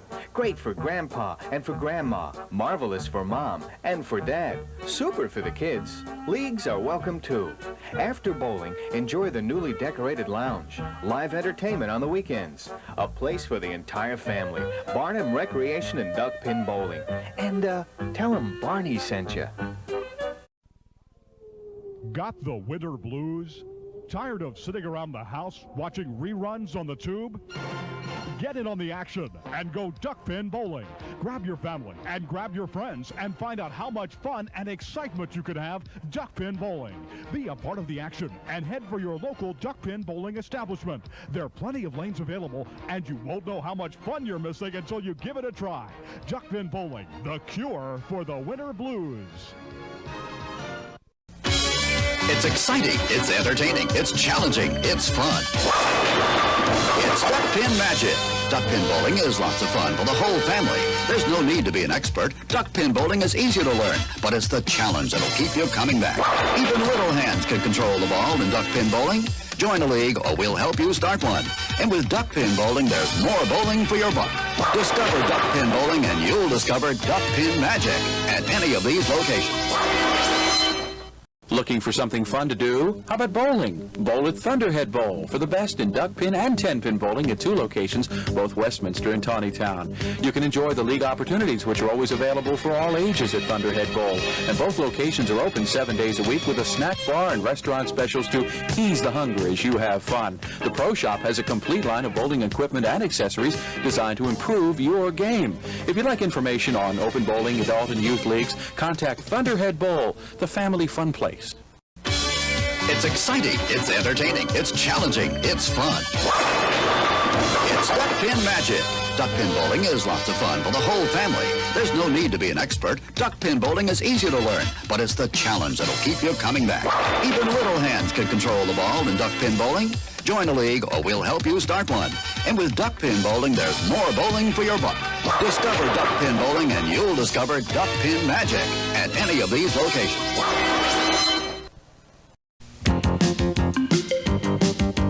Duckpin bowling, reach for the sky. The ball's in your lane. Make it fly, fly. Keep the ball rolling out, give it a try.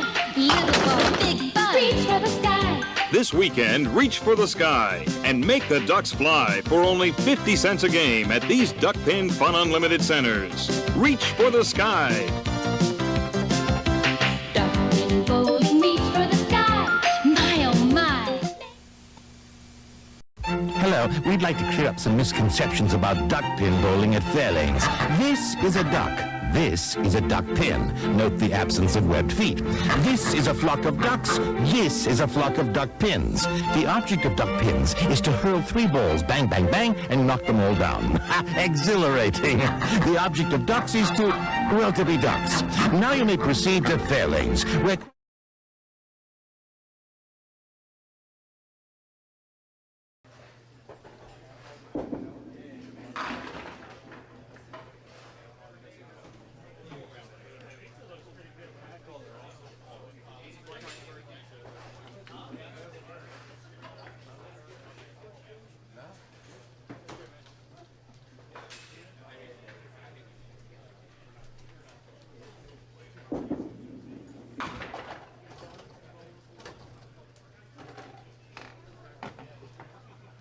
We had to wait for the timer to stop? No, we can stop. We start. All right, sick. All right, Sarah, go on.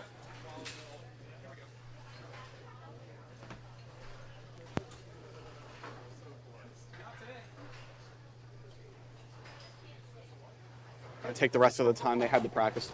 It doesn't look like they will. Nope, and we're going to have John Green leading it off in this ladder round. This is our new double ladder format. So let me explain. This ladder in front of you now is the 5 seed versus the 8 seed.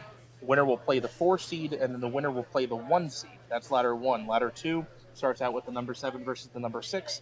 Winner plays the number 3. Winner plays the number 2. And then the winner of each ladder meet in the championship match, which will be on lanes 15 and 16. We will be staying here on 13 and 14 for all 3 of the first matches of the double ladder. You want to tell me who the other match is? Other match is James Simon versus Bernie Hipkins. John Green leaves 6-7.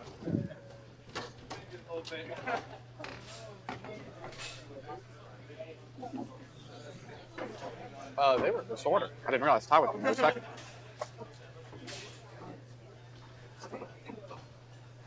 Try another. I would prefer to go second bowler.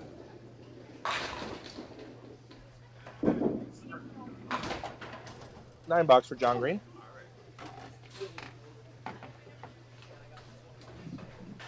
I was late.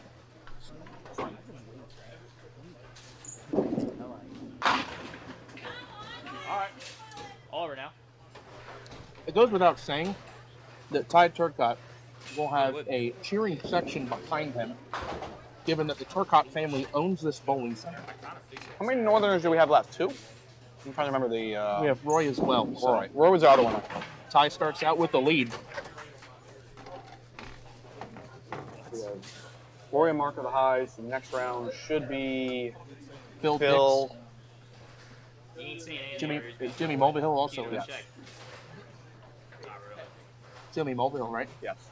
Who are our last 2? Yep. And then it's Mark and Stacey and Roy. Yes. Ty with the 9 Phil, almost 10, leaves the 5. First game.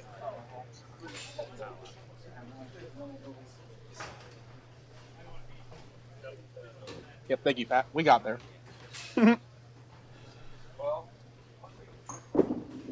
Got it. Back turner. So Ty steps up in his 2 frames and lays down the challenge early. Makes 2 single pins. It starts out in front of John Green. Here's John Green's response in frame number 2.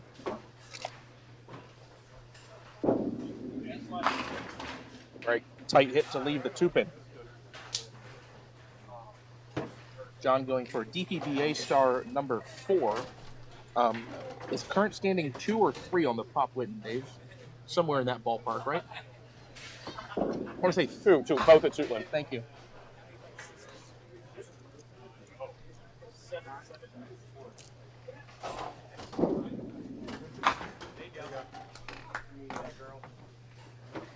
John comes back with a mark of his own. score through to Ty Turcotte 29 plus, John Green 19 plus. This is 4 games to go to win the star if you are bowling in this match. Jimmy Neutron. This match being presented on Duck Pins Forever, courtesy of Long Drink, our sponsor, flagship sponsor for the weekend. They have kindly donated money to get us up here and run this broadcast. We are just a little ways from home, about 350 miles, give or take. That drive will be completed this evening. Yep. Christina Green reminded me that John, on top of the Stars, does also have an Eastern Classic win. He was last year's champion. John, very smartly here, making sure his second ball comes back. Has not returned yet. So, for that courtesy, we will have a short pause in the action. Over to our right on lane 17-18 in the other stepladder, James Simon out in front of Bernie. Bernie has made 2 singles, and James Simon has doubled. James just went for the triple and almost carried it. I would say there's a definite non-zero chance that we see a 200 in one of these ladders. This end has been scoring very well.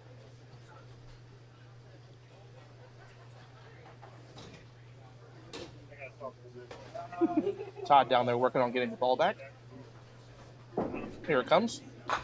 Now John Green will resume his business on lane 13, operating in the 3rd frame. Trails by 10.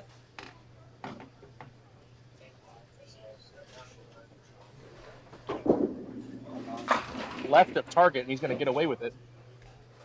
He leaves the 1. So,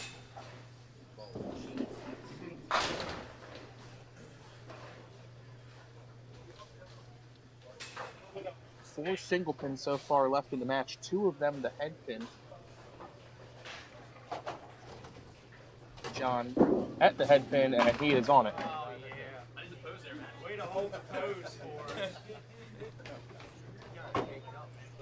It's funny, whenever I do it, it's dead middle every time. Like, it's actually like just a fire. Oh, that's why guys got 15 stars. Spare fill for Ty is light, and he leaves the Parkville 5. We should give John his 9 on. Thank you. I'm eating food. Hey, as am I. Yeah, but the crowd assumed that. Yeah. Ready for a reload? Open frame for Ty. Takes off the 4 and the 7. When's that beer festival? That's in a couple weeks, right? His first open of the match. Did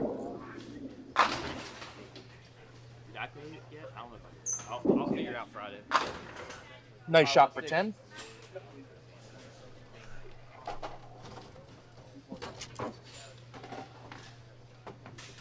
So, not the same, David, but in a way, Ty, his mannerisms on the lanes remind me of like a Dennis O'Neil. Because Dennis really wears his emotions on his sleeve while he bowls. He's a very expressive bowler. Ty is no different in that regard. And I think even more so bowling in his home house, on his home lanes, you know, his family business. This is something that is going to mean a lot to him.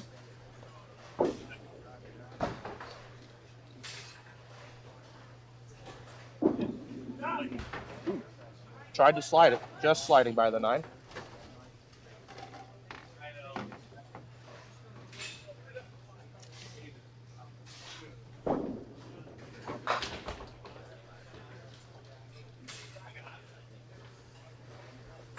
Wood ball for Ty.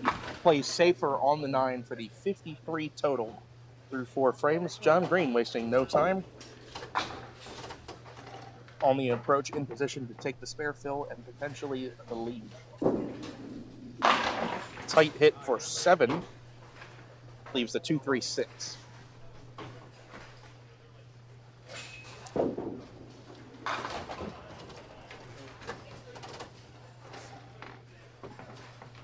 It's an all-mark contest on 17 and 18 thus far. Yeah, James Mixed League hero shot. 11 pin advantage for James Simon, 73-62. John Green at the middle rip, squeeze play, just behind the 2.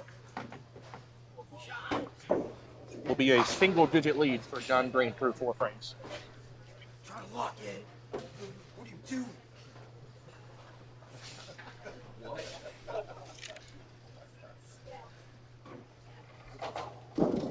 Woody.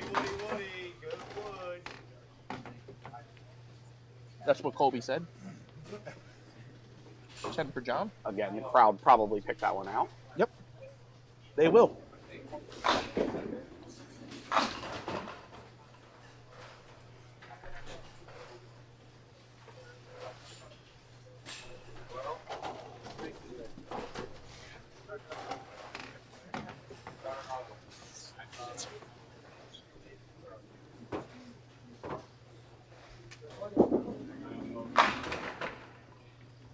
Oh, man. Replay if you can, Dave, with the pizza pie in hand. John running this one out, and I don't blame him. Look at the messenger shake the 10. Mark Pettit, I believe that's because the Sherman nameplates that are on the pin setters here came from T-Bowl, as did the motorized lifts for the ball return. John Green at the 10. He does have it on the left edge. I'll shoot the 6 pin.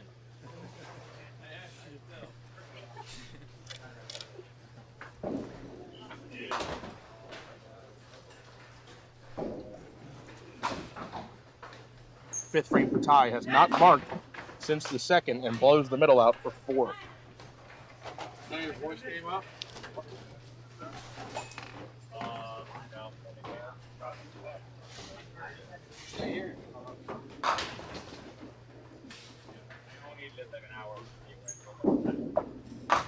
Ty got very aggressive there on the slide, pulls it left and just chops out the 4 pin. This is a very awkward third ball. David, where are you playing on this one? I play the 3 pin. Right or left side? Probably left side. I think I agree with that. I'll go left side of the 3 pin for the guaranteed 3. Oof. Oh, worst case. Worst case scenario, 3 only, 6 box. And Ty Turcotte heads over to lane 13 and heads into the second half, trailing by 6 pins and a hit.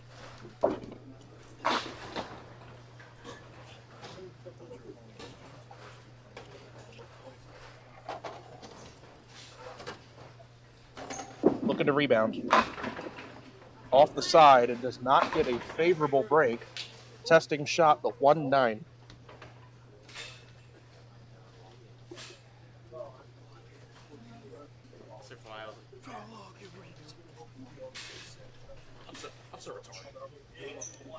Strong.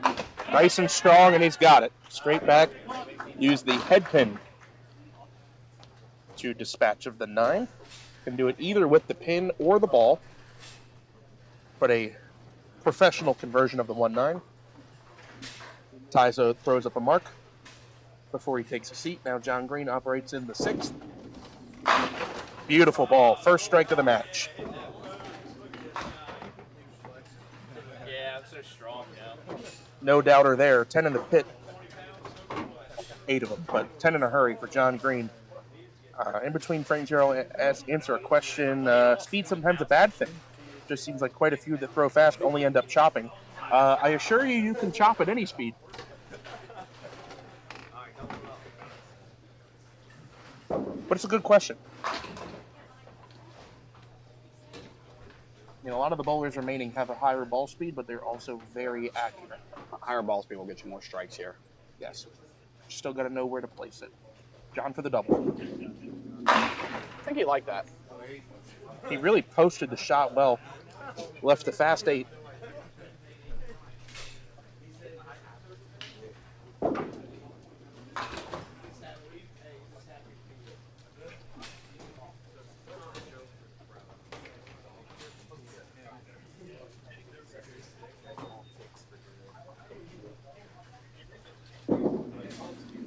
No, sir. The first missed break of the game for John Green. Actually, the first missed break by either bowler.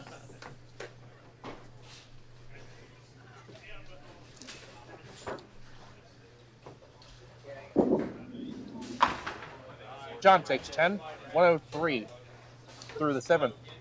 Chance now for Ty Turcotte put a high count mark together here in the 7th frame and get back within striking range.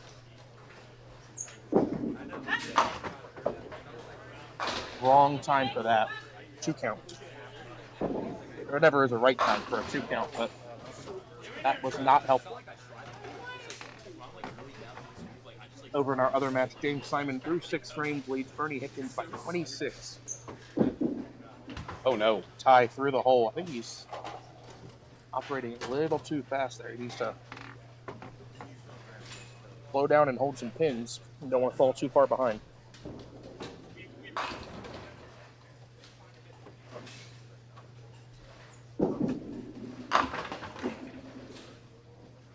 Ty will take an 8 box. 2 on, 8 out, 79. And with 3 frames to go, John Green leads by 24.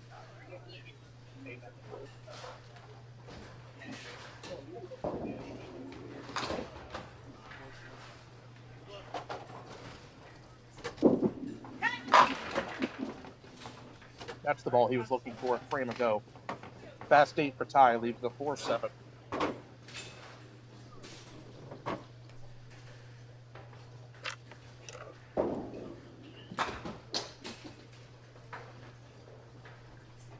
Two of those.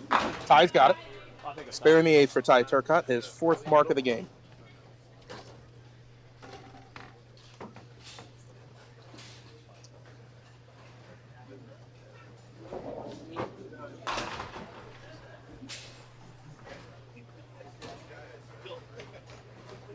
Shout out Aiden Wilson for the nice housekeeping. Local bowler, recently turned adult.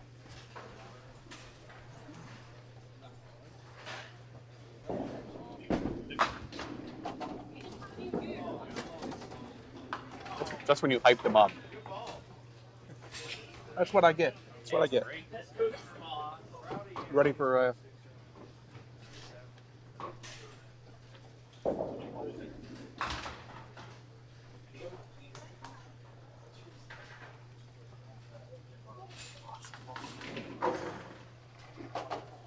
Our other match, Bernie finding himself quite the hole now.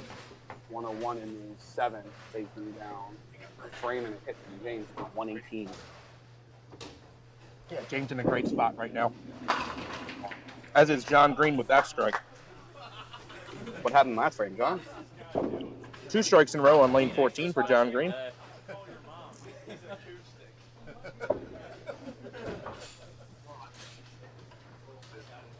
$113 plus to $89 plus. You can see the difference in color there on the marks. John Green, the opportunity to double. Ty Turcotte just on a spare fill. John with another strike here can all but close the game out.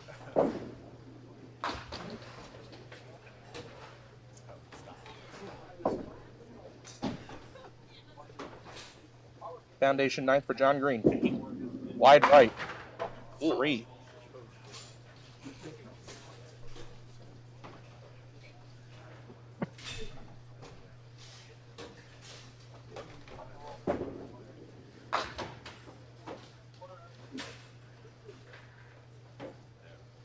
Everything except the 3-6-9 is still standing. Count ball for John. Oh. Played to the safer side of the head pin to get pin count, which I don't blame him for. Almost stole it for the spare. 9 count gives him 122 through the 8th. He will be open in the 9th. It's looking like Ty is probably going to have to catch a double somewhere in the last 2 frames as John takes 10 for 132 through 9.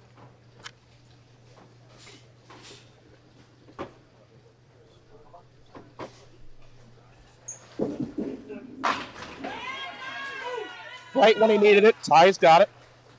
Booming strike in the 9th. And now he realizes that he has a shot. But this first ball in the 10th must carry for a strike. If Ty were to go spare strike in the 10th, he would shoot 139. John Green would only need an 8 box to win. If Ty Turcotte can get the pins to drop again with the first ball in the 10th, he can force John Green to mark. He cannot shut out John Green.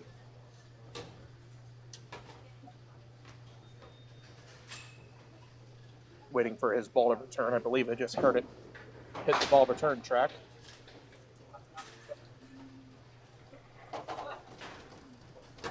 Here it comes.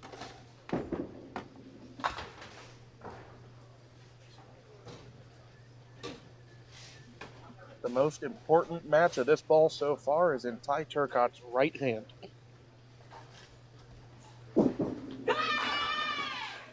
Oh, awful break. Just awful.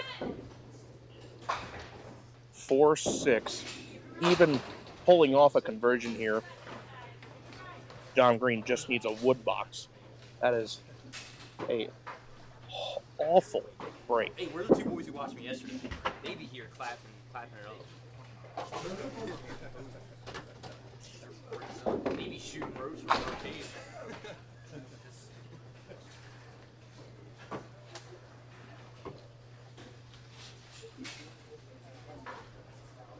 A disappointing finish there for Ty. If he finishes with 125, John Green will advance to the next round of the ladder.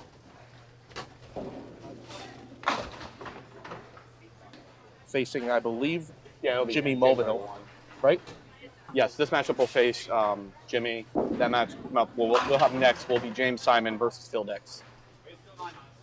I was thinking 7-pin on that ball. Bernie ran into a tough match there. James got off on fire, marked in the first 5 frames, including an opening double. Bernie could only match him for 4 with 4 spares before it looks like he got the chopsticks. Yeah, so it looks like James had a moment where he might have let Bernie into the game, but he made a 6-pinner. Bernie followed up the next frame with a 2 count on a spare. Just a 126 for Bernie after 4 opening marks. James Simon already in the 140, so he will advance to bowl, said Phil Dix, correct? Thank you.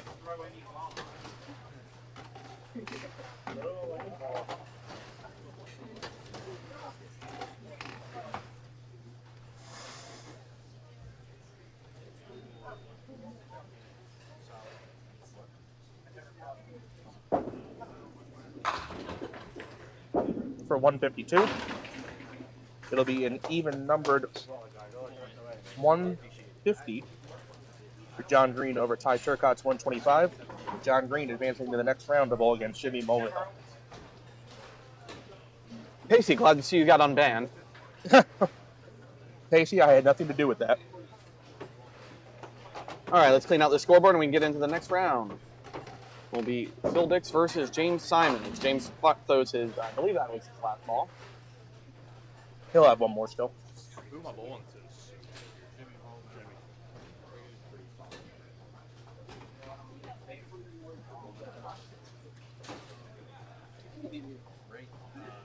Phil, left or right? It's your choice. Right? So Phil on the bottom. God, they got me again.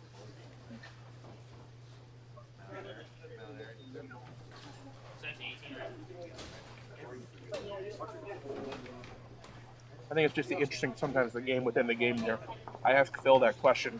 Mike Duffy looks at me, thinks about it for a minute, looked over at his opponent, and then chose the right side. That's interesting. Here's the results of the first round matches. John Green defeats Ty Turcotte 150 to 125. John Green will now bowl the 4th seed Jimmy Mulvihill 17 and 18. James Simon defeats Bernie Hipkins 154 to 126. James Simon moves on holding 13 and 14 to bowl Phil Dix. Phil and Jimmy have the option. Remember, you need a ride home. That's how it's done. All right, we're over 250 viewers. I guess once people heard James Simon was going to be on camera, it's like 20 more people in instantly. The whole family. Oh, no, Phil brings a good crowd, too. You get the Brady's, the Candies, yeah. There's nothing but Candies and Brady's. All right. I mean, if you get it, I'll eat it. I don't know. What seed was John? John was 8 seed. Yeah, John was the 8 seed. He snuck his way in.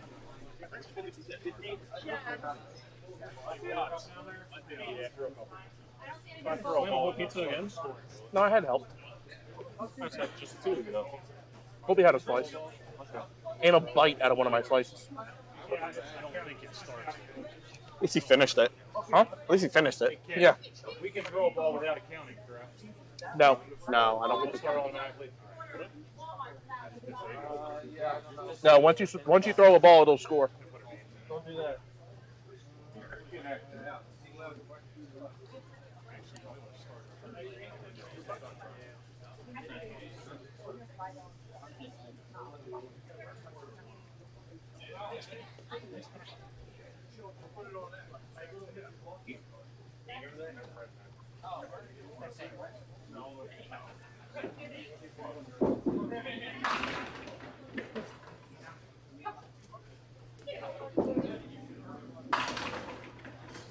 Hey, it won't cycle in that mode, though. Oh, and there's no way to hit Deadwood. Correct.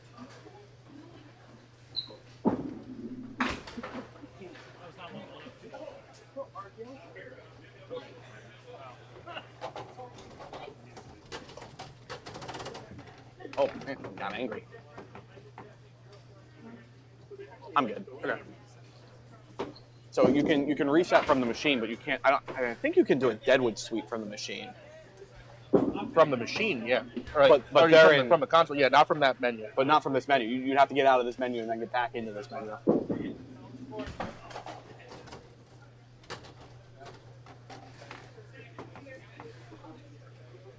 Alright, it looks like they're good to go in the other matchup. Yes. They're not going to put their All right, names that's in. nice of them to wait and start at the same time. I appreciate that. Do you just stack the slices on top of each other? Here, one sec. Can you say that again? Nick just stacked his last 2 slices of pizza together To be fair, make they do cut it in about 24 pieces here. This guy. Then just eat 4 at once. What if someone else wanted that last slice? I offered. He offered. I did do the respectful thing. I don't care about you. Yeah, you are not on the production team, sir. Neither was Colby, but I didn't have. It's Colby. You're an idiot with a camera, dude. I don't He even does have the not camera. have the camera. I'm the idiot with the microphone, bud. You're not watching. That is all I do. Hey, I watch. When I'm not here, I'm watching. Luckily, he was only the 3rd worst person on mic this weekend. That's a problem, though, because there was also Dave Dugan.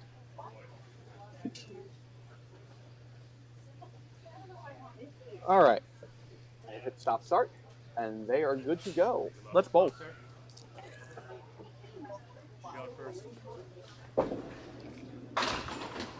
The matchup on the other side has already started and is on just to a very heavy ball that lashed them all out. Mark Pettit asking, how is the Highland pizza? It is 9.5 out of 10. Unequivocally the best bowling alley pizza in a duck pin bowling center in the United States, and there is not a close second. Switch the names up again. I can say categorically on the bowling alley scale, this is a 9.5. Todd Turcotte's mother makes the dough from scratch in this building. It is the best bowling alley pizza you are going to find anywhere. That's also because of the pizza expectations of the clientele around here. You can't have bad pizza. It's an incredible product, and I'm not hyping them up. I genuinely mean that.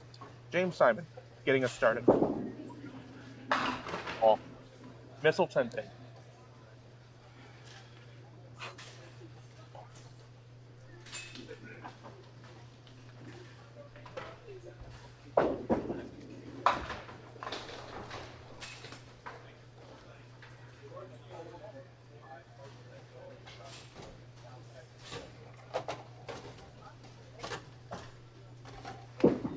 Looks good. Got it. A good start.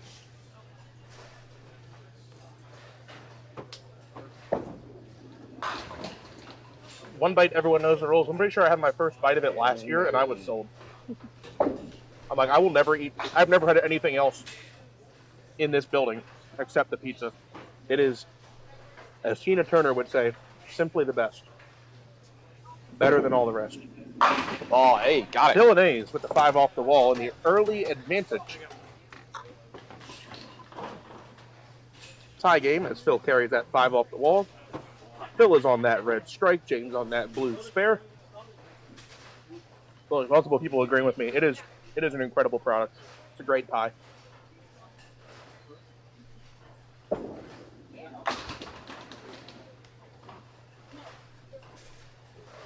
Still waiting for that ball to come back. I mean, I can't blame him in a situation like this. You throw a strike with your first ball. You would like to throw a strike with it again.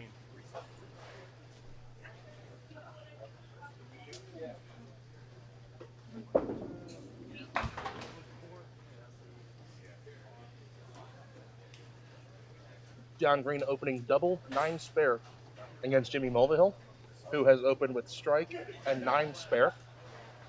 He's now operating in his third frame on lane number 18, which you can see off to the right side of our screen.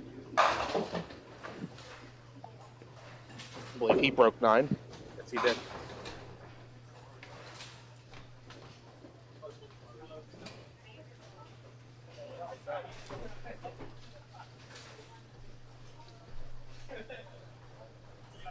There's the ball.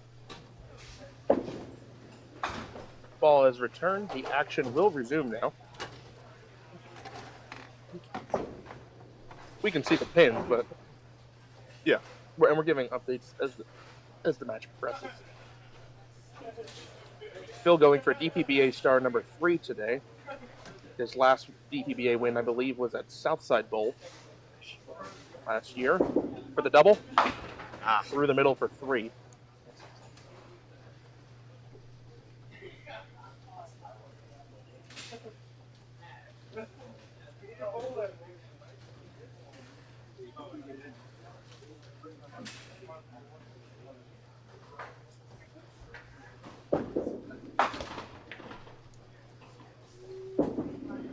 Oh, not good.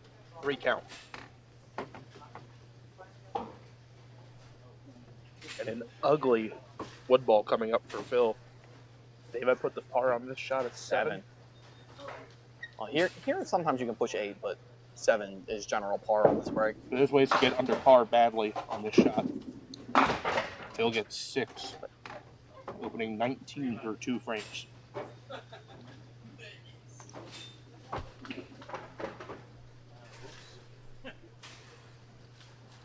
Phil came off the lane there with a facial expression you would make if you just ate a lemon for the first time. Prime opportunity for James Simon here as he operates on a spare. Here's the Phil. It's pretty good. Solid 5.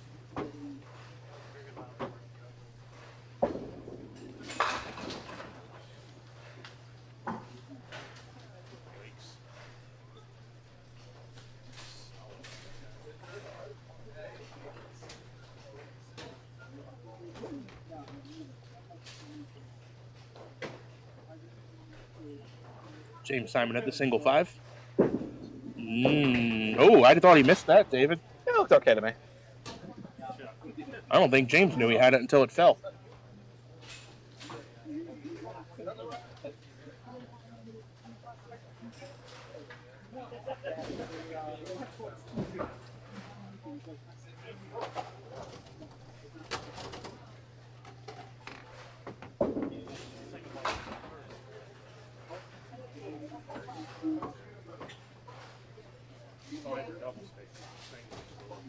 He's gonna wait for his ball. No, looking like it's gonna come back soon.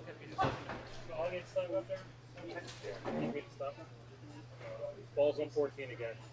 It's probably going to be every frame.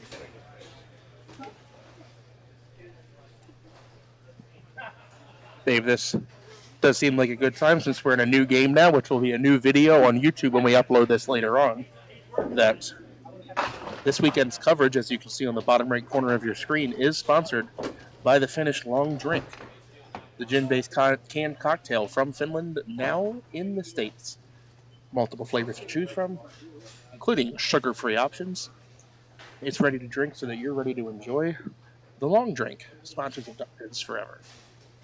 Here's the spare fill for James Simon. Another single.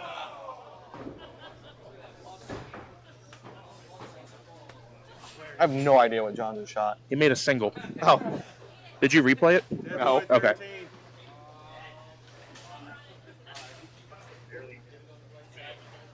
Yeah, he must have just barely touched it. He has one open frame split in the fourth, and he opened with a double. 87 plus half. Seems good. I mean, Jimmy Mulvihill, if he spares here, could be in the 80s himself in the fifth, but it is advantage John Green in the moment for the moment in that match.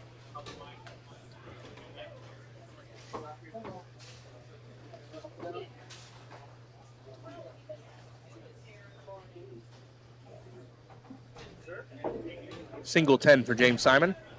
Housekeeping out of the way. That 10 pin still standing. That ball way off target.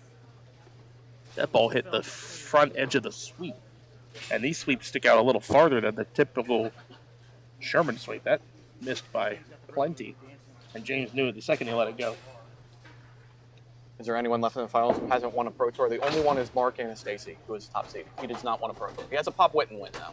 Yes. James winning his Pro Tour at Mount Airy.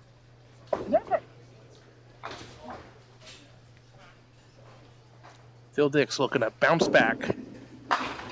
That's a good way to do it. Solid 5. Replay that one. That looked like an interference shot right there. Yeah, there was nearly a John Gorman attempt. He had the Andy for a second.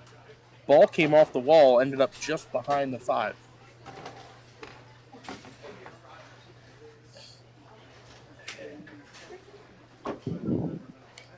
Phil Dix for the spare. The single 5, he has got it. So Phil improves to 29 plus in the third. We'll look to get another full frame here in the fourth and pull it back to about a 10-pin match.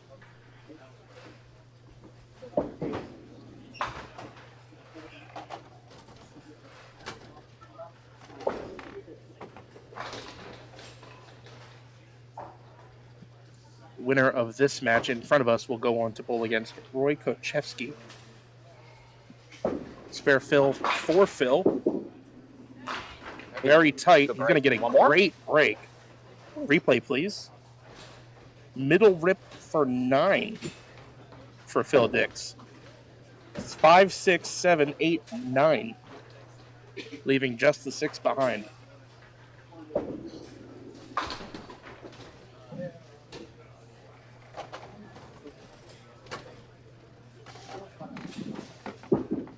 Got it. All over it. I don't know if you could hear Phil at home, folks. He said that was a gift.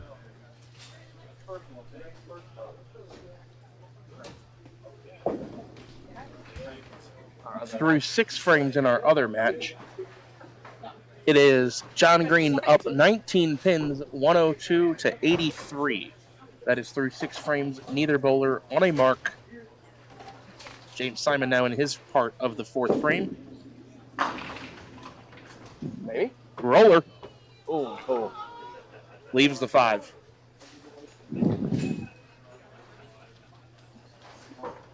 All single pins so far for James.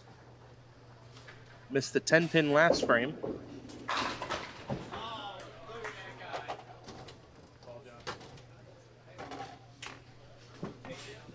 James to hold his lead here. Can stay up 10 with the spare. Look out. I thought he crossed up on it a little bit, but that ball straightened out. Spare for James, 58 to 48. Both bowlers are on a spare. Since we're in our, 7th game now on this pair, Oil's probably pushed out a little bit further. Yeah, Todd had suggested that the lanes might have been a little drier compared to their fresh, but you have a very smooth, hard lane surface here as far as wood surfaces go, so you're not going to see a ton of back-end reaction. Spare fill for James. Off the side, no mix, just a 4 count. Mark saying Highland is also the only house I've ever seen the sweeps move in that direction. There are 2 still surviving with these sweeps. These are Highland Bowl sweeps, formerly from Parkville Lanes, And this version of the Sherman sweep is still in use at the Pinland lanes in Dundalk, Maryland, that is. James Simon at the 6-pinner. Good. Shoots whole side, and he gets it to go. He got a little lighter than I think he wanted to, but it got the mix.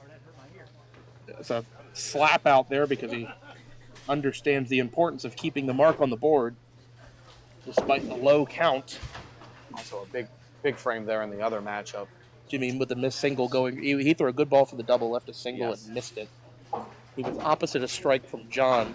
So John could throw another strike here as he steps up on 18 to pour it on. Spare fill for Phil. 5 out the middle. He'll gain just 1 pin and count, but he leaves a tougher shot than what James left.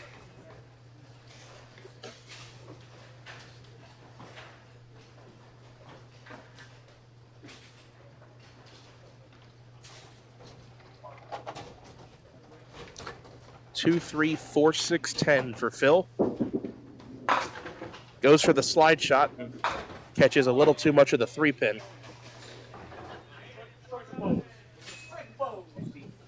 John Green up 21 pins and a hit on Jimmy Mulvihill now with 2 frames to go as John spares a single pin in his 8th frame.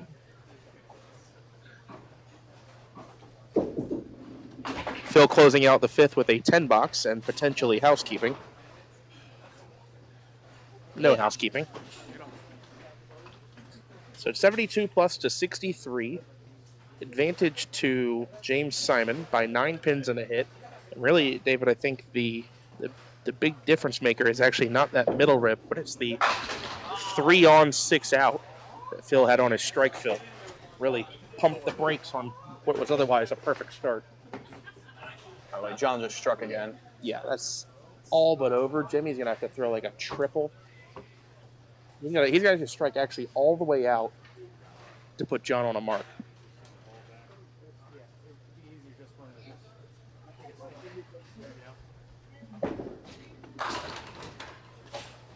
It just came back. What type of paragraph does it hit the reset?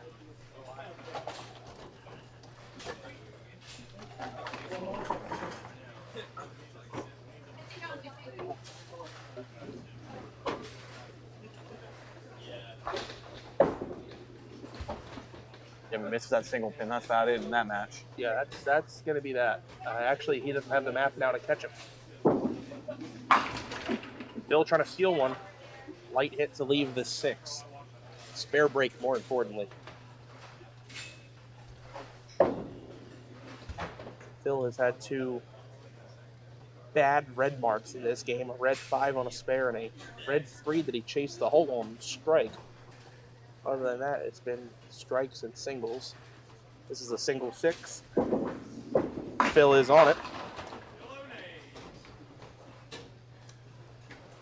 So in our other matchup, John Green will go on to face Mark Anastasi. And that will be... We'll have that match. We'll have that match on camera.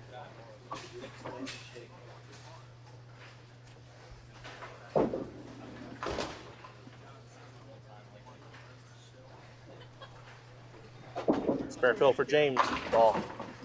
Leaving the 7. James's 5th single pin leave in 6 frames.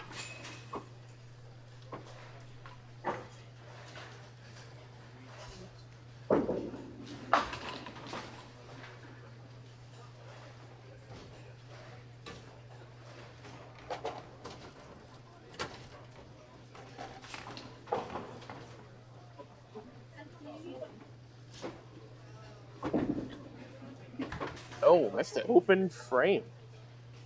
James sliding by that 7-pin. I think he thought he had it. Based on his body language, I think I agree with you. That ball did. I think he thought he had it on the right edge and the ball started to turn away. Yeah, that ball dove on him.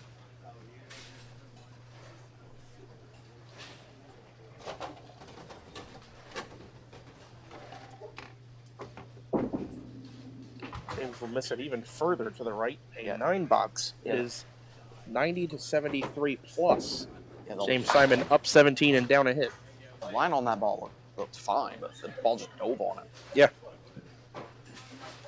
John Green just spared in the 10th, by the way, folks. He has a potential 182 to Jimmy Mulvihill's 135.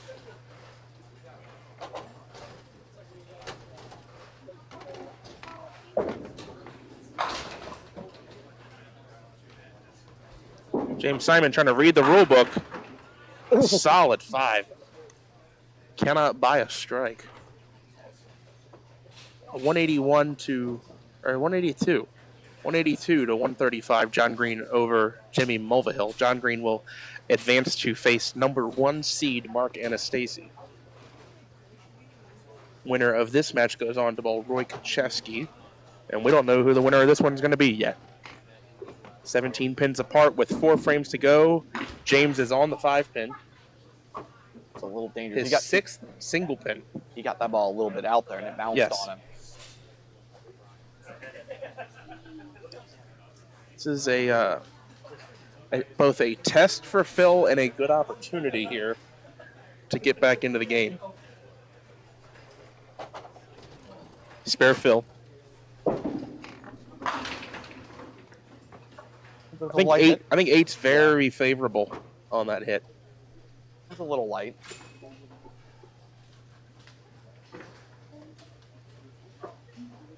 Spare here, and Phil comes close to tying the game up.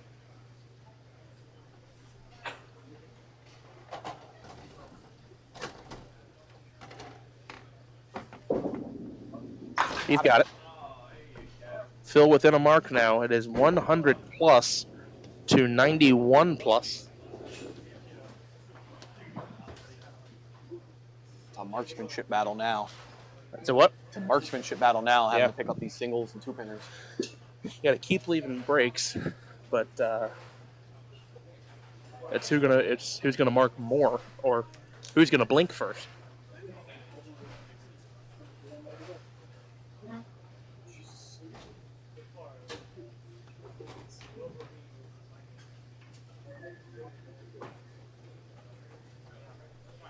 So, waiting on a reloading of his artillery.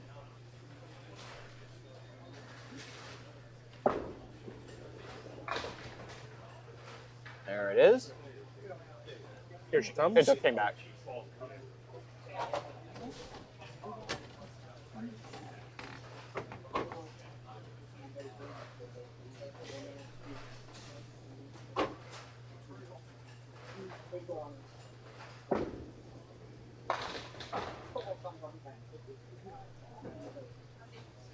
Phil Dix in the 8th frame trails by 9. Ace hammer. Missile 7-pin.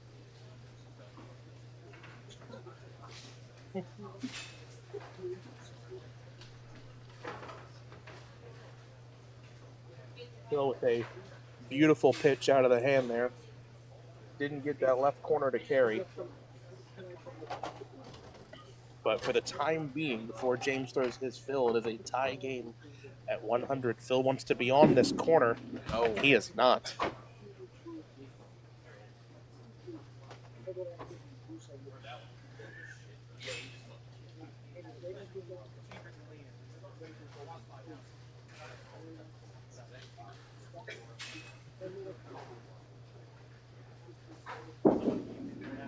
Phil drops into the left gutter for a 9-box, 109 through the 8th for Phil Dix.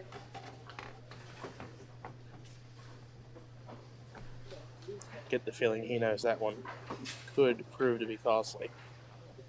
In a game where James has missed 2 singles, that was the first missed break of the game for Phil. James on his spare shot, opposite corner, missile 10-pin.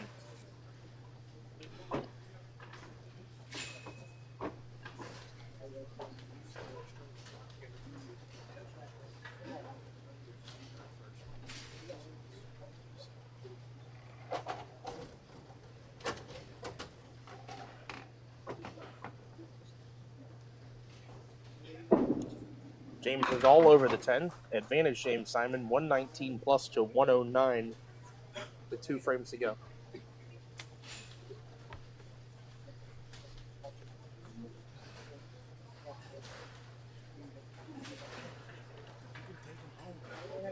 And this frame is very important that James plays some defense here. He could seriously apply the squeeze to Phil with a full ninth frame. Oh, missile 7-pin.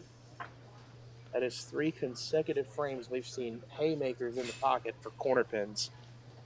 Phil left a 7 on this lane. James just left a 10, made it. Now James will have to spare this 7 to put Phil in double territory. He does not have it.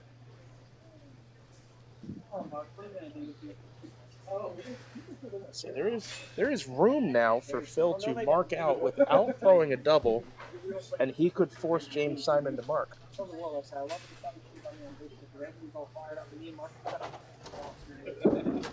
That looks good. 10 for James.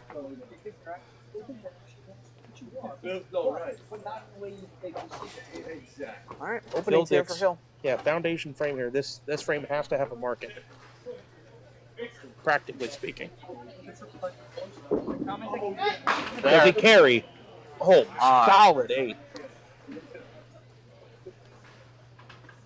I don't understand how this ball doesn't strike, and we've seen some missile corners.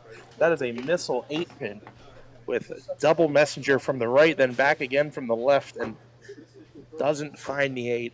But Phil is going to need to find it with his second ball here. Oh, he just takes it.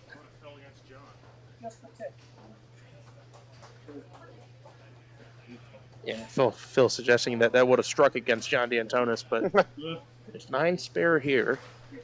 It is not over yet, though. If he goes 9 spare strike, that would be 148, which would force James Simon to mark. Strike spare. He's going to need at least a mark. Yeah, he needs at least some kind of mark, but it needs to be a full mark. Very important ball here in the 10th frame. Got the whole crowd behind him. Hold it. Got it. We finally found some pin carry. Yeah. Phil throwing the first strike since the first frame of his game. And with that strike, David, a spare in this 11th frame Phil will force James Simon to mark. I thought he pulled that ball quite a bit, but it looks like he was just throwing it further right to left and got it to cross. Got it to cross up into the 1-2. And there have been balls that have hit the pocket in a very similar fashion in this game that have not carried. But when Phil needed it to carry, he's got it to go. He's going to try to copy and paste that ball one more time. Only striking out. Very important. Will force James to double. This is, if you don't strike here, you got to leave something you can spare. Big shot for Phil in the 11th frame. Does he have it? Tight. And it's the 2 and 1. If you don't get 3 here, you better get 2. Yeah, you got to play for 2 here. David, I don't think you can throw the hero ball here. I think you've got to play for the 10 box to tie. I'm telling you, if I'm in this spot, I don't have the guts to go for this. I'm laying up for 2. Final ball of the game for Phil. X1. Picks the 2 off. It's a 147 for Phil Dix, and James Simon will just need a 10 box to win the match. What an awful break. It's 147 for Phil Dix. James Simon at 138 through the 9th. He needs to clear the plate in 3 balls to advance to the final game of his ladder. He's very light. It's the 9. And it's a 7, and right now we're tied. 2 balls to get this pin. Corner pin is one of the last things I want to be shooting, especially the 7 pin as a left-hander. But James Simon will need to hit this 7 pin with one of his last 2 balls. If he misses twice, we're headed to bonus bowling. And I can promise you, if you're going to hit this, you want to hit this right here. Don't even let the 3rd ball come into the conversation. James for the win. He's right on it. Got it.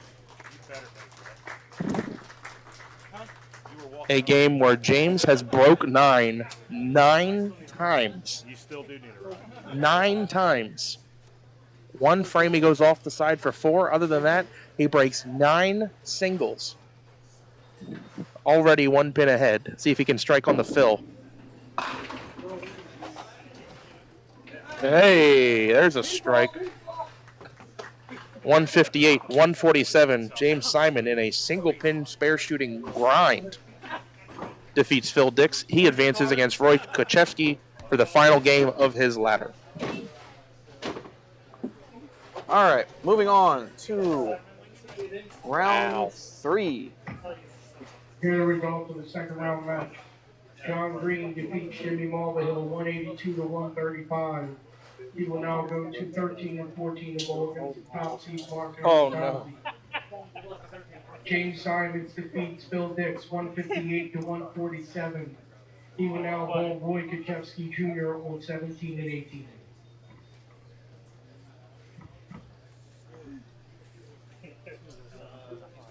Mark is going to opt to start this match. No, it's going to flip.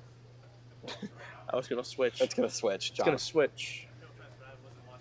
So I'm hoping they already know that because I'm going to go ahead and get set up to flop it.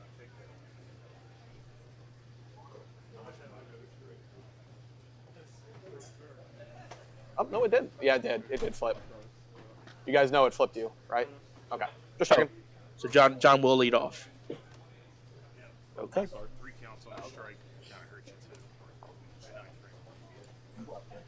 That was a great match, Mark. I agree. I'm expecting this one to be pretty great as well.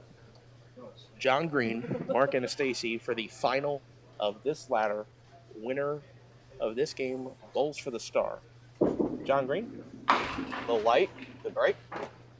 Would you know it? It's another single pin on this pair of lanes. Pretty sure we went over on single pins last game. Oh, you could have bet the mortgage on the over, but could have bet the mortgage on the under for star frames today. I thought that number was high. John at the 10, he has got it. Yes, John.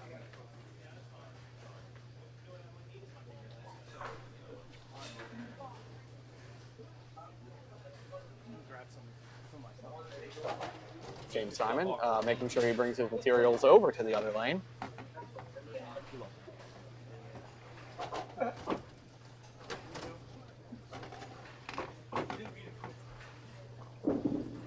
I'm in there. Ooh, good splasher. Hamzorian or Alzorian, whoever that is, they're 4 lanes away on 17-18, so you can see the pin action, but there is no live coverage otherwise of that game. I can give you score updates as the match progresses, but we're a one-pair operation here. Mark at the single 4, he is in the face. Tie game through 1.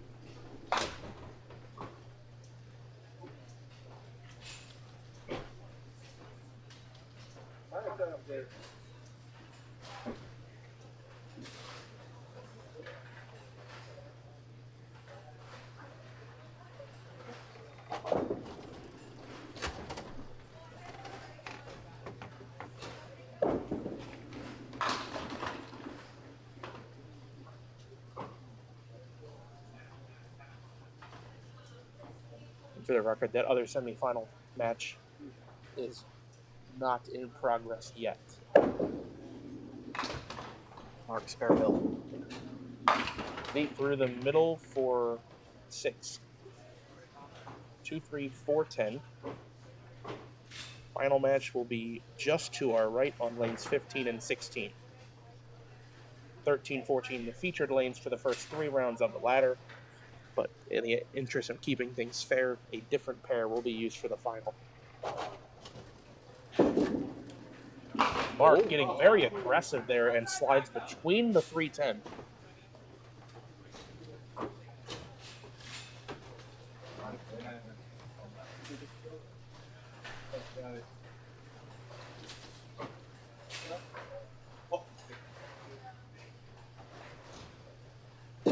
Wood ball for Mark. Plays the 10 pin.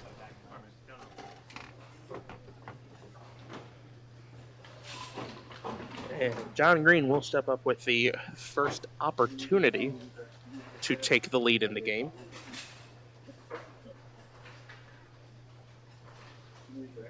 Second frame. He goes through the middle for even less. 3.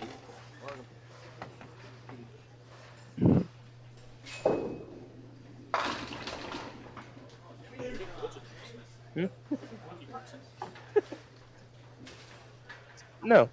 The second ball was aggressive. He tried to slide it. Wow. That's what? sliding it. Wow. What a shot here. Hey, Dave, it was the Dave Jones with an extra pin. No. Give it to Nope. No. Nope. No. Hey,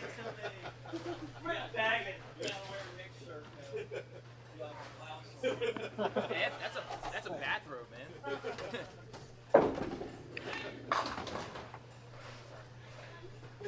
Beautiful spare there from John Green. 2, 3, 4, 6, 7, 9, 10.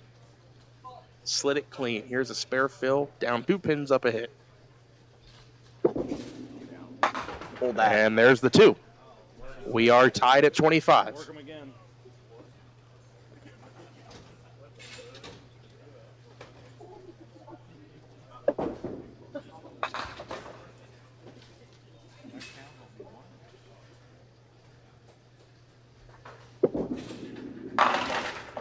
Open frame for John Green.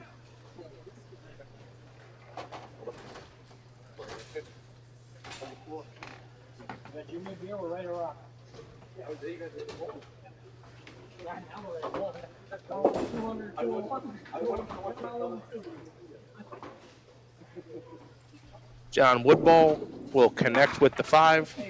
35 through 3 frames.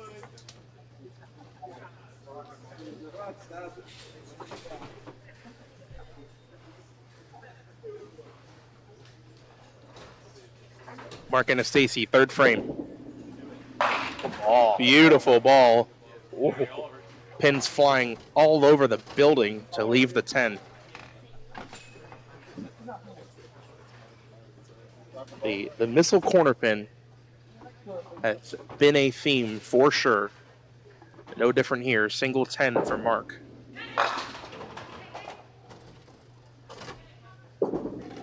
That's good. He's got it.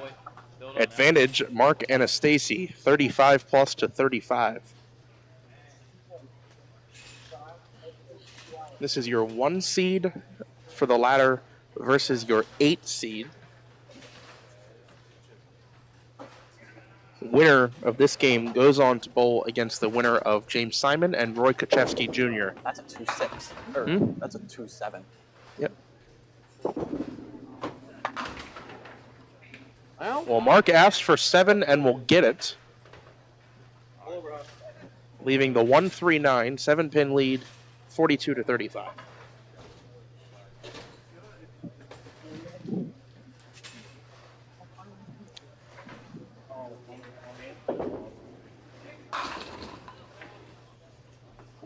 Mark Anastasi full on the head pin, open frame. James Simon with an opening double against Roy Kuchevsky Jr. He is in control of that game. There seems to be a through theme 2 of that frames. pair. Strikes. Someone opening with a double. Oh, opening with a double, yeah.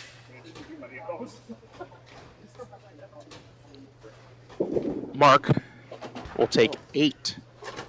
Just to even 50 through the 4th.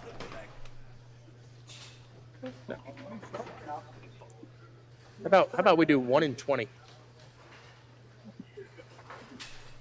John Green, 4th frame, trails by effectively 5.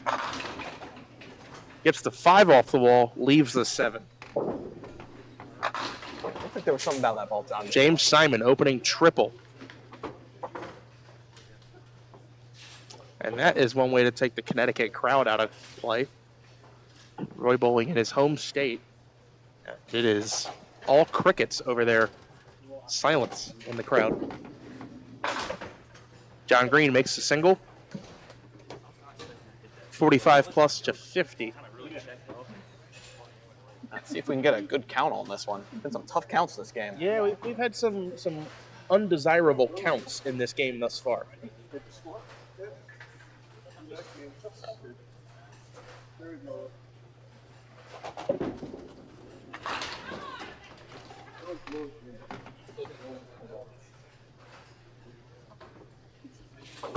John Green. Heavy. Okay. Way to steal 9. Almost a pocket 7-9. Dispatches of the 9 to leave another rocket corner pin.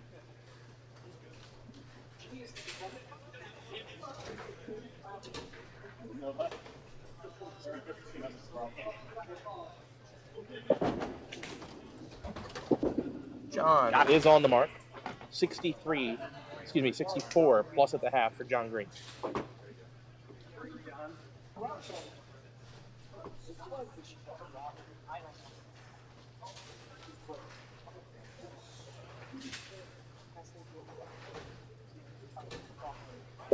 Mark, tight hit is going to leave the 2 and 1. He's around now.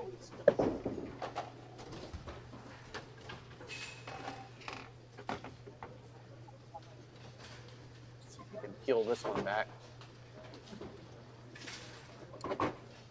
Mark is typically not a wall shooter, especially on a shot like this. I expect him to play the slide. He went for the slide and didn't catch the 3, open frame. Advantage John Green at the half.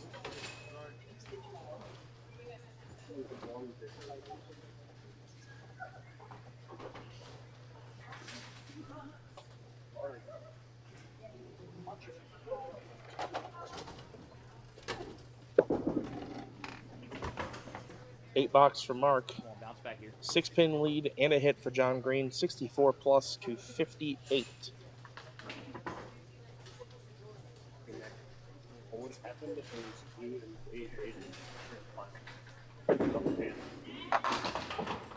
I'd hate to know. Mark, in there. Can he get the 10 to go? No. Corner pin 10 for Mark. Mark's first ball's in there right now. His first ball's in there right now. Yeah, I mean, he's battling some pin carry. He's got the 139 that he picked off. He's got 2 splits. Other than that, it's all singles. And Mark has not missed a single in the game, to his credit.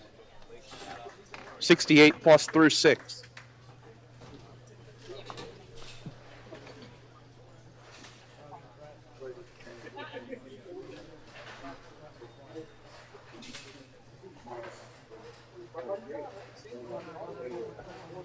John Green, spare fill. Oh, no. Who said 7? That ball had a lot of turn on it. And not a lot of mix. Not a lot of mix. 7, 9, 10 for John Green. A shot that I can guarantee you has never been made on duck pins forever.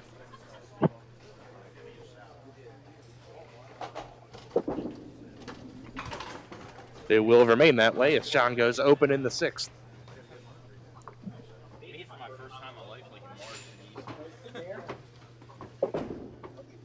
That first ball, it just had so many turns on it.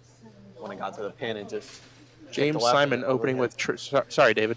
James Simon opening with triple 9 spare against Roy Kucheski.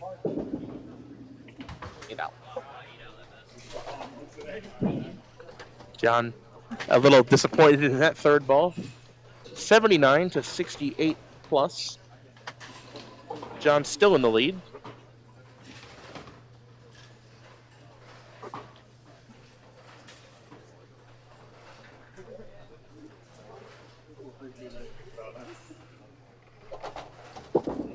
Hold that. You're going to steal 8 there to leave the 1-3. If he puts this ball in the pocket, it will go.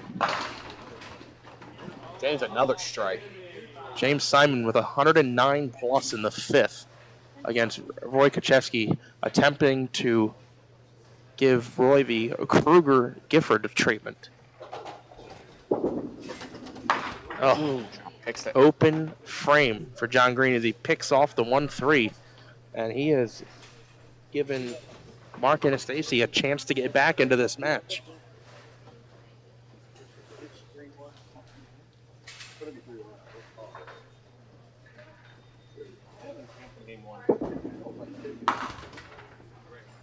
$10 for John, 89 through the 7th.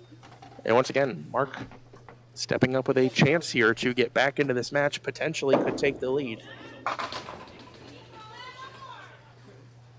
Spare fill for Mark.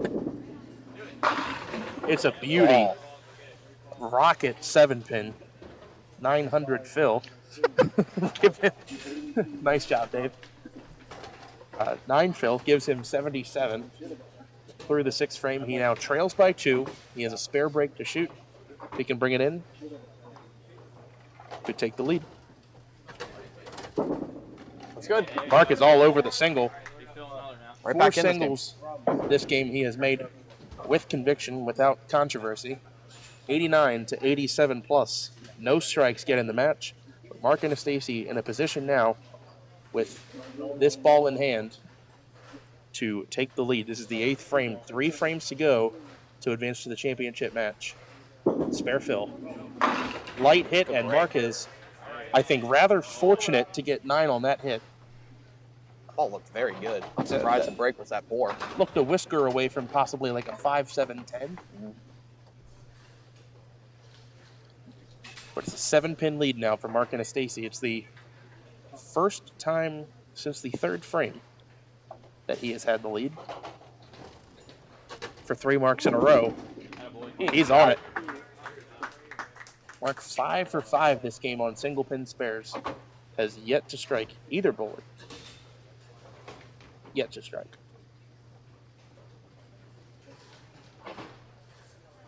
Let's see how John responds here. Last time he found himself in a deficit, he ran off 2 marks in a row. 8th frame. Tight hit. Does he get the 4 to go? Oh, and see the active sideboards here at Highland Bowl. Watch these pins fly all over the place. Left, right, and left again. 4 stands.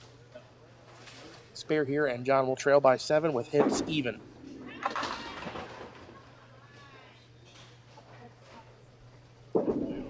We pulled Does not have it.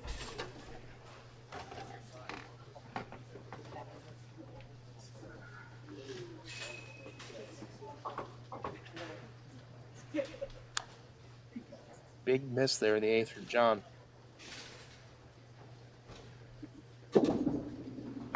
Collect 10. 7-pin lead and a hit for Mark Anastasi. Yeah, you can't go open from here if you're John. Nope. There's not even enough room that even if Mark gets a low count, you still need to get 2 marks. Yeah, if Mark gets a count and 2 opens, he's in the 130s.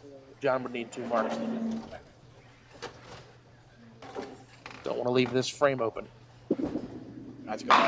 And he will not. First strike of the match. Reads the rule book. The first missed single of the game precedes the first strike of the game. John strikes in the 9th. Gives him a potential max of 159. Spare fill for Mark Anastasi. Good ball. 5 falls, 10 stands. It's another corner pin.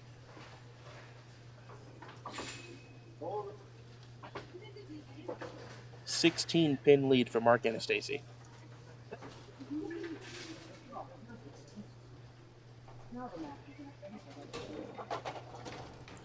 Mark at the corner 10. Hold. Right on it. 4 singles in a row that he has hit dead in the face. 125 plus to 109 plus. A single pin exhibition for Mark Anastasi in this game. The most John Green can shoot without a double is 139. Mark Anastasi can get there with good pin count on this ball. Oh, dropped it. 5, no foul. More importantly, lost it out of his hand. It's a 5 count and a very difficult break. David, he needs to get 10 out to force John Green to get the first strike in the 10th. If John gets spare strike, he shoots 139. A 10 box for Mark here is a 140, and this is one of the last 5 pinners on earth that isn't a split that I'd want to see. You can't play to make this. You just want to try to get your 4 and pray you do not go through that 8 pin. You want to catch a piece of the head pin on this ball. Yes. 1, 4, 5, 7, 8. Oh, got left side. Oh, no! That's a horrendous break. You gotta think he at least had 3 on that ball. The head pin goes off the wall between the 5-8 and the 4 goes through the 7-8 hole. All right, get your 2 here. Unbelievably bad break. Need 2 here. Got 2. He's got 2 to shoot 139, and it's simple math. John Green, spare strike. We have a tie. If he throws the first ball in the 10th as a strike, he'll need 6 pins on the following ball to advance to the championship match. If John wants to win in regulation, he must strike on this ball.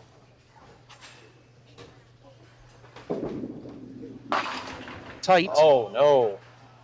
4-10 split. And now it's decision time for John Green. His buddy Colby in the back suggesting he catches a wall. With his ball, I'd probably prefer that as well. I think I'm playing the wall here. John must convert and strike. Doesn't have it. Mark Anastasi will be bowling for his first career star. No, he has a pop win. On the DPBA tour. Pro Tour. First men's Pro Tour star. Opportunity coming up here for Mark Anastasi. Tough break at the wrong time for John Green. Final score, Mark Anastasi 139, John Green 128. A single pin spare shooting, low striking contest results in Mark Anastasi advancing to bowl for the star. All right, we still have 4 frames left in the other match, but James Simon is well in control of that. He's up by about 50 pins, I think. About 50. With 4 frames left to go.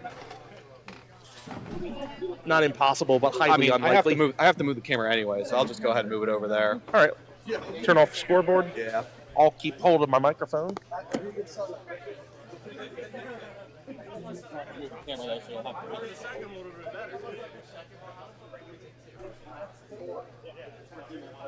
$15, $16.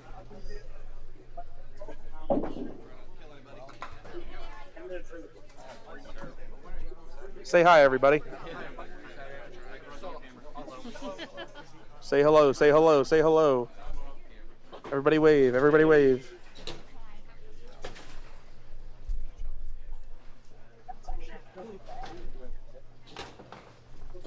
Sorry for your double loss.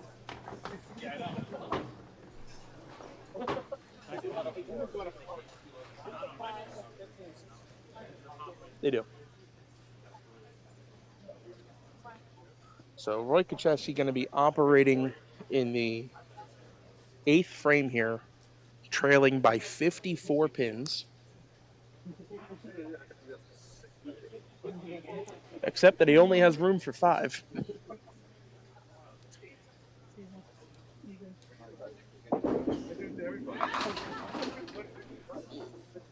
That doesn't help.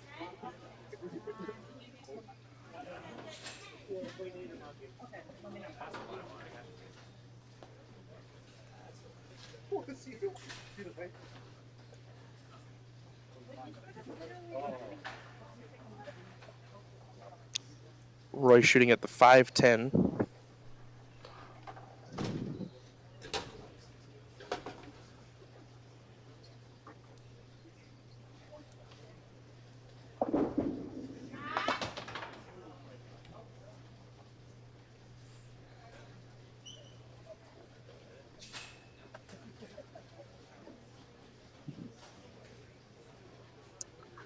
Max possible score now for Roy.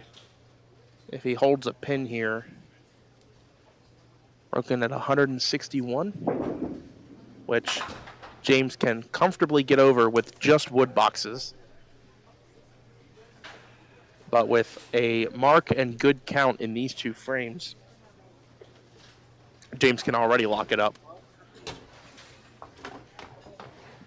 So James's magic number to get to is 162. You can see his score there on the bottom of your screen, or the bottom of the screens at home, or the bottom of the screens here, top of your screen at home. James will leave a split, 5, 9, 10.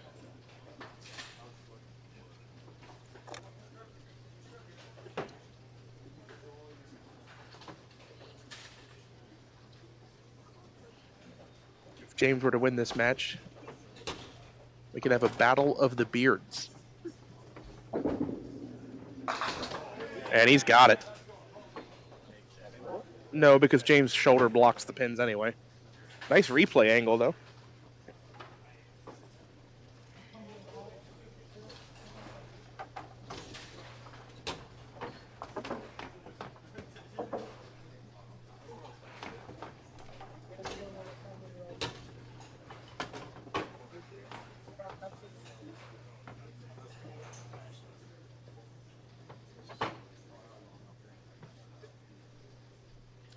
James with a count here can lock this game up. And that's the kind of count I'm talking about. 167 plus in the ninth for James Simon is going to be enough to advance him to the championship match, which will be the Battle of the Beards.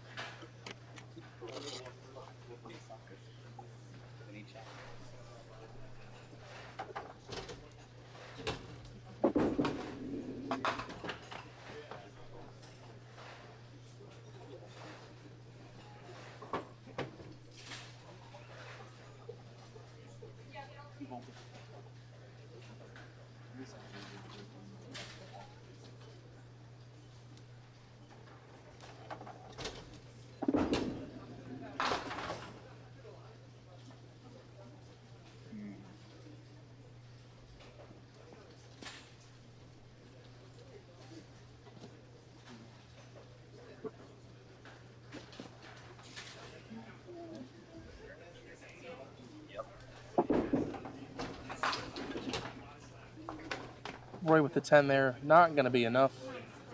Roy with 111. Down 56 pins. James could throw the first strike in the 10th and get 7 pins on the next ball to shoot a 200 game.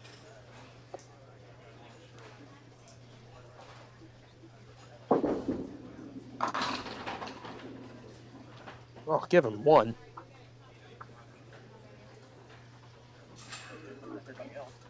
Right.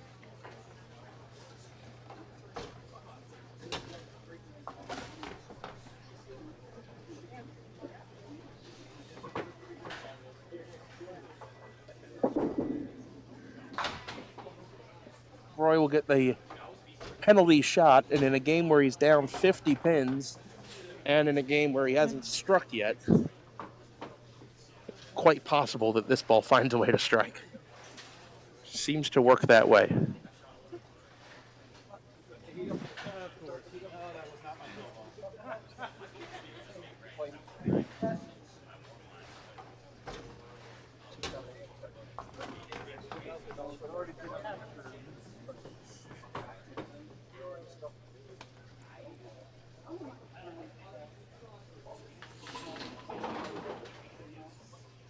So there's the penalty reset. And now we'll have the penalty shot for Roy for a potential 131.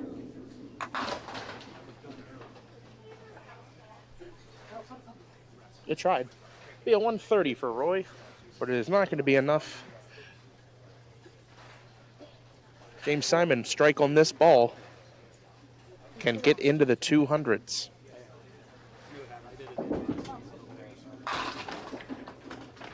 Solid 10.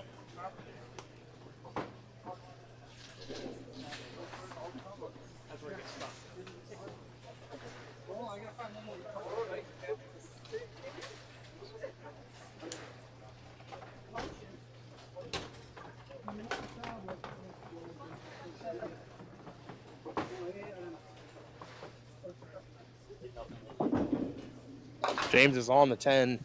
Possible 196 if he strikes on this ball. 197, excuse me. 197. Can see his score down there at the bottom of the scoring monitor.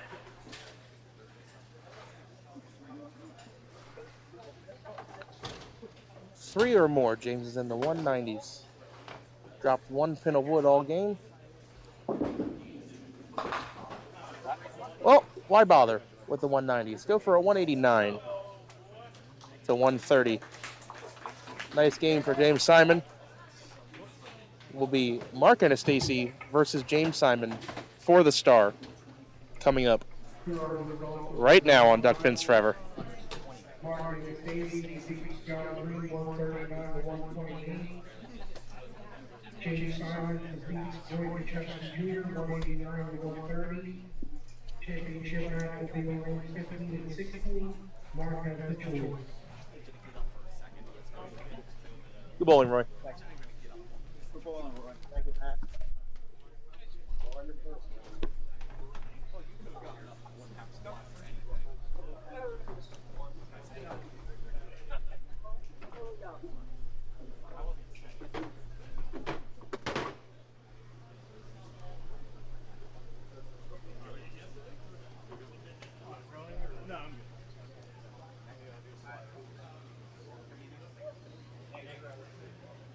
Good.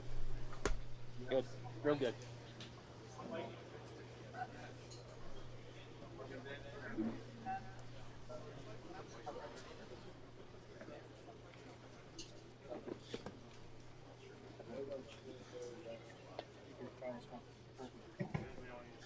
We have arrived at game number 33.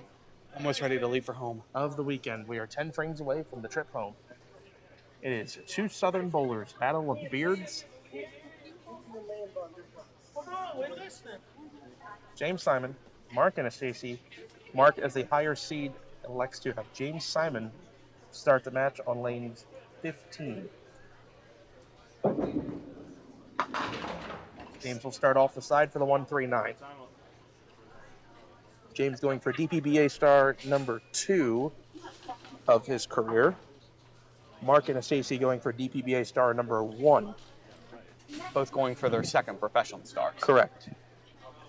James, a 0-time Pop Whitten winner, courtesy of David Hughes. Looks good. Opening spare for James Simon. We don't have the Connecticut youth bowlers here, so there's no applause for every mark, but not that there shouldn't be. But I guess the question is, both of these guys have shot spares well and have shot a lot of spares. Who can throw the strike ball? What was that question? Early suggestion might be Mark Anastasi with the splash hit. Sorry, James.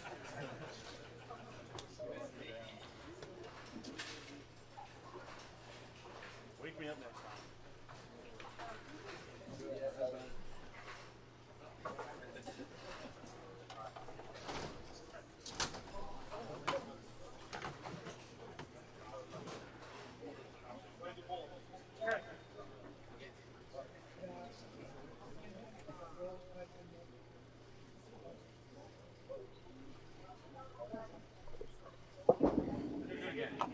Mark for the double, very light and very fortunate to leave the single 10.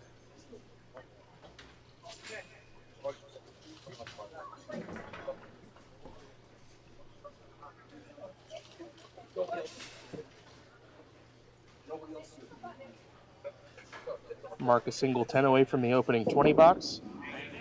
He misses it. First missed single we've seen from Mark. I think that ball was a little too close to the gutter when he let it go. Yeah, you could kind of hear the coming out of his hand that he knew he was in trouble. Okay, still a 9 count. Yep.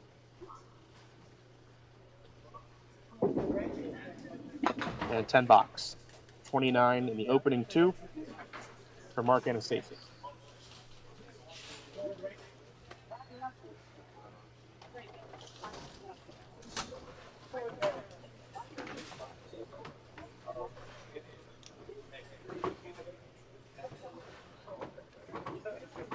Spare fill for James Simon. Off the side for 2. Early advantage. Mark Anastasi, 19 to 12. No,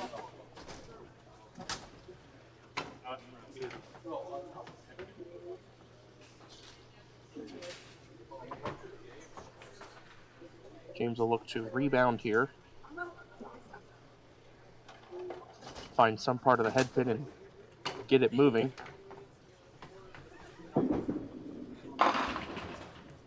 light hit, moves it around, and still leaves the 4-5-7.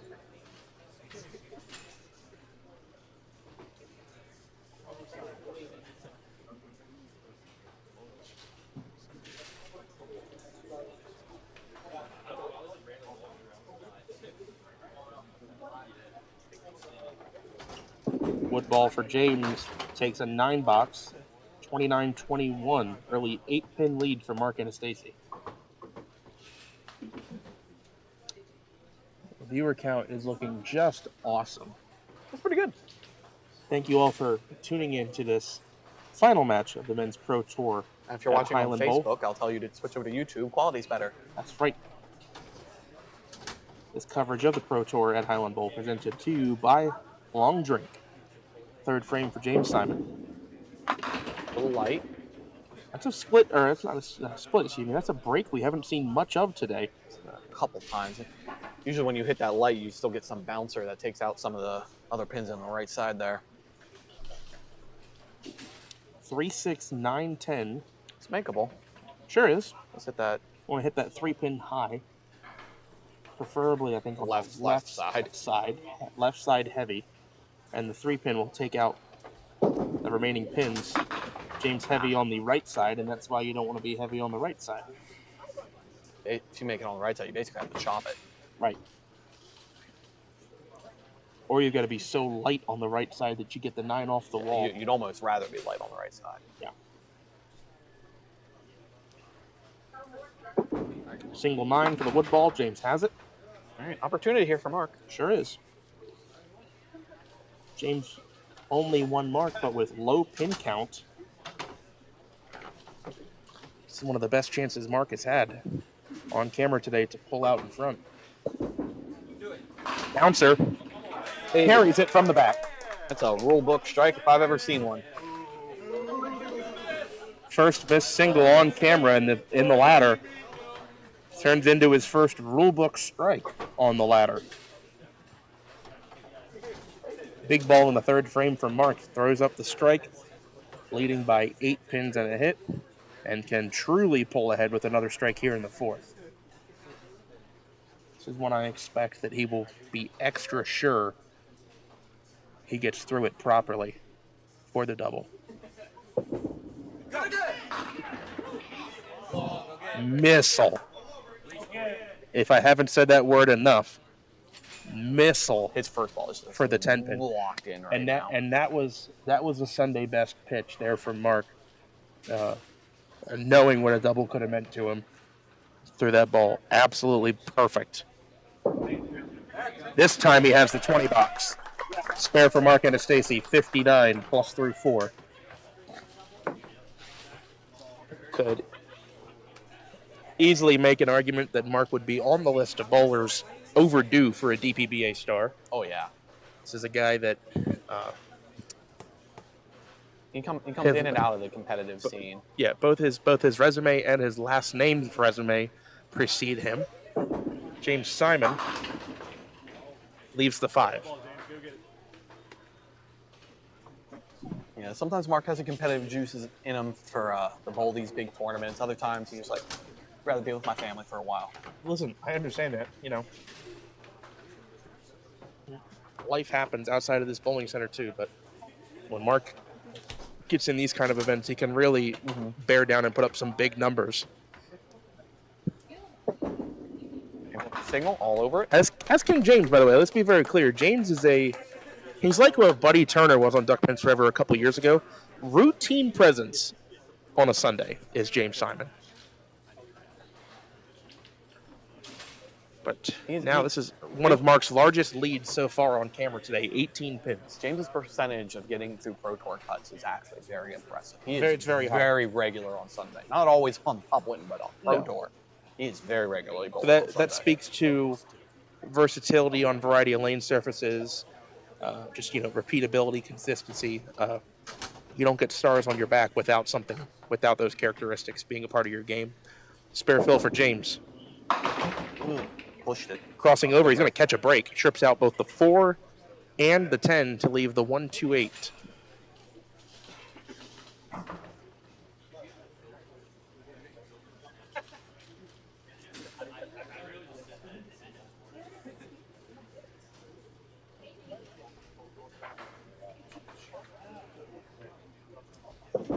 James tight on the head pin and does not get it to go.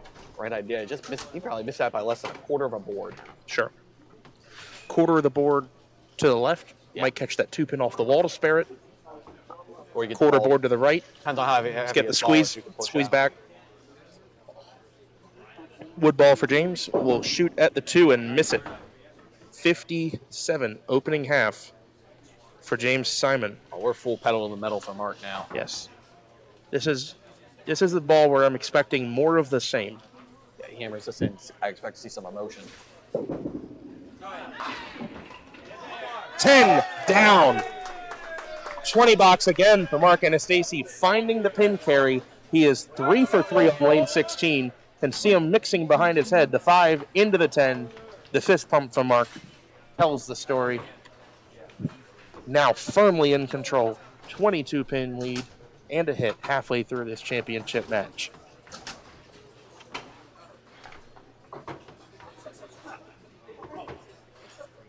That one brought the crowd to life.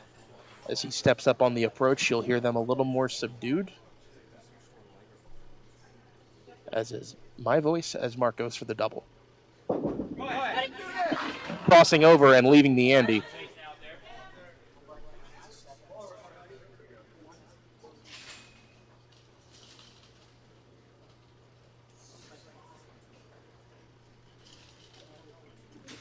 Can tell that as the Sunday progresses, each ball becomes more and more important. You can feel the tension in the air as Mark goes for the 2-pinner and just takes it. 320 boxes in a row for Mark Anastasi. Wipes the brow. I thought he missed it. Yeah, I thought he missed it too. That ball held its line well. Caught the left edge of the 5. James will have to start responding with marks now. Multiple of them.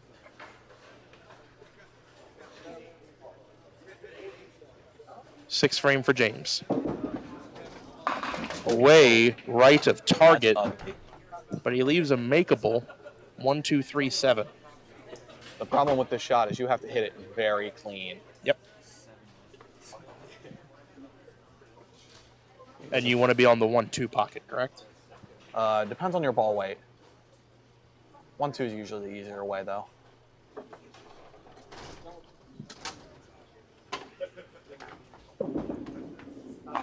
Got it.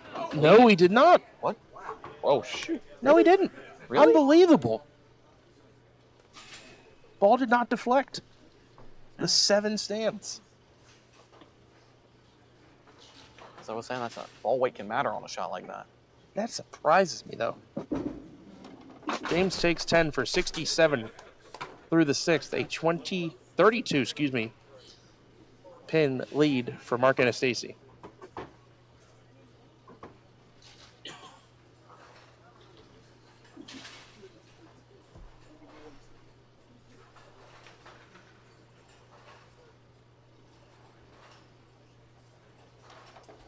Seventh frame.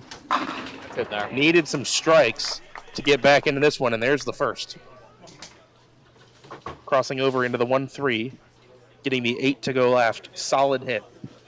I think can assume James is going to need more of those in succession. It's early to say, but he might need a double right here. Sure. You have the opportunity. Because Mark is bearing down. 7th frame. Heavy. Mark through the middle for a tough split. 5 count. This is the 2-4-7 on the left and the baby split 3-10 on the right. Can assume Mark will play for wood here. And playing for wood will mean shooting the left side of the 2-pin.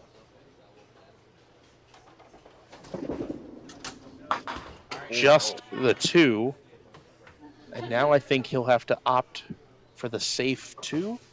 We have to add math here. I don't think it's too important if he wants to go for it.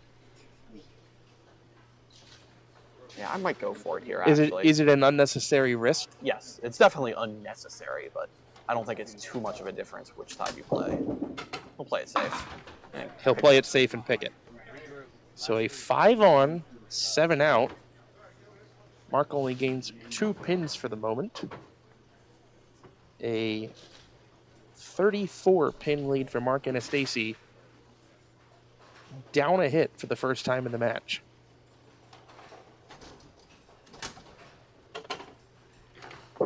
8th frame. Threw that one nicely. Might have been a slight move on the approach left. Seemed a little farther left on that shot. I could be wrong. But that ball coming in left to right to hit the 1-2 pocket and leave the 5.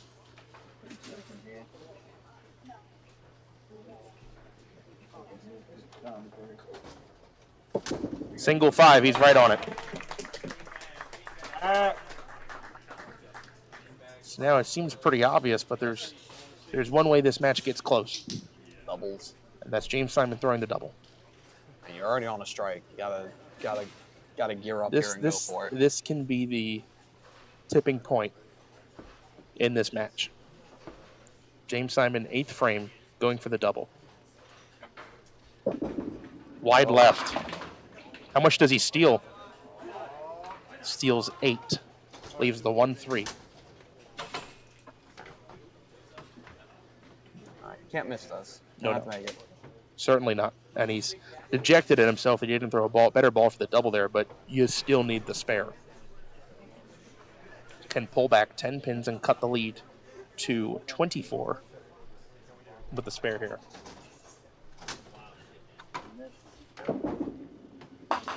Ooh, I was nervous. All right, you're still alive, James. 24-pin lead for Mark Anastasi. 121.97. Both bowlers on spares. James Simon, if he wants to have a chance when he steps up in the 10th, he will have to mark here in the 9th. You're obviously thinking strike required, but you need a full count no matter what. 9th frame. He's got the strike. So back-to-back strikes on lane 15 for James Simon, and he's going to take a seat with 117 plus in the 9th and an opportunity. That's all he can ask for, is that he's going to have a chance.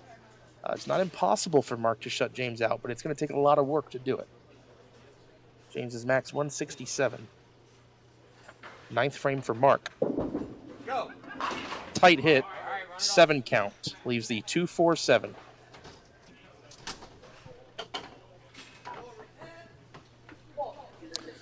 I can tell you now that Mark would need a spare and triple to shut out James Simon. So, as I said, it was going to be very difficult for him to do that, but he needs to apply as much pressure as possible at the 3-pinner.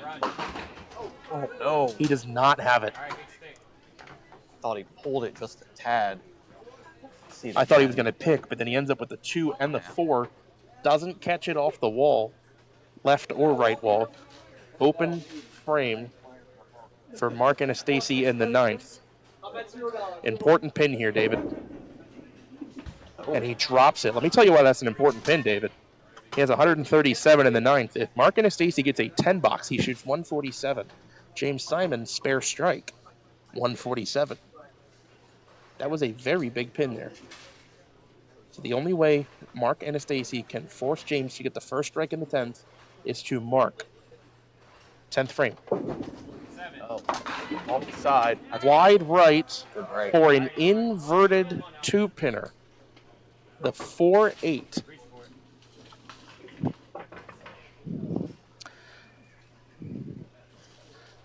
If he does not make this, he must get 10 to apply as much pressure as possible. 4-8. Does not have it at all. Big pin here for Mark. If he gets 10, it's 147. James Simon would need the first strike and 6 pins to win it in regulation. Spare strike, we would have a tie. Big pin here. He does not have it, and James Simon does not need the first strike in the 10th. Spare strike to win. Spare strike, James Simon would win by 1. Spare 9, we would go to bonus bowling. Strike and an academic amount of count. James Simon is your champion. Mark is a clear 10 lanes left of the championship pair. He has done just enough to put the ball in James Simon's hand.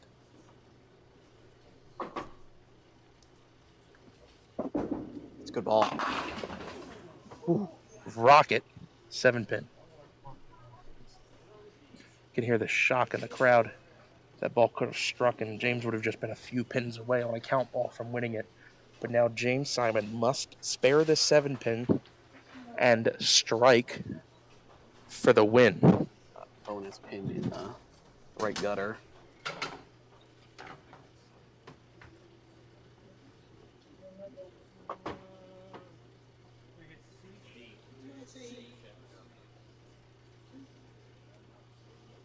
See if it pushes it back this time. We'll first have some housekeeping to deal with as a pin is caught in the right channel. Didn't get it. I didn't think it would. I did it. It's gone. Okay. 7-pin respotted, and James Simon must make it. If he does not, Mark Anastasi is your champion.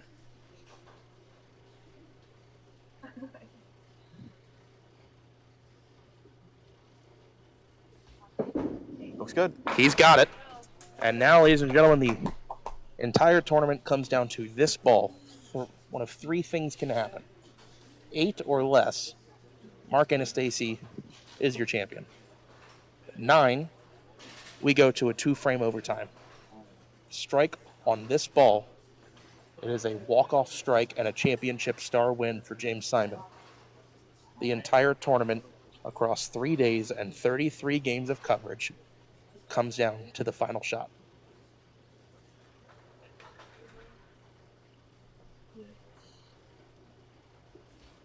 For the win. Heavy. Oh. Dave Jones through the middle, and that is it. Mark Anastasi will win his first star on the DPBA Tour with a final score. Mark Anastasi, 146. James Simon, 141. Clutch single pin spare shot from James. But the middle rip proves to not be enough. Mark Anastasi, star number 1.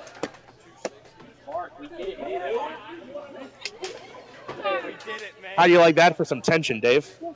Wow. Whew.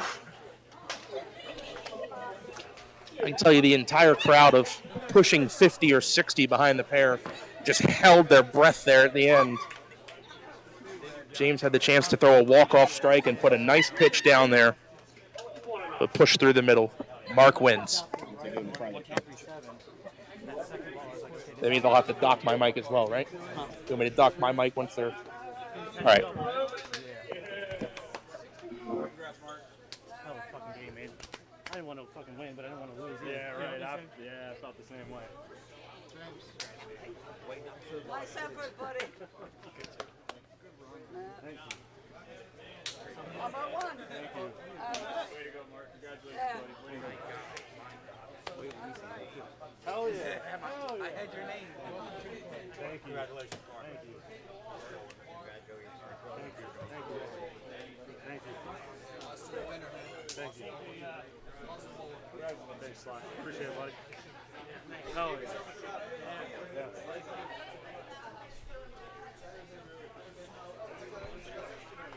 Yeah. I'll see you all back down south. See you.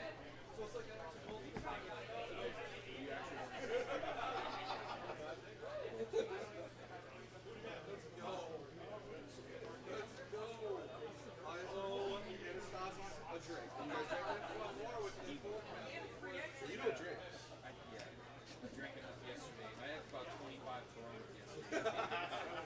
And I don't remember leaving here, so...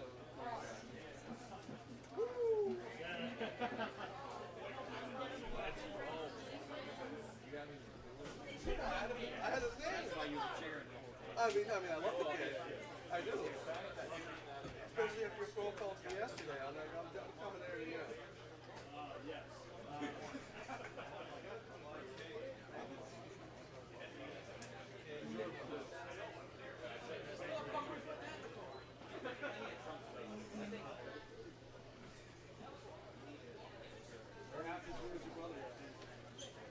Hey, Mark. I just realized to drive the underwear now. Yeah. I only got so many games. Put the ball right in the Yeah, that's the plan now, man.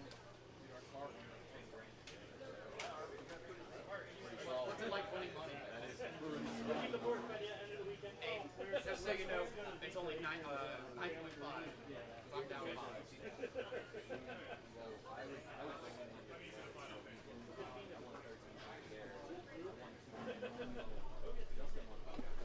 All right, there we go. Folks, stick with us. The awards presentation is beginning momentarily.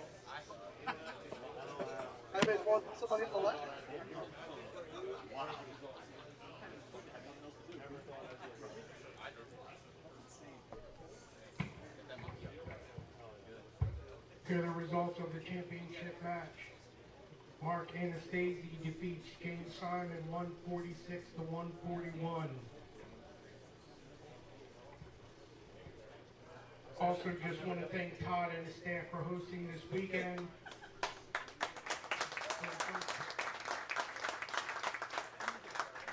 We hope to see everybody Memorial Day weekend at our second stop at Hagerstown. First place will be $5,000. So let's congratulate our second place winner, winning 1,200, James Simon.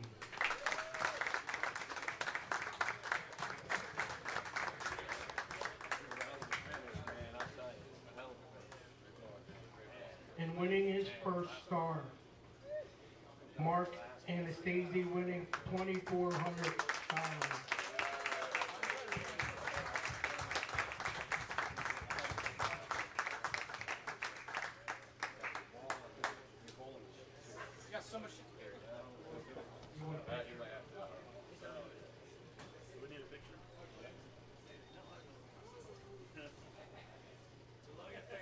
First time? Yes. You need to put the plaque over your face like yeah, like that. If everyone's traveling, please be safe, and we'll see everybody next month. Do you need me to carry that part? Do you etch? Yep. Do you etch his name in before you leave? Can I get one of just you with whatever you want? Everybody's going to Yeah, out here. I sure. just want to thank everybody that came to the Next week bowl. you can be up on the All the people that put in their Yeah, hard where do you work. want me? My wife puts up with all my stuff to get here and takes all the time to do it right. Ty, who works extra on the machines. My friends Dave, Jerry, Dave Batista, Aiden, Audrey, all the people that put the things. My mom, rock star behind there, at almost 80 years old, doing all the stuff that she does to put out the product. And everybody that makes this successful, David, all these people, they make it great. And professional bowling to me Hey, Justin's got another seat for the ride home. The pin and that. I got so many. And enjoy. And if we can do that for everybody that wants to enjoy it, it's a privilege to us to do that. And I just want to make sure everybody, knows how much it means to us that you guys have a good time. And thanks for everybody that supports it.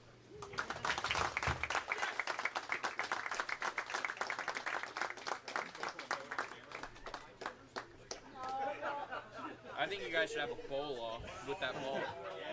No, I'm never throwing this ball ever. All right, so you can see Mark there in the foreground continuing to receive some congratulatories.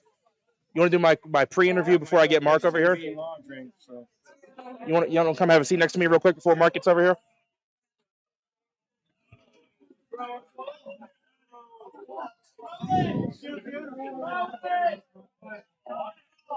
I did forget my shout out, unfortunately.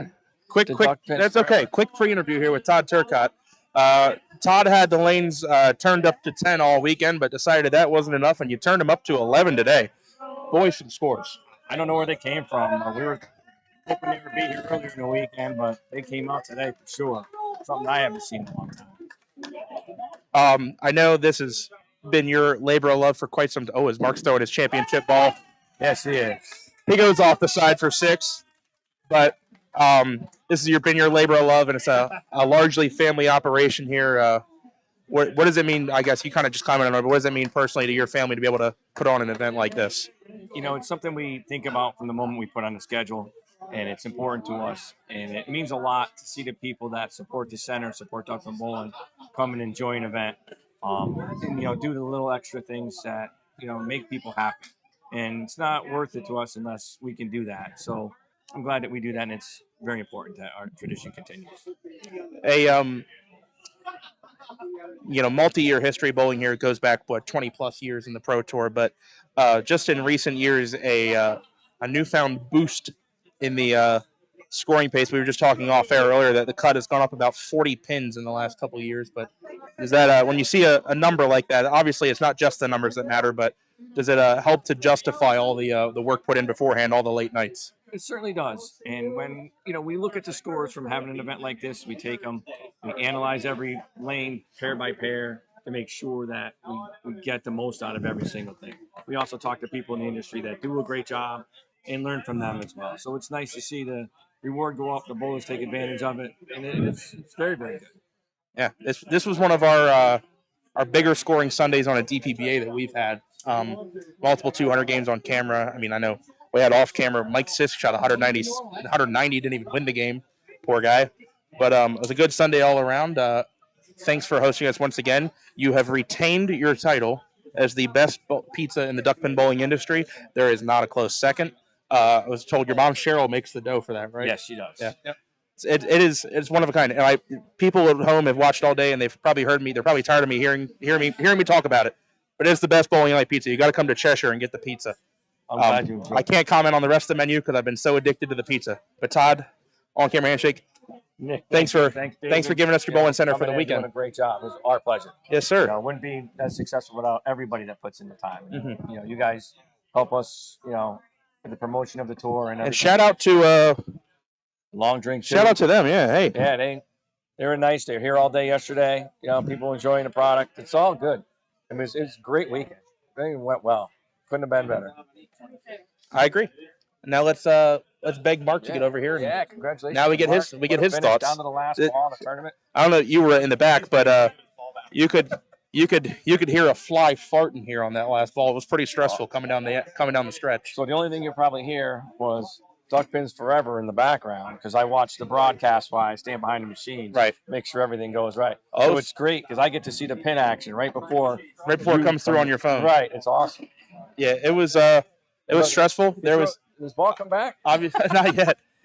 Todd's trying to hold on to it. Late on in the tournament there, it became a premium on the corner pin shooting. Yes.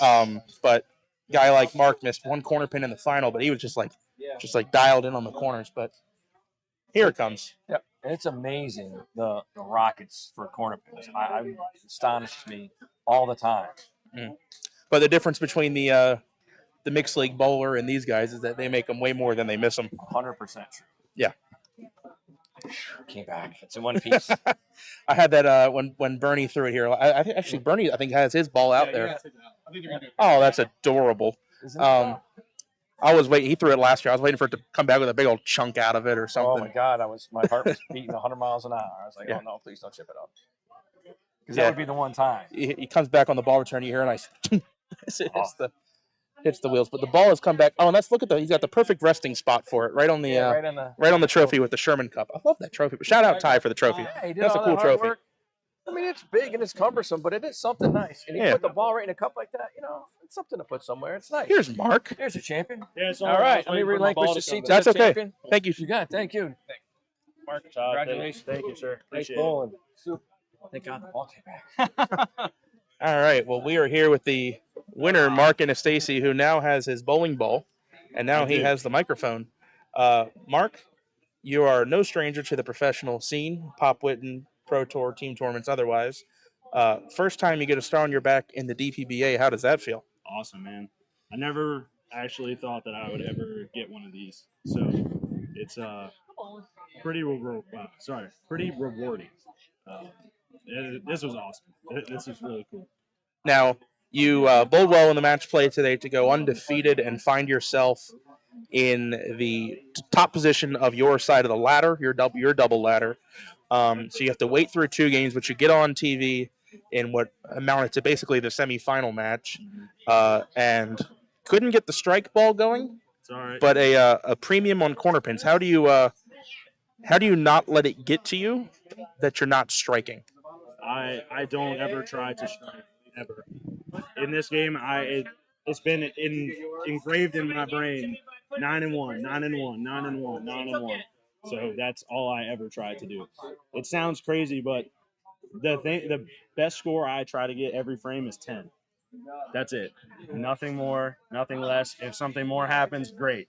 But I try to get 10 as much as possible. We're always trying to knock down all the pins and hopefully doing it in the least shots possible. Right. But that final match there, you took control in the middle game with the alternating 20 boxes, but a couple less than desirable shots at the end.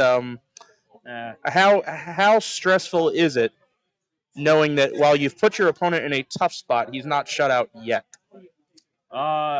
Pretty stressful, especially because I plucked the front two off that 3-pinner in the 9th and then just completely whiffed the 2-pinner in the 10th. That kind of didn't make me feel great, which is why I took a long walk down the other side of the bowling alley and watched James from afar. But, I mean, I did all I could do at that point. It was my choice to go second and let him finish first, so I kind of left it Let up him to that. finish last. Yep. Oh, yeah, sorry. Yeah. Sorry, my bad. Well, we turn the laptop, sir, and the final question goes to you. This is your shout-out and thank yous question. Look right there. Where? Right there? Right there. Thank you to everybody, especially Todd and his staff here. Like, they had a phenomenal weekend. Thank you to all my support. My family was here this weekend, watching at home. It was awesome. All right. Well, hopefully it's not the last one we do. I hope Congratulations, not. Mark and I hope Stacy. not. Thanks. And lastly, we get David. All right, we're done here. I'm going home. Bye, everybody. Be nicer to them than that. Jeez. So is our next thing the national tournament? I was going to do the opening ceremonies for the national tournament. I feel like that's early next month. Yeah, it's May 2nd. That's next weekend. That's next weekend, isn't it? Okay, I'll be there. No days off for David. Yeah, I'll be there. We'll cover the opening ceremonies. I'll bowl a couple games and then head out. 33 games of coverage is done. Thank you, Long Drink. One more time. Thank you to Long Drink for their support of Duck Pins Forever. So that's 3 events in April or May? Because when's the Pop Witten? Is the Pop Witten before or after Memorial? Before. Safe travels. Thanks, Walt. Thanks for covering on commentary. Thank you to Highland Bowl for supporting these very nice bottles of champagne for 200 games. Yes, congratulations and enjoy responsibly. All right, that is the end of the coverage. Three events maybe in the month of May. Thanks for watching. Thanks for letting it spin.